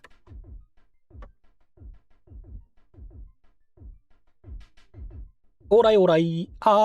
寿命が伸びる音。ひこ水素の音。オーライオーライ、オーライオーライ。全身どうぞ、全身どうぞ。オーライ、オーライ、オーライ、オーライ。まだ前行っていいですよ。オーライ、オーライ、オーライ。まだいける、まだいける。まだ前進できる、前進できる。オーライオーライ、オーライオーライ。いいところかな。オッケーです。その辺ですね。オッケーです。じゃあそこで停車お願いいたします。ありがとうございます。いいぞ、いいぞ。ちょっと待って、いい背中。いい背中してるぜ。いいね。平面に2列。待って。おいおいおいおい、もうみんな見えてるかい？見えてるかい？ここに設置してあるこのパーツをよ、みんな見えてるかい？もうすでにやってるぜ。技光らしてるぜ。じゃあちょっと外観からぐるっと見ていきましょうか。じゃあすみません、こちらどなたでしたでしょうか？ちょっと名乗り上げていただければと思います。こちらナンバー03の激アツコルベット。エーロンパーツいいの？統一感がいいっすな。すごくいい。りゅうきさんありがとうございます。こちらは、来た。警察官シリーズありがとうございます。3番艦。特艦型強襲高速艦スピアーです。特艦高速艦スピアーでございます。ありがとうございます。いいですね。まず高速艦というところでね、まずブースターのところがまずこのような感じになっております。いいですね。内装のところもね、奥で青い光が光っておりますよ。いいですね。スタイリッシュ。いいですね。この背中スマートな感じが、空気抵抗を極限まで削ってる感じが素晴らしいですね。見るからに早い。間違いない。上のこのパーツはちょっと後に触れよう。それ下から回ろう、下から。武器の方は基本的に下の方に搭載してる感じですね。で、エーロンパーツの赤い光が、存在感を醸しつつもこの辺に武器が搭載されている。いい感じですね。これ下の方を攻撃する感じですね。いいですね。いいですよ。探索もお手のものを回転カメラが回っております。やっぱノーズがね、エイリアンのがめちゃめちゃいいですよね。大きくてかっこいい。絶対速い。間違いない。これは間違いないですよ。なんたってこのシルエットですからね。これは速いでしょう。間違いないですよ。眼光が鋭いですよ。やっぱ下から見ると威圧感がすごい。これみんなわかります？この威圧感。腹のところで光ってるこの赤いサージというか、この赤い電磁線が、これがまたね、雰囲気を醸し出してるわけですよ。スタイリッシュ。いいなぁ。赤い光の入り方がすごくいいですね。下から見た威圧感。これはね、犯人を追い詰めた時に威圧感を与えるデザインですね。すごいな。思いっきり戦闘機デザインだ。いや、これ絶対速いでしょ。すごいなぁ。これは空気を切り裂きますわ。いやー、これはいいね。音速超えるって言ってもね、これはもう納得しちゃう。色気、そう、色気もある。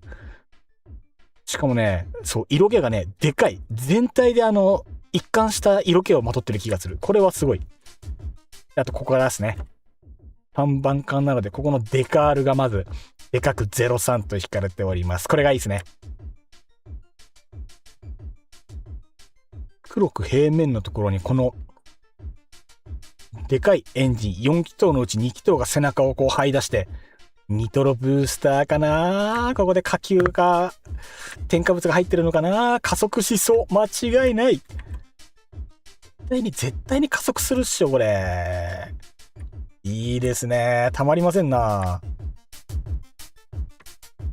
この辺の造形たまりません。これも技ありですね。ここで繋がってることによってここにストーリーが生まれるわけですよ。いいぞーこれ。あとエーロンパーツのさ、この真ん中の中央リングって最初は扱いにくいかなと思うんだけど、他のパーツと合わせた瞬間にそこでなんか馴染むんだよね。やっぱ技ありなんだなこれがね。そこの隙間がポイント高い。それここね、これね。てかこれもしかしてまたパーツ、これもともとこういう造形パーツだっけか。これもいいな。網がまたいい味出してるな。こういう感じなわけですよね。空冷水冷両方を兼ね備えたデザイン素晴らしい。冷却、やっぱ熱量がすごいでしょうからね。ブーストにはエネルギーを食いますからね。じゃあこのまま内装の方見させていただきますね。お邪魔いたします。ブースト配管走ってる。ほら配管こっから通って外にこれ走ってるんですね。いいですね。そうこういうね造作がねストーリー生み出すのがねマジで大好きなんですよ。建築物にはね必ずストーリーがあるんでね。でこっちまで伸びてていいですね。ここもあったんかな。ここで燃料が確認できるのかな。点検とかもここでできそうで、ここで監視ができるわけですよ。いいですね。ノーズ付近のパーツの組み合わせがシャープでいいですね。これいいですよね。やっぱこのノーズのとんがってるこの造作ってすごい王道だけれども、この王道がやっぱり一番間違いないんですよね。すごくいい。そしてここが背中の方の出入り口ですね。ここから出てこの広い甲板に出れると。この甲板も使い勝手非常に良さそうですね。ここもかなり現実的に使い道が多そうですごくいい。ヒューテンション上がるぜたまらんねえ、めっちゃいいですよね。下に降りるとコックピットがここにございますと。いいですね。やっぱさすが警察車両なんで堅実なコックピットですね。であれですね、この方には造作の方で正面埋まるのはこのディスプレイとかをいろいろ搭載することで、これ外の様子がね見れるという、これで運転ができるという感じですね。あら乗ってらっしゃいますね。ここのこの船の持ち主でございます。あれですね、次の作戦区域を確認してるところですね。いい感じな、この組み合わせもいいですよね。やっぱりマップのところに浮遊マップ、星が浮かんでるこのデザイン、これやっぱかっこいいんだよな。めっちゃ仕事してる感じだな。コックピット埋めてあるのには理由があって、相手の船に突っ込むのでコックピットを安全な位置に置いてあります。なるほどね、そういうストーリーね。熱っ、いいな。ストーリーが熱い。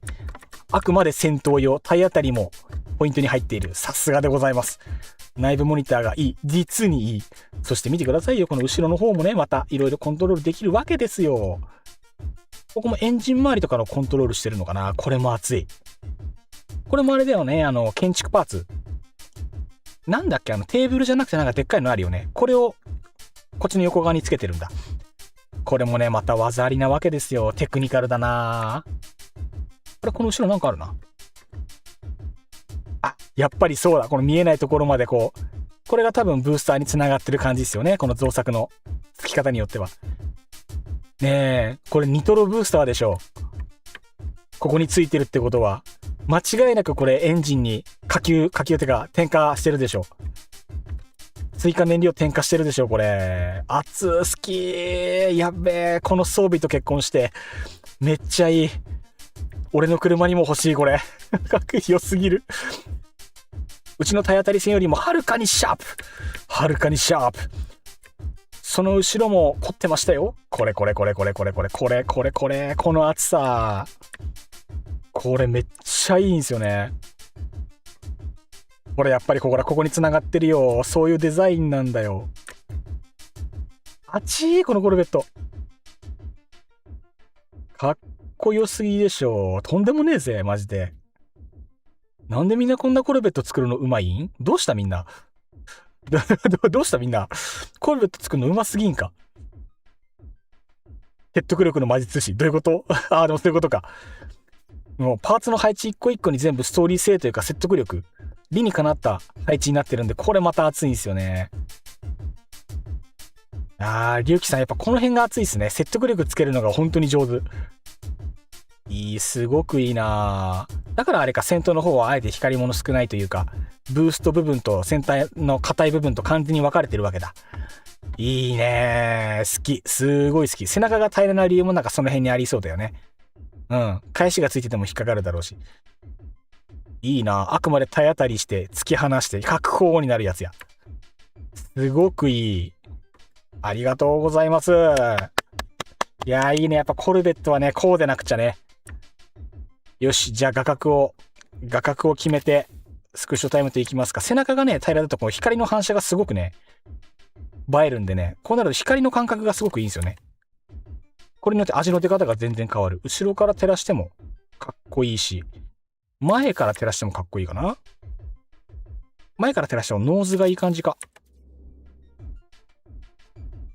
シックだね。すごくシックだね。こうするときに戦闘方法をお見せしますね。見たい。すごく見たい。どうしようかな。写真。この子ならどうしようかな。下アングルかな。下アングルだな。下アングルでいこ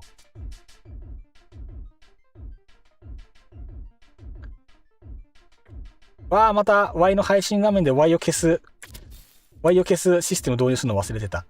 検索、国数を画面から消す方法。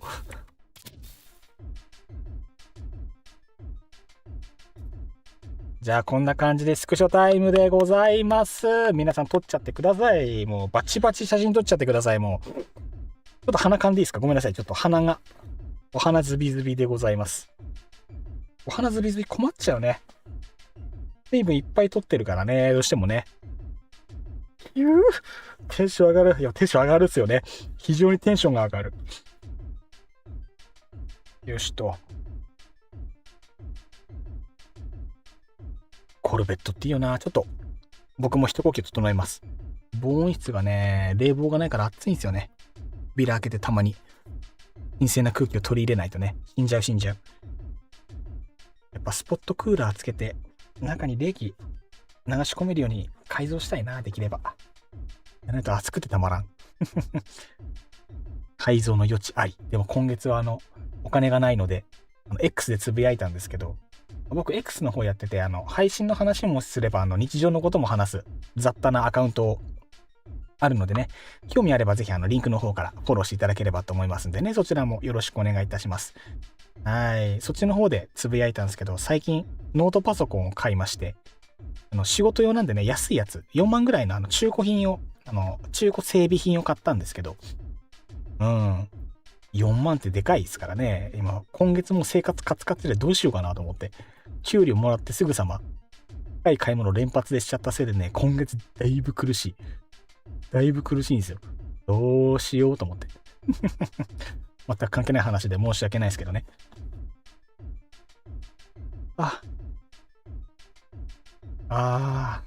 苦しいな。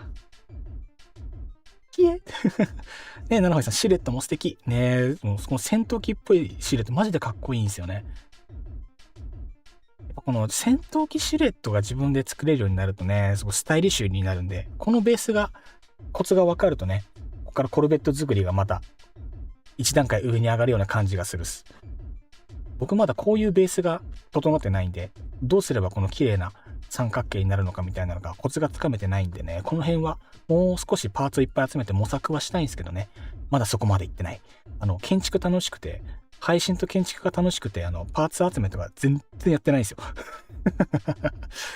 そう全然やってないから、前に僕が今乗ってるそのレッドロブスター乗るときも、あれだったんですよ。みんなにそのパーツ集め手伝ってもらって、じゃあパーツ集まったねって言って作ったのがコルベットなので、あれから全然コルベット制作とパーツ集めやってなくて、一瞬やったんですけど、やっぱり全然パーツもたまらないんで、またね、コルベット2号機作るための下地もできてないんで、そこがちょっとどうしようかなっていうところですね。いずれまたやりたいですけどね。またコルベット会やりたいですね。丸1日使って、じゃあ今からパーツ集めますって言って、じゃあ配信も後半なんでコルベット作りますってやってね。ほんとやってみたいところ。チュートリアルがもうすぐできます。楽しみ。七星さんの動画楽しみ。この間アンケート取って結局チュートリアル作る船も決まりましたからね。楽しみに待っております。僕も投票してるんでね。戦闘機型にすいません、投票させていただきました。ありがとうございます。スタイルのいい戦闘機型流行らせます。楽しみ。ひまじんさん、国和氏、寝ます。お疲れ様でした。ひまじんさん、今日もありがとうございました。本当にゆっくり休んでください。何か辛いことあったらね、全然メッセージとか飛ばしてもらっても僕、時間見て反応しますんでね、なんかあれば相談してください。本当に、ひまじんさん、大変だったから、ここ最近。ゆっくり休んでください。ひまじんさん、今日もお疲れ様でした。今日もありがとうございました。ひまじんさん、今日もいい夢見ろよ。いつものエンドの仕方でこれで見送らせていただきます。ありがとうございました。ゆっくり休んでね、ひまじんさん。本当にいい夢見てくれ。素敵な夢を見てほしいぜ。全部見てないのでめっちゃ悩みましたね。七星さんの方のこの間のアンケートね。そう、アンケートめっちゃ悩んだっす。コメント残そうかどうか迷ったっすもん、本当に。ね、ひまじんさんお疲れ様です。ごゆるりと。ね、ほんと最近ね、大変なことばっかりやったから、ひまじんさんおやすみなさい。もう皆さんで見送ってあげてください。ねえ、本当に。みんなね、人生いろいろなんでね、皆さん生活あると思います。本当に世の中何あるかわかんないからね、ここで僕の配信でね、皆さん何かあったら愚痴こぼしてもらうとかでも全然 OK なんで。ノーマンズスカイ以外にも雑談配信とかもよくやるので、下手すると、ノーマンズスカイがなんか、ちょっと離れたいなと思う瞬間たまにあるんですよ。やりすぎて。ちょっと別のことしたいな、みたいな。ってなると、1週間、雑談配信ばっかりだったりとか、あと別のゲーム、VR チャットとかやってるんですけど、そっちの配信やってみたりとかっていう週があるんですけど、こっちの方になると、もうずっと雑談メインの配信になるのでね、雑談配信、何でもありに基本的にはなっておりますので、相談事、聞きたいこと、あとはなんか最近あったいいこと、面白いこと、楽しいこと。あと皆さん人生経験豊富な方が僕の配信、ありがたいことに皆さん集まっていただいているのでね、何かその相談したいことあればバンバン投げかけていただくのもよしなのでね、そういう楽しみ方もしてもらえればと思います。ちょっと長く喋りすぎたかな。では、画面を戻したいと思います。いや、違うな。これから飛ぶんですよね。ありがとうございます。では、お待たせいたしました。コルベットの方。じゃあ、飛行するところを、リュウキさんまた見せていただければと思いますので、よろしくお願いいたします。カメラ準備、OK でございます。七星さん、私もぼちぼち休みますね。楽しかったです。七星さん、ありがとうございました。今日もね、僕も楽しかったです。また、いつでも遊びに来てください。七星さん、ありがとうございました。お疲れ様でございました。最後にこのコルベット撮るシーン一緒に見ていただければと思います。かっこいい。コルベットはかっこいいんだ、みんな。みんな、コルベットはいいぞ。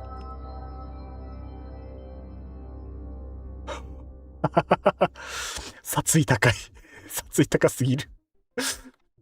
あれで突き刺されたらひとたまりもないでしょ。つまりこうなって、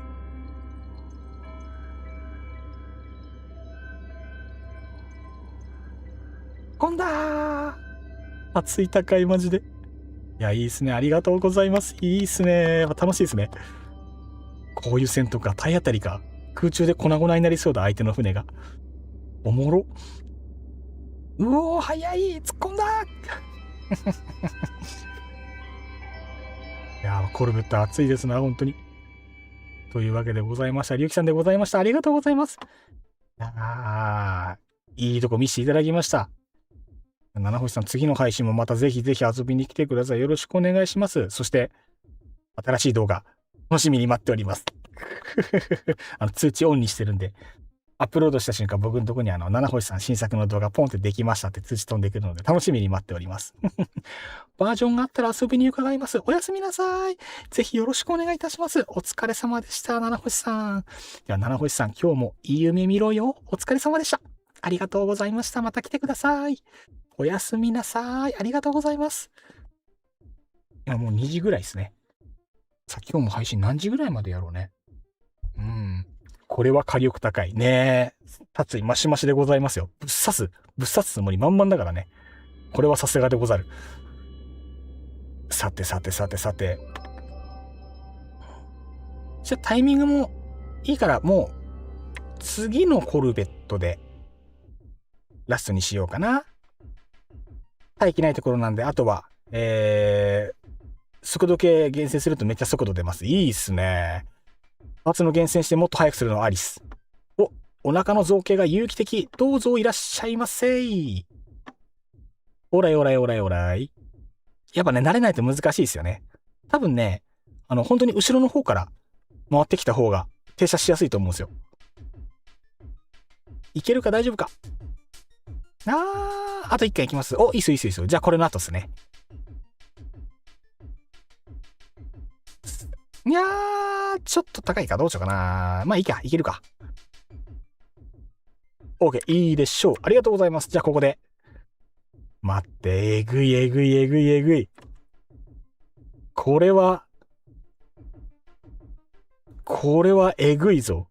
すごいなんか有機的だな。あ、やばい。そうか。そのリンゴをそう使ったか。OK。じゃあちょっと。外観からぐるっと見ていきましょう。これは、アギトかな？顎デザインかな？すごいぞ、これは。噛みつかんばかりの鋭利な顎のデザイン。これすごい。これ見た瞬間、鳥肌立ちました。ワイも。ちょっと今、すげーって今ちょっと、簡単のため息が出てしまった。すげーってなった。じゃあちょっと順番に見ていきましょう。一回明かりを真上に持っていきます。こんな感じでございます。ありがとうございます。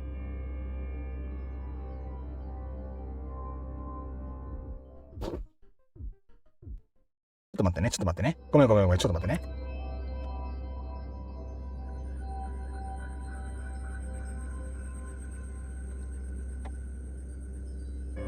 OK、ごめん。OK。ちょっと画面整理しました。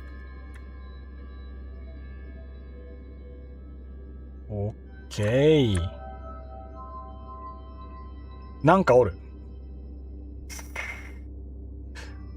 なんかおったなぁ。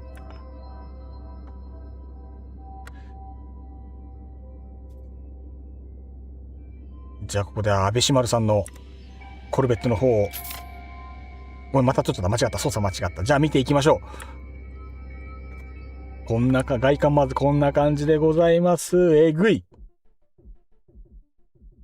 基本的にこれか。この曲線のいい感じのこのブースターを大量に使ってるんだ。これはグリッチか？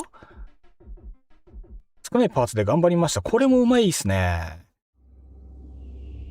ぐいぐいめり込ましてる。これ多分全体のシルエットを整えることに重きを置いたデザインですね。6連じゃん。いいじゃん。6連じゃん、ここ。待って、後ろもすごいぞ。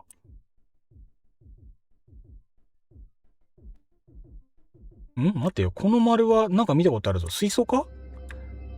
このパーツは、あれなのはわかる。水銀で交換できる建築パーツや。この後ろのパーツ。この辺。あ、これあれか。テーブルみたいなやつと、ライトと、で、真ん中にもだ。で、丸型の天井照明をリングうまくつけている。でね、このさ、チラ見えしてるこの V6 エンジンみたいなやつ、あえてこの赤のツヤツヤのパーツを使うことによって、ここのテカリ感を出してるこのワンポイントね。これが強い。で、なんかこの上の丸んとこれ発光してる？このパーツ光ってんのか？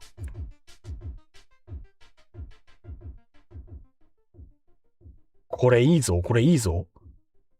ちなみにこれブースターってグリッチか？角度ついてるな。これいいっすね。元からだっけか。燃料棒が実に良くて、そう、熱いですね。これいいぞ。すごいオーナーの努力が垣間見えますね。これはすごいですぞ。左右にたくさんのパーツをバランスよくつけることで、エンジンのごつさ。あ、待って、前にもついてんじゃん。ちょっと、やってる。角度変更して貼るテクニック。これは技あり。ちょっと角度つけました。これはいいっすね。これは非常に技あり。こっからも生やしてるからね。エンジン部分。ここ好き。ここ好き。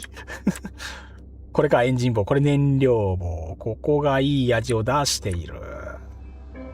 いいっすね。造形の説得力でございますよ。これにいろいろついてるのがね、またデザインいいね。武骨。わかる。男の子はみんなエンジン好きだからね。いいね。そして、何か見えるぞ、あそこに。ここの辺に何か見えるぞ。ちょっと内装がさ、OK、ちょっと待って。ちょっと、ここで一気に見るのはもったいないから、一回ちょっと下からの造形見ようか。下アングルから見た造形もね、お腹のとこ結構しっかり凝っています。これすごくいいですよ。いいぞー、これ。下から見るとね、このごつさがすごいのよ。わかる？このゴリゴリ感。やっぱ横に角度がついてるから、この連チャンでついてるエンジンがまた内側にまとまってて、これがね、またいいライン出してるんですよ。まだ未完成ですが、こっからまた増すんか。これがすごいぞ。こっからさらに伸びる。伸びしろがあるんか。伸びしろですね。こう。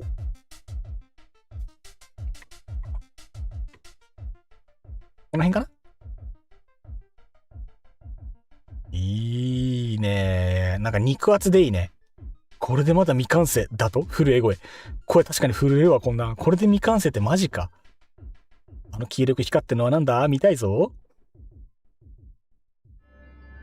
さあ、こんな感じでございますれば、じゃあ内装を見る前に、アギトの部分、いっちゃう？アギトの部分見ちゃう？みんな気になるよね。この顎のところ気になるでしょ。一体何者なのかと、なんてことをしてくれたんだと。みんな見たくて仕方がないことでしょう。コンセプトは違法解除のモンスターマシンです。モンスター感がね、確かにすごい。だからここあれなんだ、この有機的なデザインというか、顎っぽいんだ。モンスター感出てる。ね、またね、ほら、ここにね、うまいね、これ。ここのシールドの収め方がうまい。ここにスポットはまってるんだ。上アギト。で、ここの先端にこれを設けることによってね、ここがまたパーツの説得力を出していると。下はうまいこと合体できてるね。素晴らしい。また正面にもさ、あとこれ。しかもほら、ここに赤ライトが入ってる。これ赤い光の演出が実にうまい。連チャンで顎を、待ってほら、ここにもね、これ見てくれ。そう聞くとエンジン突き出してるのが目に見えてきた。口の部分をきちんと赤に染めている。そう、技ありでございます。そして見てくださいよ、これ。赤い光がちらほら飛びながらも青いエネルギーリングがあり、そしてここにエネルギー充填でございますよ。流れてきてます、エネルギーが。そして、エネルギー棒が生えております。とんでもねえのが出るぞ。ダムドパンク出るよ、ダムドパンク。エネルギー、すごいパワーに説得力を持たせてる感じがすっごくいい。だからね、これね、離れてみたときにね、間違いなくこの赤いアギと歯茎のようなこの生々しさみたいなのの表現ができてるわけですよ。絶対波動砲とか撃てる。間違いないね。しかも多分レールガン寄りのバチバチ言うタイプのやつ。熱光線っぽいけども、電磁光線っぽい感じもある。ワイはそう見た。これ電磁光線系と見たワイは。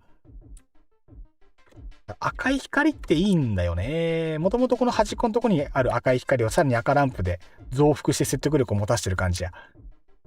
すげえいいぞー。これ、いいぞー。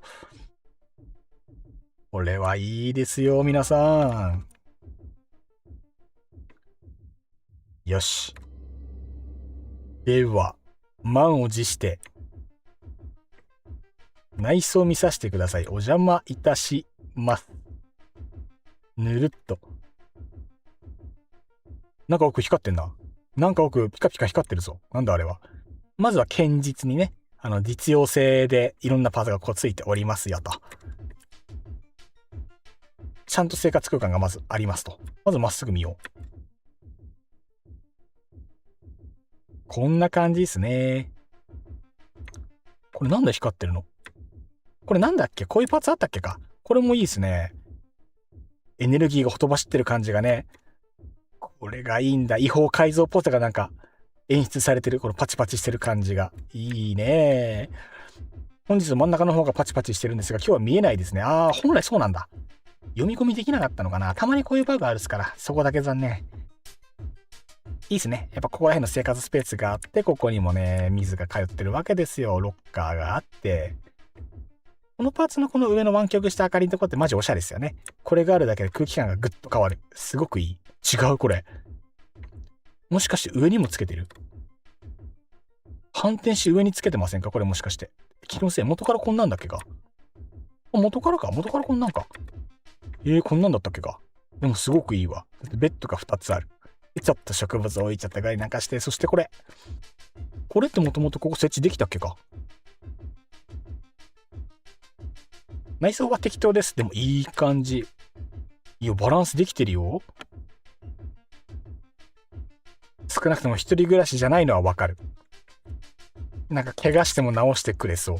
ゴリゴリ体改造されそう。オートファジーかな？いいですなぁ。生活環境もある。素晴らしい。じゃあ、上ですよ、上。お邪魔します。やっぱオートファジアン系素晴らしい。いいねー。しかもこの一歩入ってこの造作というか、やべ。これは落ちましたね。落ちてしまったかー。つか国数がね、また宙に浮いてるんだ。治療室。無限浮遊バグに入ったのでリジョインします。了解です。止まる。一回カメラ解除しますね。落ちるー。ギリギリセーフ。オッケー。落ちてしまった？落ちちゃいましたね。残念。ビスちょっと落ちちゃいましたね。なんだ、いいとこだったのに。もっと見たかった。もう仕方ない。ちょっとスクショタイムは厳しそうだな。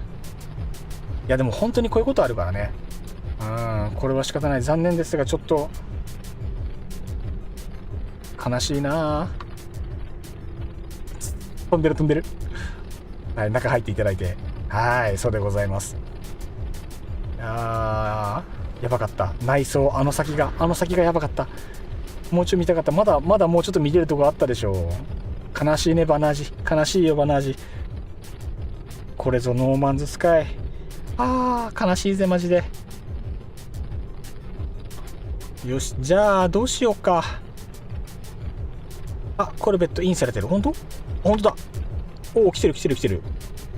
また入ってね。オッケー。じゃあ、どうしよう。直接乗り込もうかな。では、国方直接乗り込みます。処理が重すぎたか、そうかも。たまにあるっすからね。じゃあ、乗りますよ。お邪魔します。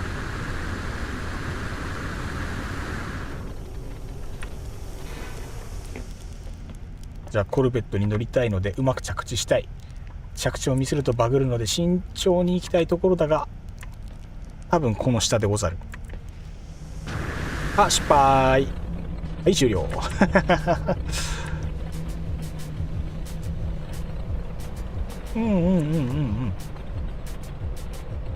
もう一回チャレンジしてよいか。皆の衆もう一回チャレンジしてよろしいか。皆の衆もう一回チャレンジしてダメだったら諦めます。仕方ないな。みんなに国風の飛行テクニック見せてやるよ。行くぜ。いざいざ。Here we go。 うますぎ。今のはさすがにうまかった。入り口はつかめましたからね。一発入場でございます。よし、じゃあ入らせていただきます。一発入場とはハテナマーク。あ、ここあれか。うまいこと囲ってるんだ。お邪魔します。いいっすね。あ、上にも乗れるんですね。ぐるっと見ながらパーツもあり、しかも後ろ開けてる。素敵。あ、こっちにもね。あ、でかい。これでかいやつだ。すごい。あ、DS さんパチパチパチありがとうございます。ナイス着地だったでしょ。いいですね。内装でこれが使えるのマジおしゃれ。パーツの使い方おしゃれだな。あらー、いいですね。ここに暖炉行きましたが、くつろげる。待って。あ、やべ、やった。やばい。やった。すいません、国風やりました。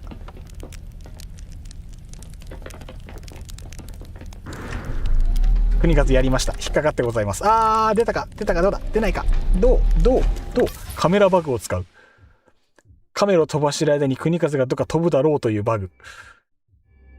造作に引っかかってしまったので、ちょっとバグを利用して脱出したいと思います。いけるかな。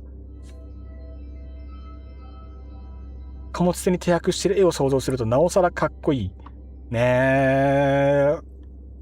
これ停泊して、ノーマンズスカイのなんだっけ、日本人コミュニティにみんなでコルベットを持ち寄って集まる島があるんですけど、みんなでそこで大和型コルベットとかを持ち寄って、そこでお互いのコルベットを鑑賞し合うっていう場所が、僕とは関係ない場所に一個あるんですよね。そこに持ってって鑑賞会とかっていうのももしかしたら面白いかもしれないのでね。YouTube とかでノーマンズスカイで調べると結構頭の方に出てくると思うので、ぜひ検索して調べてみてください。そういう面白いコミュニティございますので。あったかい。誰か近くに椅子を。ああ、ダメだ。素敵ね。ごめん、誰か俺の目の前に椅子を置いて。誰か助けて。すいません、抜け出せないです。助けて。安倍島るドック3ですね。そう、ドック3。目の前に座れる椅子を。どうか目の前に座れる椅子を置いてください。お願いします。安倍さん、ありがとう。座る前に抜けることができてしまった。ありがとう。おかげで助かったぜ。ありがとう。素晴らしい。きっとこの椅子のおかげに違いない。気まずい瞬間。気まずいとか言わない。違う。椅子を設置してくれてから脱出できたんですよ。誠さんありがとう。おかげで脱出できたぜ。椅子がなければ取り込まれていた。間違いない。今どうしたっけ。どこまで見たっけ。今上に上がってるとこですよね。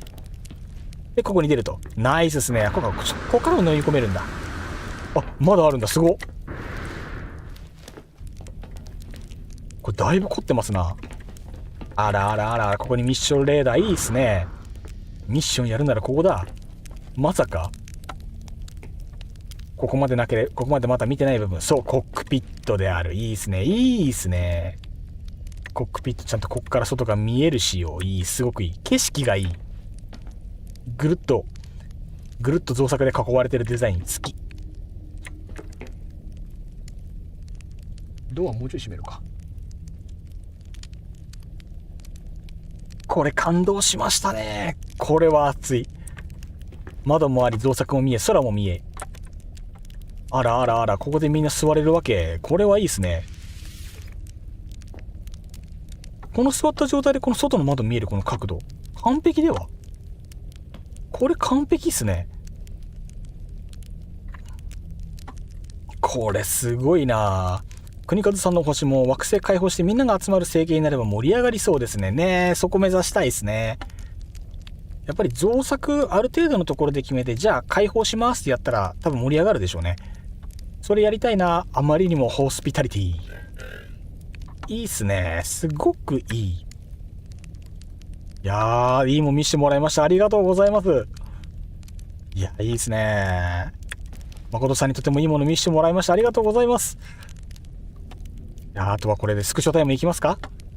恒例のやついきましょう。じゃあちょっとまた外戻りますね。ここの窓ガラスの配置すげえいいんだよな。センスいいな。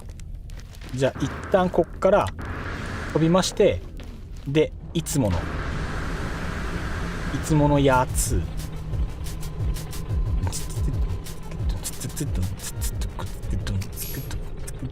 よくでしょ。はーい、オッケー。大きすぎてステーションの天井に引っかかります。それが縦にでかいからね。そう、なんか縦にでかいコルベットって結構珍しいというか、背中デザインって難しいからね。それこそ本当にセンスの問われるベースの形だと思うから、これはマジですごいと思う。では皆様スクショタイムでございます。これはまず上から見たいね。せっかくだからね。これは上から見たいところでございます。上じゃねえ、横だな。これはノーズアップの横がアーチデザインだ。これだな。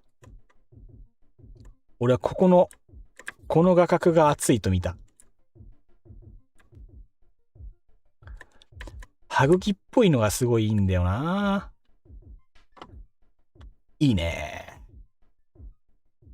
椅子に座ってないとプレイヤーがステーションに引っかかって取り残されます。なるほどね。そういう対策か。取り残されるの切ないもんな。口が見える角度なのが熱い。これね。やっぱ口は見していかないと。やっぱブースターもね、そこについて斜めになってんのがまたいいですね。さあ、あとはこの照明をどうするか。今の位置でもいいんだけど、あえてこの影にすることで口の中光らせるのもありで、こっちから照らして口の中を明確にこう映すっていうのもあり。難しいな。どうしよう。こっちかな。こうするとね、ツヤ感というか、これがすごいリアルに出てくる。ただ正面からの光だとこの位置か？いや、歯茎照らすならこっちか。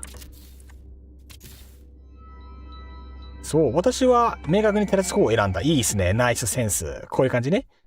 あとこの黄色いデカールが、元からそのパーツに備え付けられている黄色いラインがまた映えますね。本来はもっと光ってます。ああ、そうか。もうパーツが今読み込めてないからか。これまた次回のお楽しみですね。また次の配信の時に持ってきてもらったら今度は映るかもしれない。これ次回楽しみにしておきます。個人的にはやっぱシルエットだな。口元が光る方がかっこいい。でせっかくなら赤い太陽が映ってる方がかっこいいからこの辺にしようかな。いや、違うな。ここだな。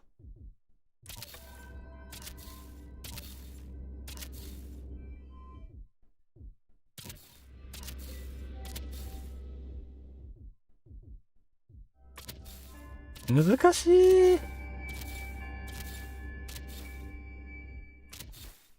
ここだな。なんだかんだこれが一番かっこいい。いやー、口マックス光ってんの見たいなー。わー、いいなー。ねー、これすごくいい。今でもすでにかっこいい。じゃあ皆様、スクショタイムでございます。背中と口の一部にツヤが入る。このね、金属光沢っていうのがね、男の子みんな好きでしょ？うん。みんな好きでしょ？俺も好き。間違いない。嫌いなやつなんかおるわけがない。だって男の子だもの。いいっすね。やっぱコルベットはこうでないとね。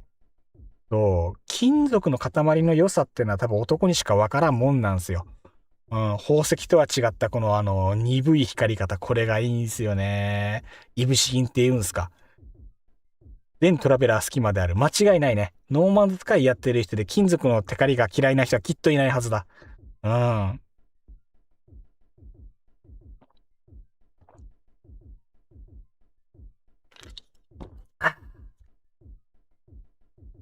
ああ、コルベット見ながら飲む炭酸がいっちゃうめ。うん。でかい手法も男のロマン。まさにそう。大正解。1億5000万点あげる。最高なんだよ。方針嫌いな男の子なんかおらんすから。本当に。最高なわけっすよ。いやー、やっぱいいね。コルベットはこうでなくっちゃ。いや、また宇宙船作りてえな。いや、あれなんですよ。パーツなくて作ってないだけだから枠は余ってるんですよ。まだだって、一人で、何機なんか3機とか4機とかコルベット作れるんでしたっけか確か。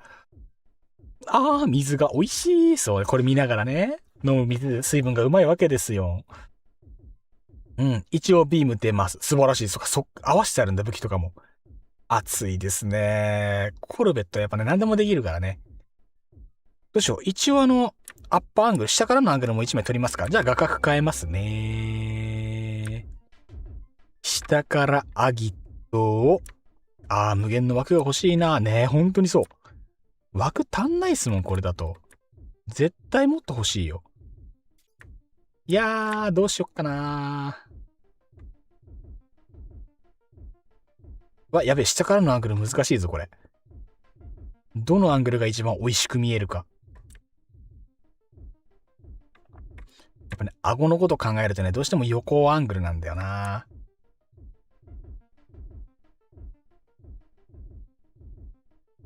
この辺かな、下アングルだと。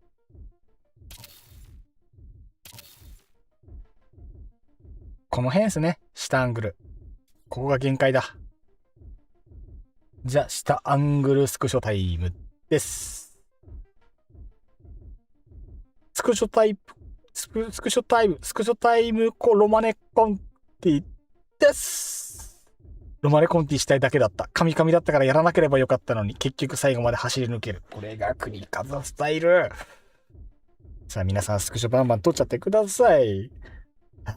コルベットいいぜ、マジで。なんか他にもね、ここの惑星だと3色太陽。かっこいいんだけど、これだけになっちゃうから一辺倒だから別の惑星にもまたコルベットこうやって見れるステージ作りたいですよね。もっと自然の多いところとか、もっとわかりやすい一個の太陽の星とかね。そういうところで撮影会したいですね。いやー、無限の枠欲しいなー。まあ、コルベット次のやつ作りてえなー。ノーマンズスカイ、あれですもんね。宇宙船とか持ち物とかとにかく枠の上限決まってるから、そこがね、まあ、たくさんありすぎるとね、データ重くなるから、その対策なんだろうけれども、増えてほしいっすよね。どうも、なんでかな。コルベットはアクティブ枠しか置けないので12機ですね。そのぐらいが限度なんですね。でも12機作れるんだ。12機作れるなら熱いけど。うん。いやー、コルベットもっと作りたいな。パンダさんとかもう12機フルっすかね。もう枠としては。うん。宇宙船アーカイブとか、しましたけれど、どんどん枠がやっぱ足んないっす。なんかもう一回数欲しいっすよね。宇宙船アーカイブのさらにもう一つ奥で完全保存みたいな感じで、データ保存パック引っ張り出さないと、内容の確認すらできないような形でいいので、何かもう一つ保存媒体がゲーム内に欲しい感じは、正直ある。なんかモンスターボールとか、これダメだ。任天堂に消される。天堂に消されるんで、ターボールとかいうのはちょっとあんまり配信乗っけるとはまずいと思うんですけどね。なんかそういうなんかアイテム。そう、安倍晋丸さん、そう。誠さん、そう、設計図とかで保存したいですね。それめっちゃいいです。設計図保存できたらめっちゃいいですよね。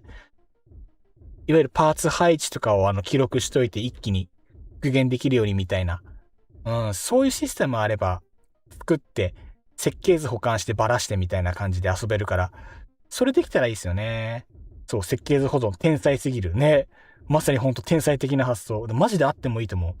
設計図だったらさ、その設計図を仲間に渡すことで同じコルベットが再現できるっていうさ、なんか道筋ができるじゃない。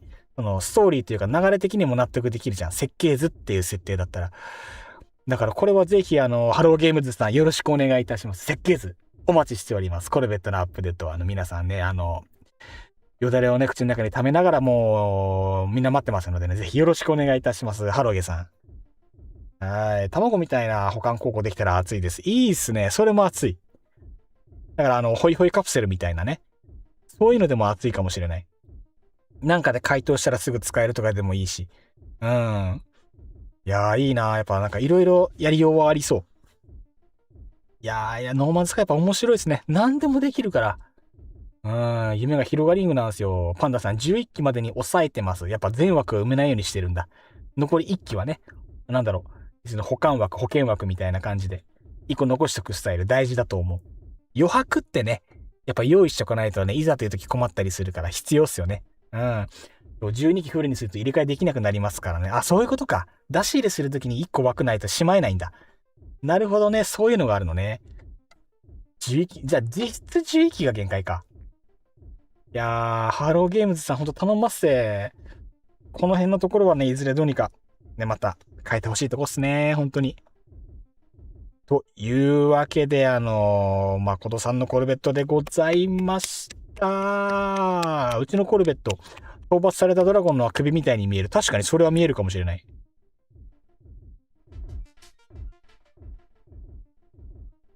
見えるね。頭部の部分かもしれない。じゃあ、もう本当はもっとでかい可能性まであるね。後ろ本体繋がってるかもしれん。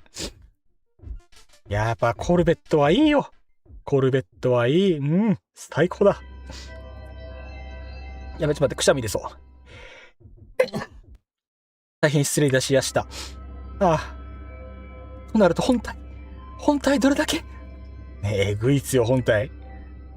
というわけで、誠さんのコルベットでございました。ありがとうございました。じゃあ最後、この飛んでいくところでラストにしましょう。じゃあお願いします。集合と言っちゃってください。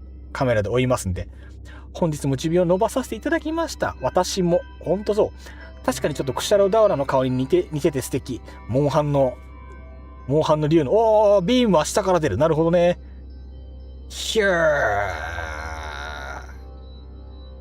いいスピードだ。ありがと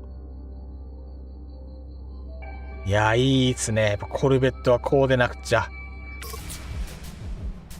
というわけで、本日の配信いかがだったでしょうか。なんか僕忘れられてる気がする。そうか、ラストだ。ラストや。船止めてる今。ごめん。申し訳ない。内装いじってるんだもんね。内装まだ見てなかったんで、さっき消えたから。申し訳ない。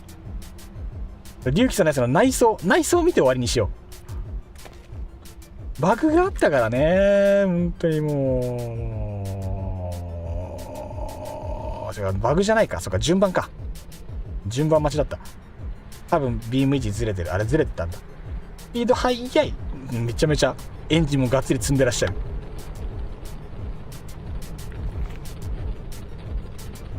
なんか前よりでかくなってる気がするが。うおー、でかい。本来ビームは口から出ます。やっぱビームの武器の位置のズレで結構バグとしては多いですよね。じゃあ今度こそ本当のラストですね。本当のラスト。龍騎さんの貨物のコルベットでございます。なんかまたでかくなったね。積んだね。だいぶ積んだね、今回は。ゴリゴリじゃん。エンジンゴリゴリじゃん。ごちごちの貨物船やね。なるほどね。こう来ましたか。工場はどこならば積んじゃえばいいじゃん。ということで工場を積みました。なるほどね。そのコンセプト、ありです。龍騎くん、それはありだ。激アツでございます。ありがとうございます。うわー、すげー。とんでもねえサイズ感。はい、皆さん、こんな感じでございます。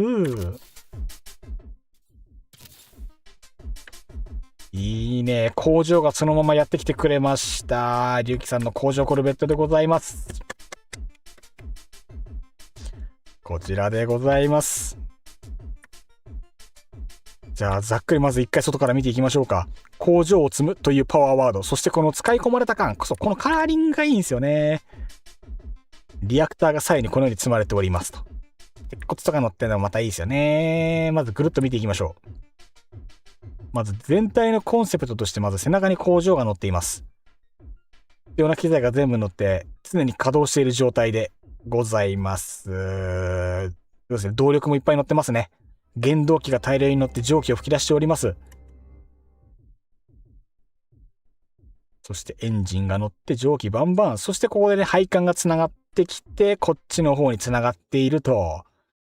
これもいいですね。真ん中の方にね、エネルギー炉か何かかな、そっちの方が回っている状態。熱いですね。こいつでエネルギーを中継している状態でございます。電気系のエネルギーかな、これは。電気系が粒子系っぽい。そして配管ですな。流れがありますね。流れがこっちからそっちに流れてるってことは、やっぱこっちに水を送って蒸気ボイラーかな、これは。積まれているのは原材料かエネルギー源か。これもね、考察が楽しいところ。でね、毎回ワイの好きなこのコンセプトがこの辺ですよね。実際に現場で仕事するための道具がいつでも下ろせるように積んであります。で、前回と今回また統一であるのが、こっから直接荷物の出し入れが基本的にできるという造形。しかもほら、ここで一個一個の原動機をモニタリングできるというね。工場だからこれの監視ができるわけですね。これも素晴らしい。工場系は左右非対称にするといい感じになります。素晴らしい。使用感ですな。この使用感も熱いんですわ。結構やっぱ大人数乗ってる船なんですよね、ここで。だから道具も複数以上、これたくさん乗ってるんですよ。で、同じように整理はされてるんだけども、こういう複数いろいろ乗ってる感じね。なんかだんだんこれがマンホールに見えてきたよ。いいね、いろいろ乗っております。この鉄骨も現場で使うんやろな。いいね。すごくいいね。あえて周り平らにすることによってね、これの点検整備とか、運搬とかね、荷物の積み下ろしの説得力が出ているという。コンクリートもがっつりと、現場でね、地面を平らにして資材置き場を作るわけですよ。良きですな、良きですよ。で、ここで一応護衛用のね、武器もついておりますと。またこれ内装もでかそうですね、これ。基地建設の現場に来てくれたら絶対に助かるやつ。多分ね、こういう船がね、俺たちの基地をきっと建築してくれてるんだと思う。じゃあ中の方見させていただきましょうか。船員たちの生活感をここで見させていただきましょう。移動式の簡易工場で開拓地現場での簡易的なエネルギー源と資源加工所を兼ねています。素晴らしい。これ一気で全て解決。中に荷物も大量に積んでおります。こんな感じですね。ここはあれですね、船主室、船長室というか、運転席室ですね。ここはストレートで荷物が積んでありますと。どういう感じですな。なるほどね。今回内装はかなりシンプルな感じですね。OK。真ん中一直線と、こっちの方には乗り口とかをあえてつけてない感じか。これ中身からか。だね。これは建築用だね。OK。ありがとうございます。内装は今回は割とさっぱり系だったね。いいですね。内装に伸びしろを抱えつつ、ここまで作ってくれました。ありがとうございます。素晴らしい。やっぱコルベットはこうじゃないとね。せっかくだから蒸気出てる方で映りたいな。これから作られていかれそう。伸びしろがあるですからね。でかい。とにかくでかい。四角い。そしてでかい。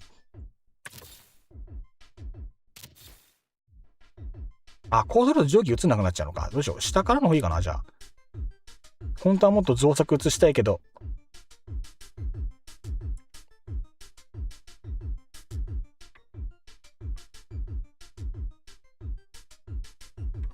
平べったくてインパクトあるからな。カメラに載せためるの難しいな。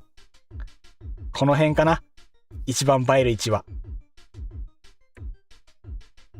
じゃあ本日ラスト。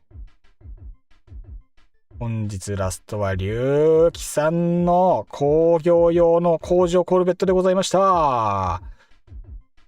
働く宇宙戦争、働く車シリーズみたいな感じや。素晴らしい。ちょっと眩しすぎるか。でもこんなもんか。こんなもんか。こんなもんだね。いいことにしましょう。ありがとうございます。じゃあラストはこの絵面でね。ラストスクショタイムということで、こちらで一回固定しながら。いや、今日も面白かったですな。やっぱコルベットはね、ストーリーつけるもよし、造作凝るもよし、工夫を凝らすもよし、新発見を探るもよし、何でもできるですからね。扉を開けて、涼しい風が盆室に入ってくる。よしよしよし。ちょっとコショコショ声で失礼しますね。ドア開けちゃってるんでね。いや、皆さん本日のコルベット鑑賞会マジでいかがだったでしょうか。またね、初見さんも来ていただいて、フレンドも交換していただいて、いろいろしていただいたので、本当にありがたい限りでございます。本当にありがたいです。あれ全員フレンド交換しましたっけ？あれまだフレンド交換してない人いたらちょっと教えてください。なんか誰か忘れてる気がする。なんかフレンド交換1回しかやった記憶がない。まだやってないかも、誰か。ちょっと私まだですって方いたらちょっと教えてください。やったっけ？やってなかったっけ？ごめん、記憶が曖昧だ。教えてくれたら嬉しい。いい鑑賞会でした。こちらこそ本当にありがとうございます。僕のこの配信はね、皆さんありきで、皆さんありきで成り立ってる配信なのでね、おかげさまでこういう楽しい配信になっております。本当にいつもありがとうございます。あったけんだ。ノーマンズスカイは界隈が。今度配信した時交換しましょう。了解です。そうだ。ダックスフンドさんだ。申し訳ない。まだ交換できてなくて本当申し訳なかったです。はい、まだぜひぜひぜひぜひ次来た時に交換お願いいたします。その前に落ちちゃったので、悲しいよ、バナージ。本当に悲しいぜ。いや、本当に。まあでもこればっかりは仕方ないですね。本当にそう。もしあれだったら、でもまあ次回でお願いいたします。次の配信いつできるかな。今日が、6月30月末で、月頭、忙しくなるのかな今の現場。どうなんだろう。何もなければ7月頭か、7月の2週目とかには遅くともやると思うので、その時またお願いします。いや、落ちちゃったのは本当残念。今日、もう2回も僕ゲーム落ちてるんで、やっぱ調子悪かったっすね。これは仕方ないっすよ。この後は撮影用に不毛惑星または砂漠系の惑星を探しに、いいっすね。多分、砂漠系の惑星めっちゃ合うと思うっす。カラーリングがバッチリ。人生はまだまだ続いていく。そう、人生はまだまだこれからだ。国和先生の次回作にご期待ください。次回配信楽しみにしてます。ぜひよろしくお願いいたします。雑談配信とか VR チャットもやるんでね、もし興味あればそっちも覗きに来てください。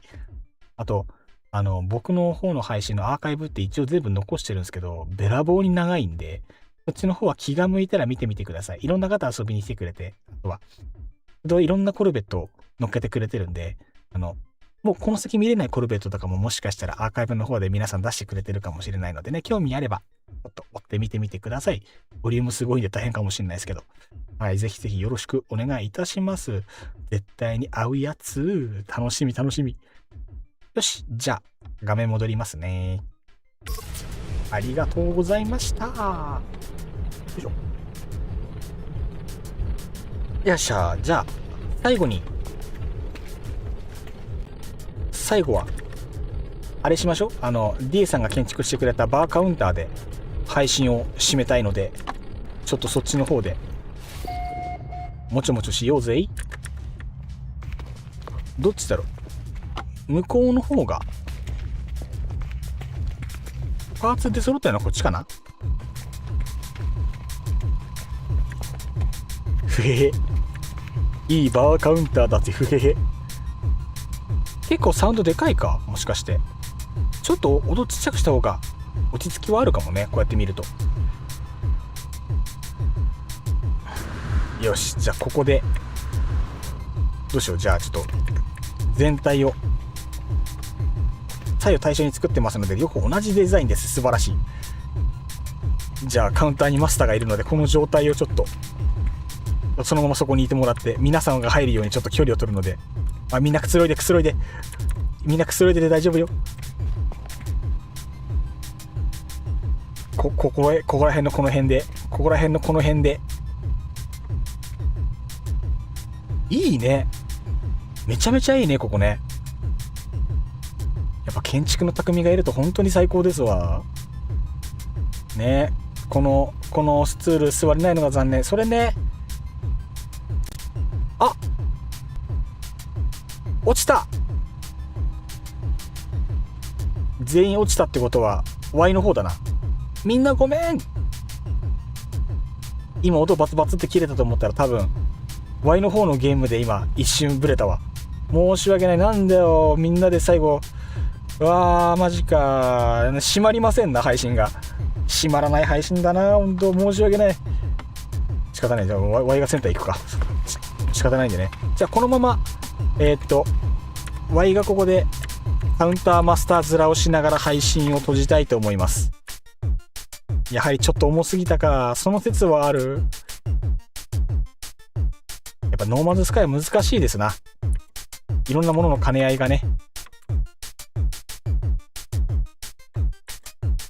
よし。ではこの配信画面で今日は終わりたいと思います。やっぱ重いか。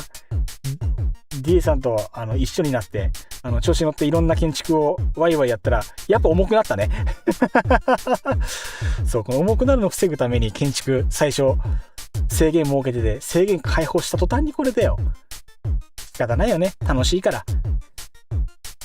はい、皆さんありがとうございました。今日はね、初見さんで誠さんとミニシュアダックスフンドさんが来てくださいましたので、ありがとうございます。今後ともね、長いお付き合いできればと思いますので、ぜひぜひ遊びに来てください。今日はお疲れ様でした。では配信終了したいと思います。じゃあいつもの終わり方やらせていただきますんでね。はい。じゃあ皆さんお疲れ様でした。次回の配信もよろしくお願いいたします。皆さん、いい夢見ろよ。いつもこんな感じで締めてますんで、いい夢見てください。Twitter 探します。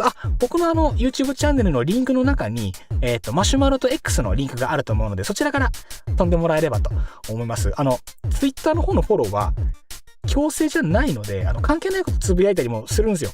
気に食わなかったら、ミュートしてもらってもいいですし、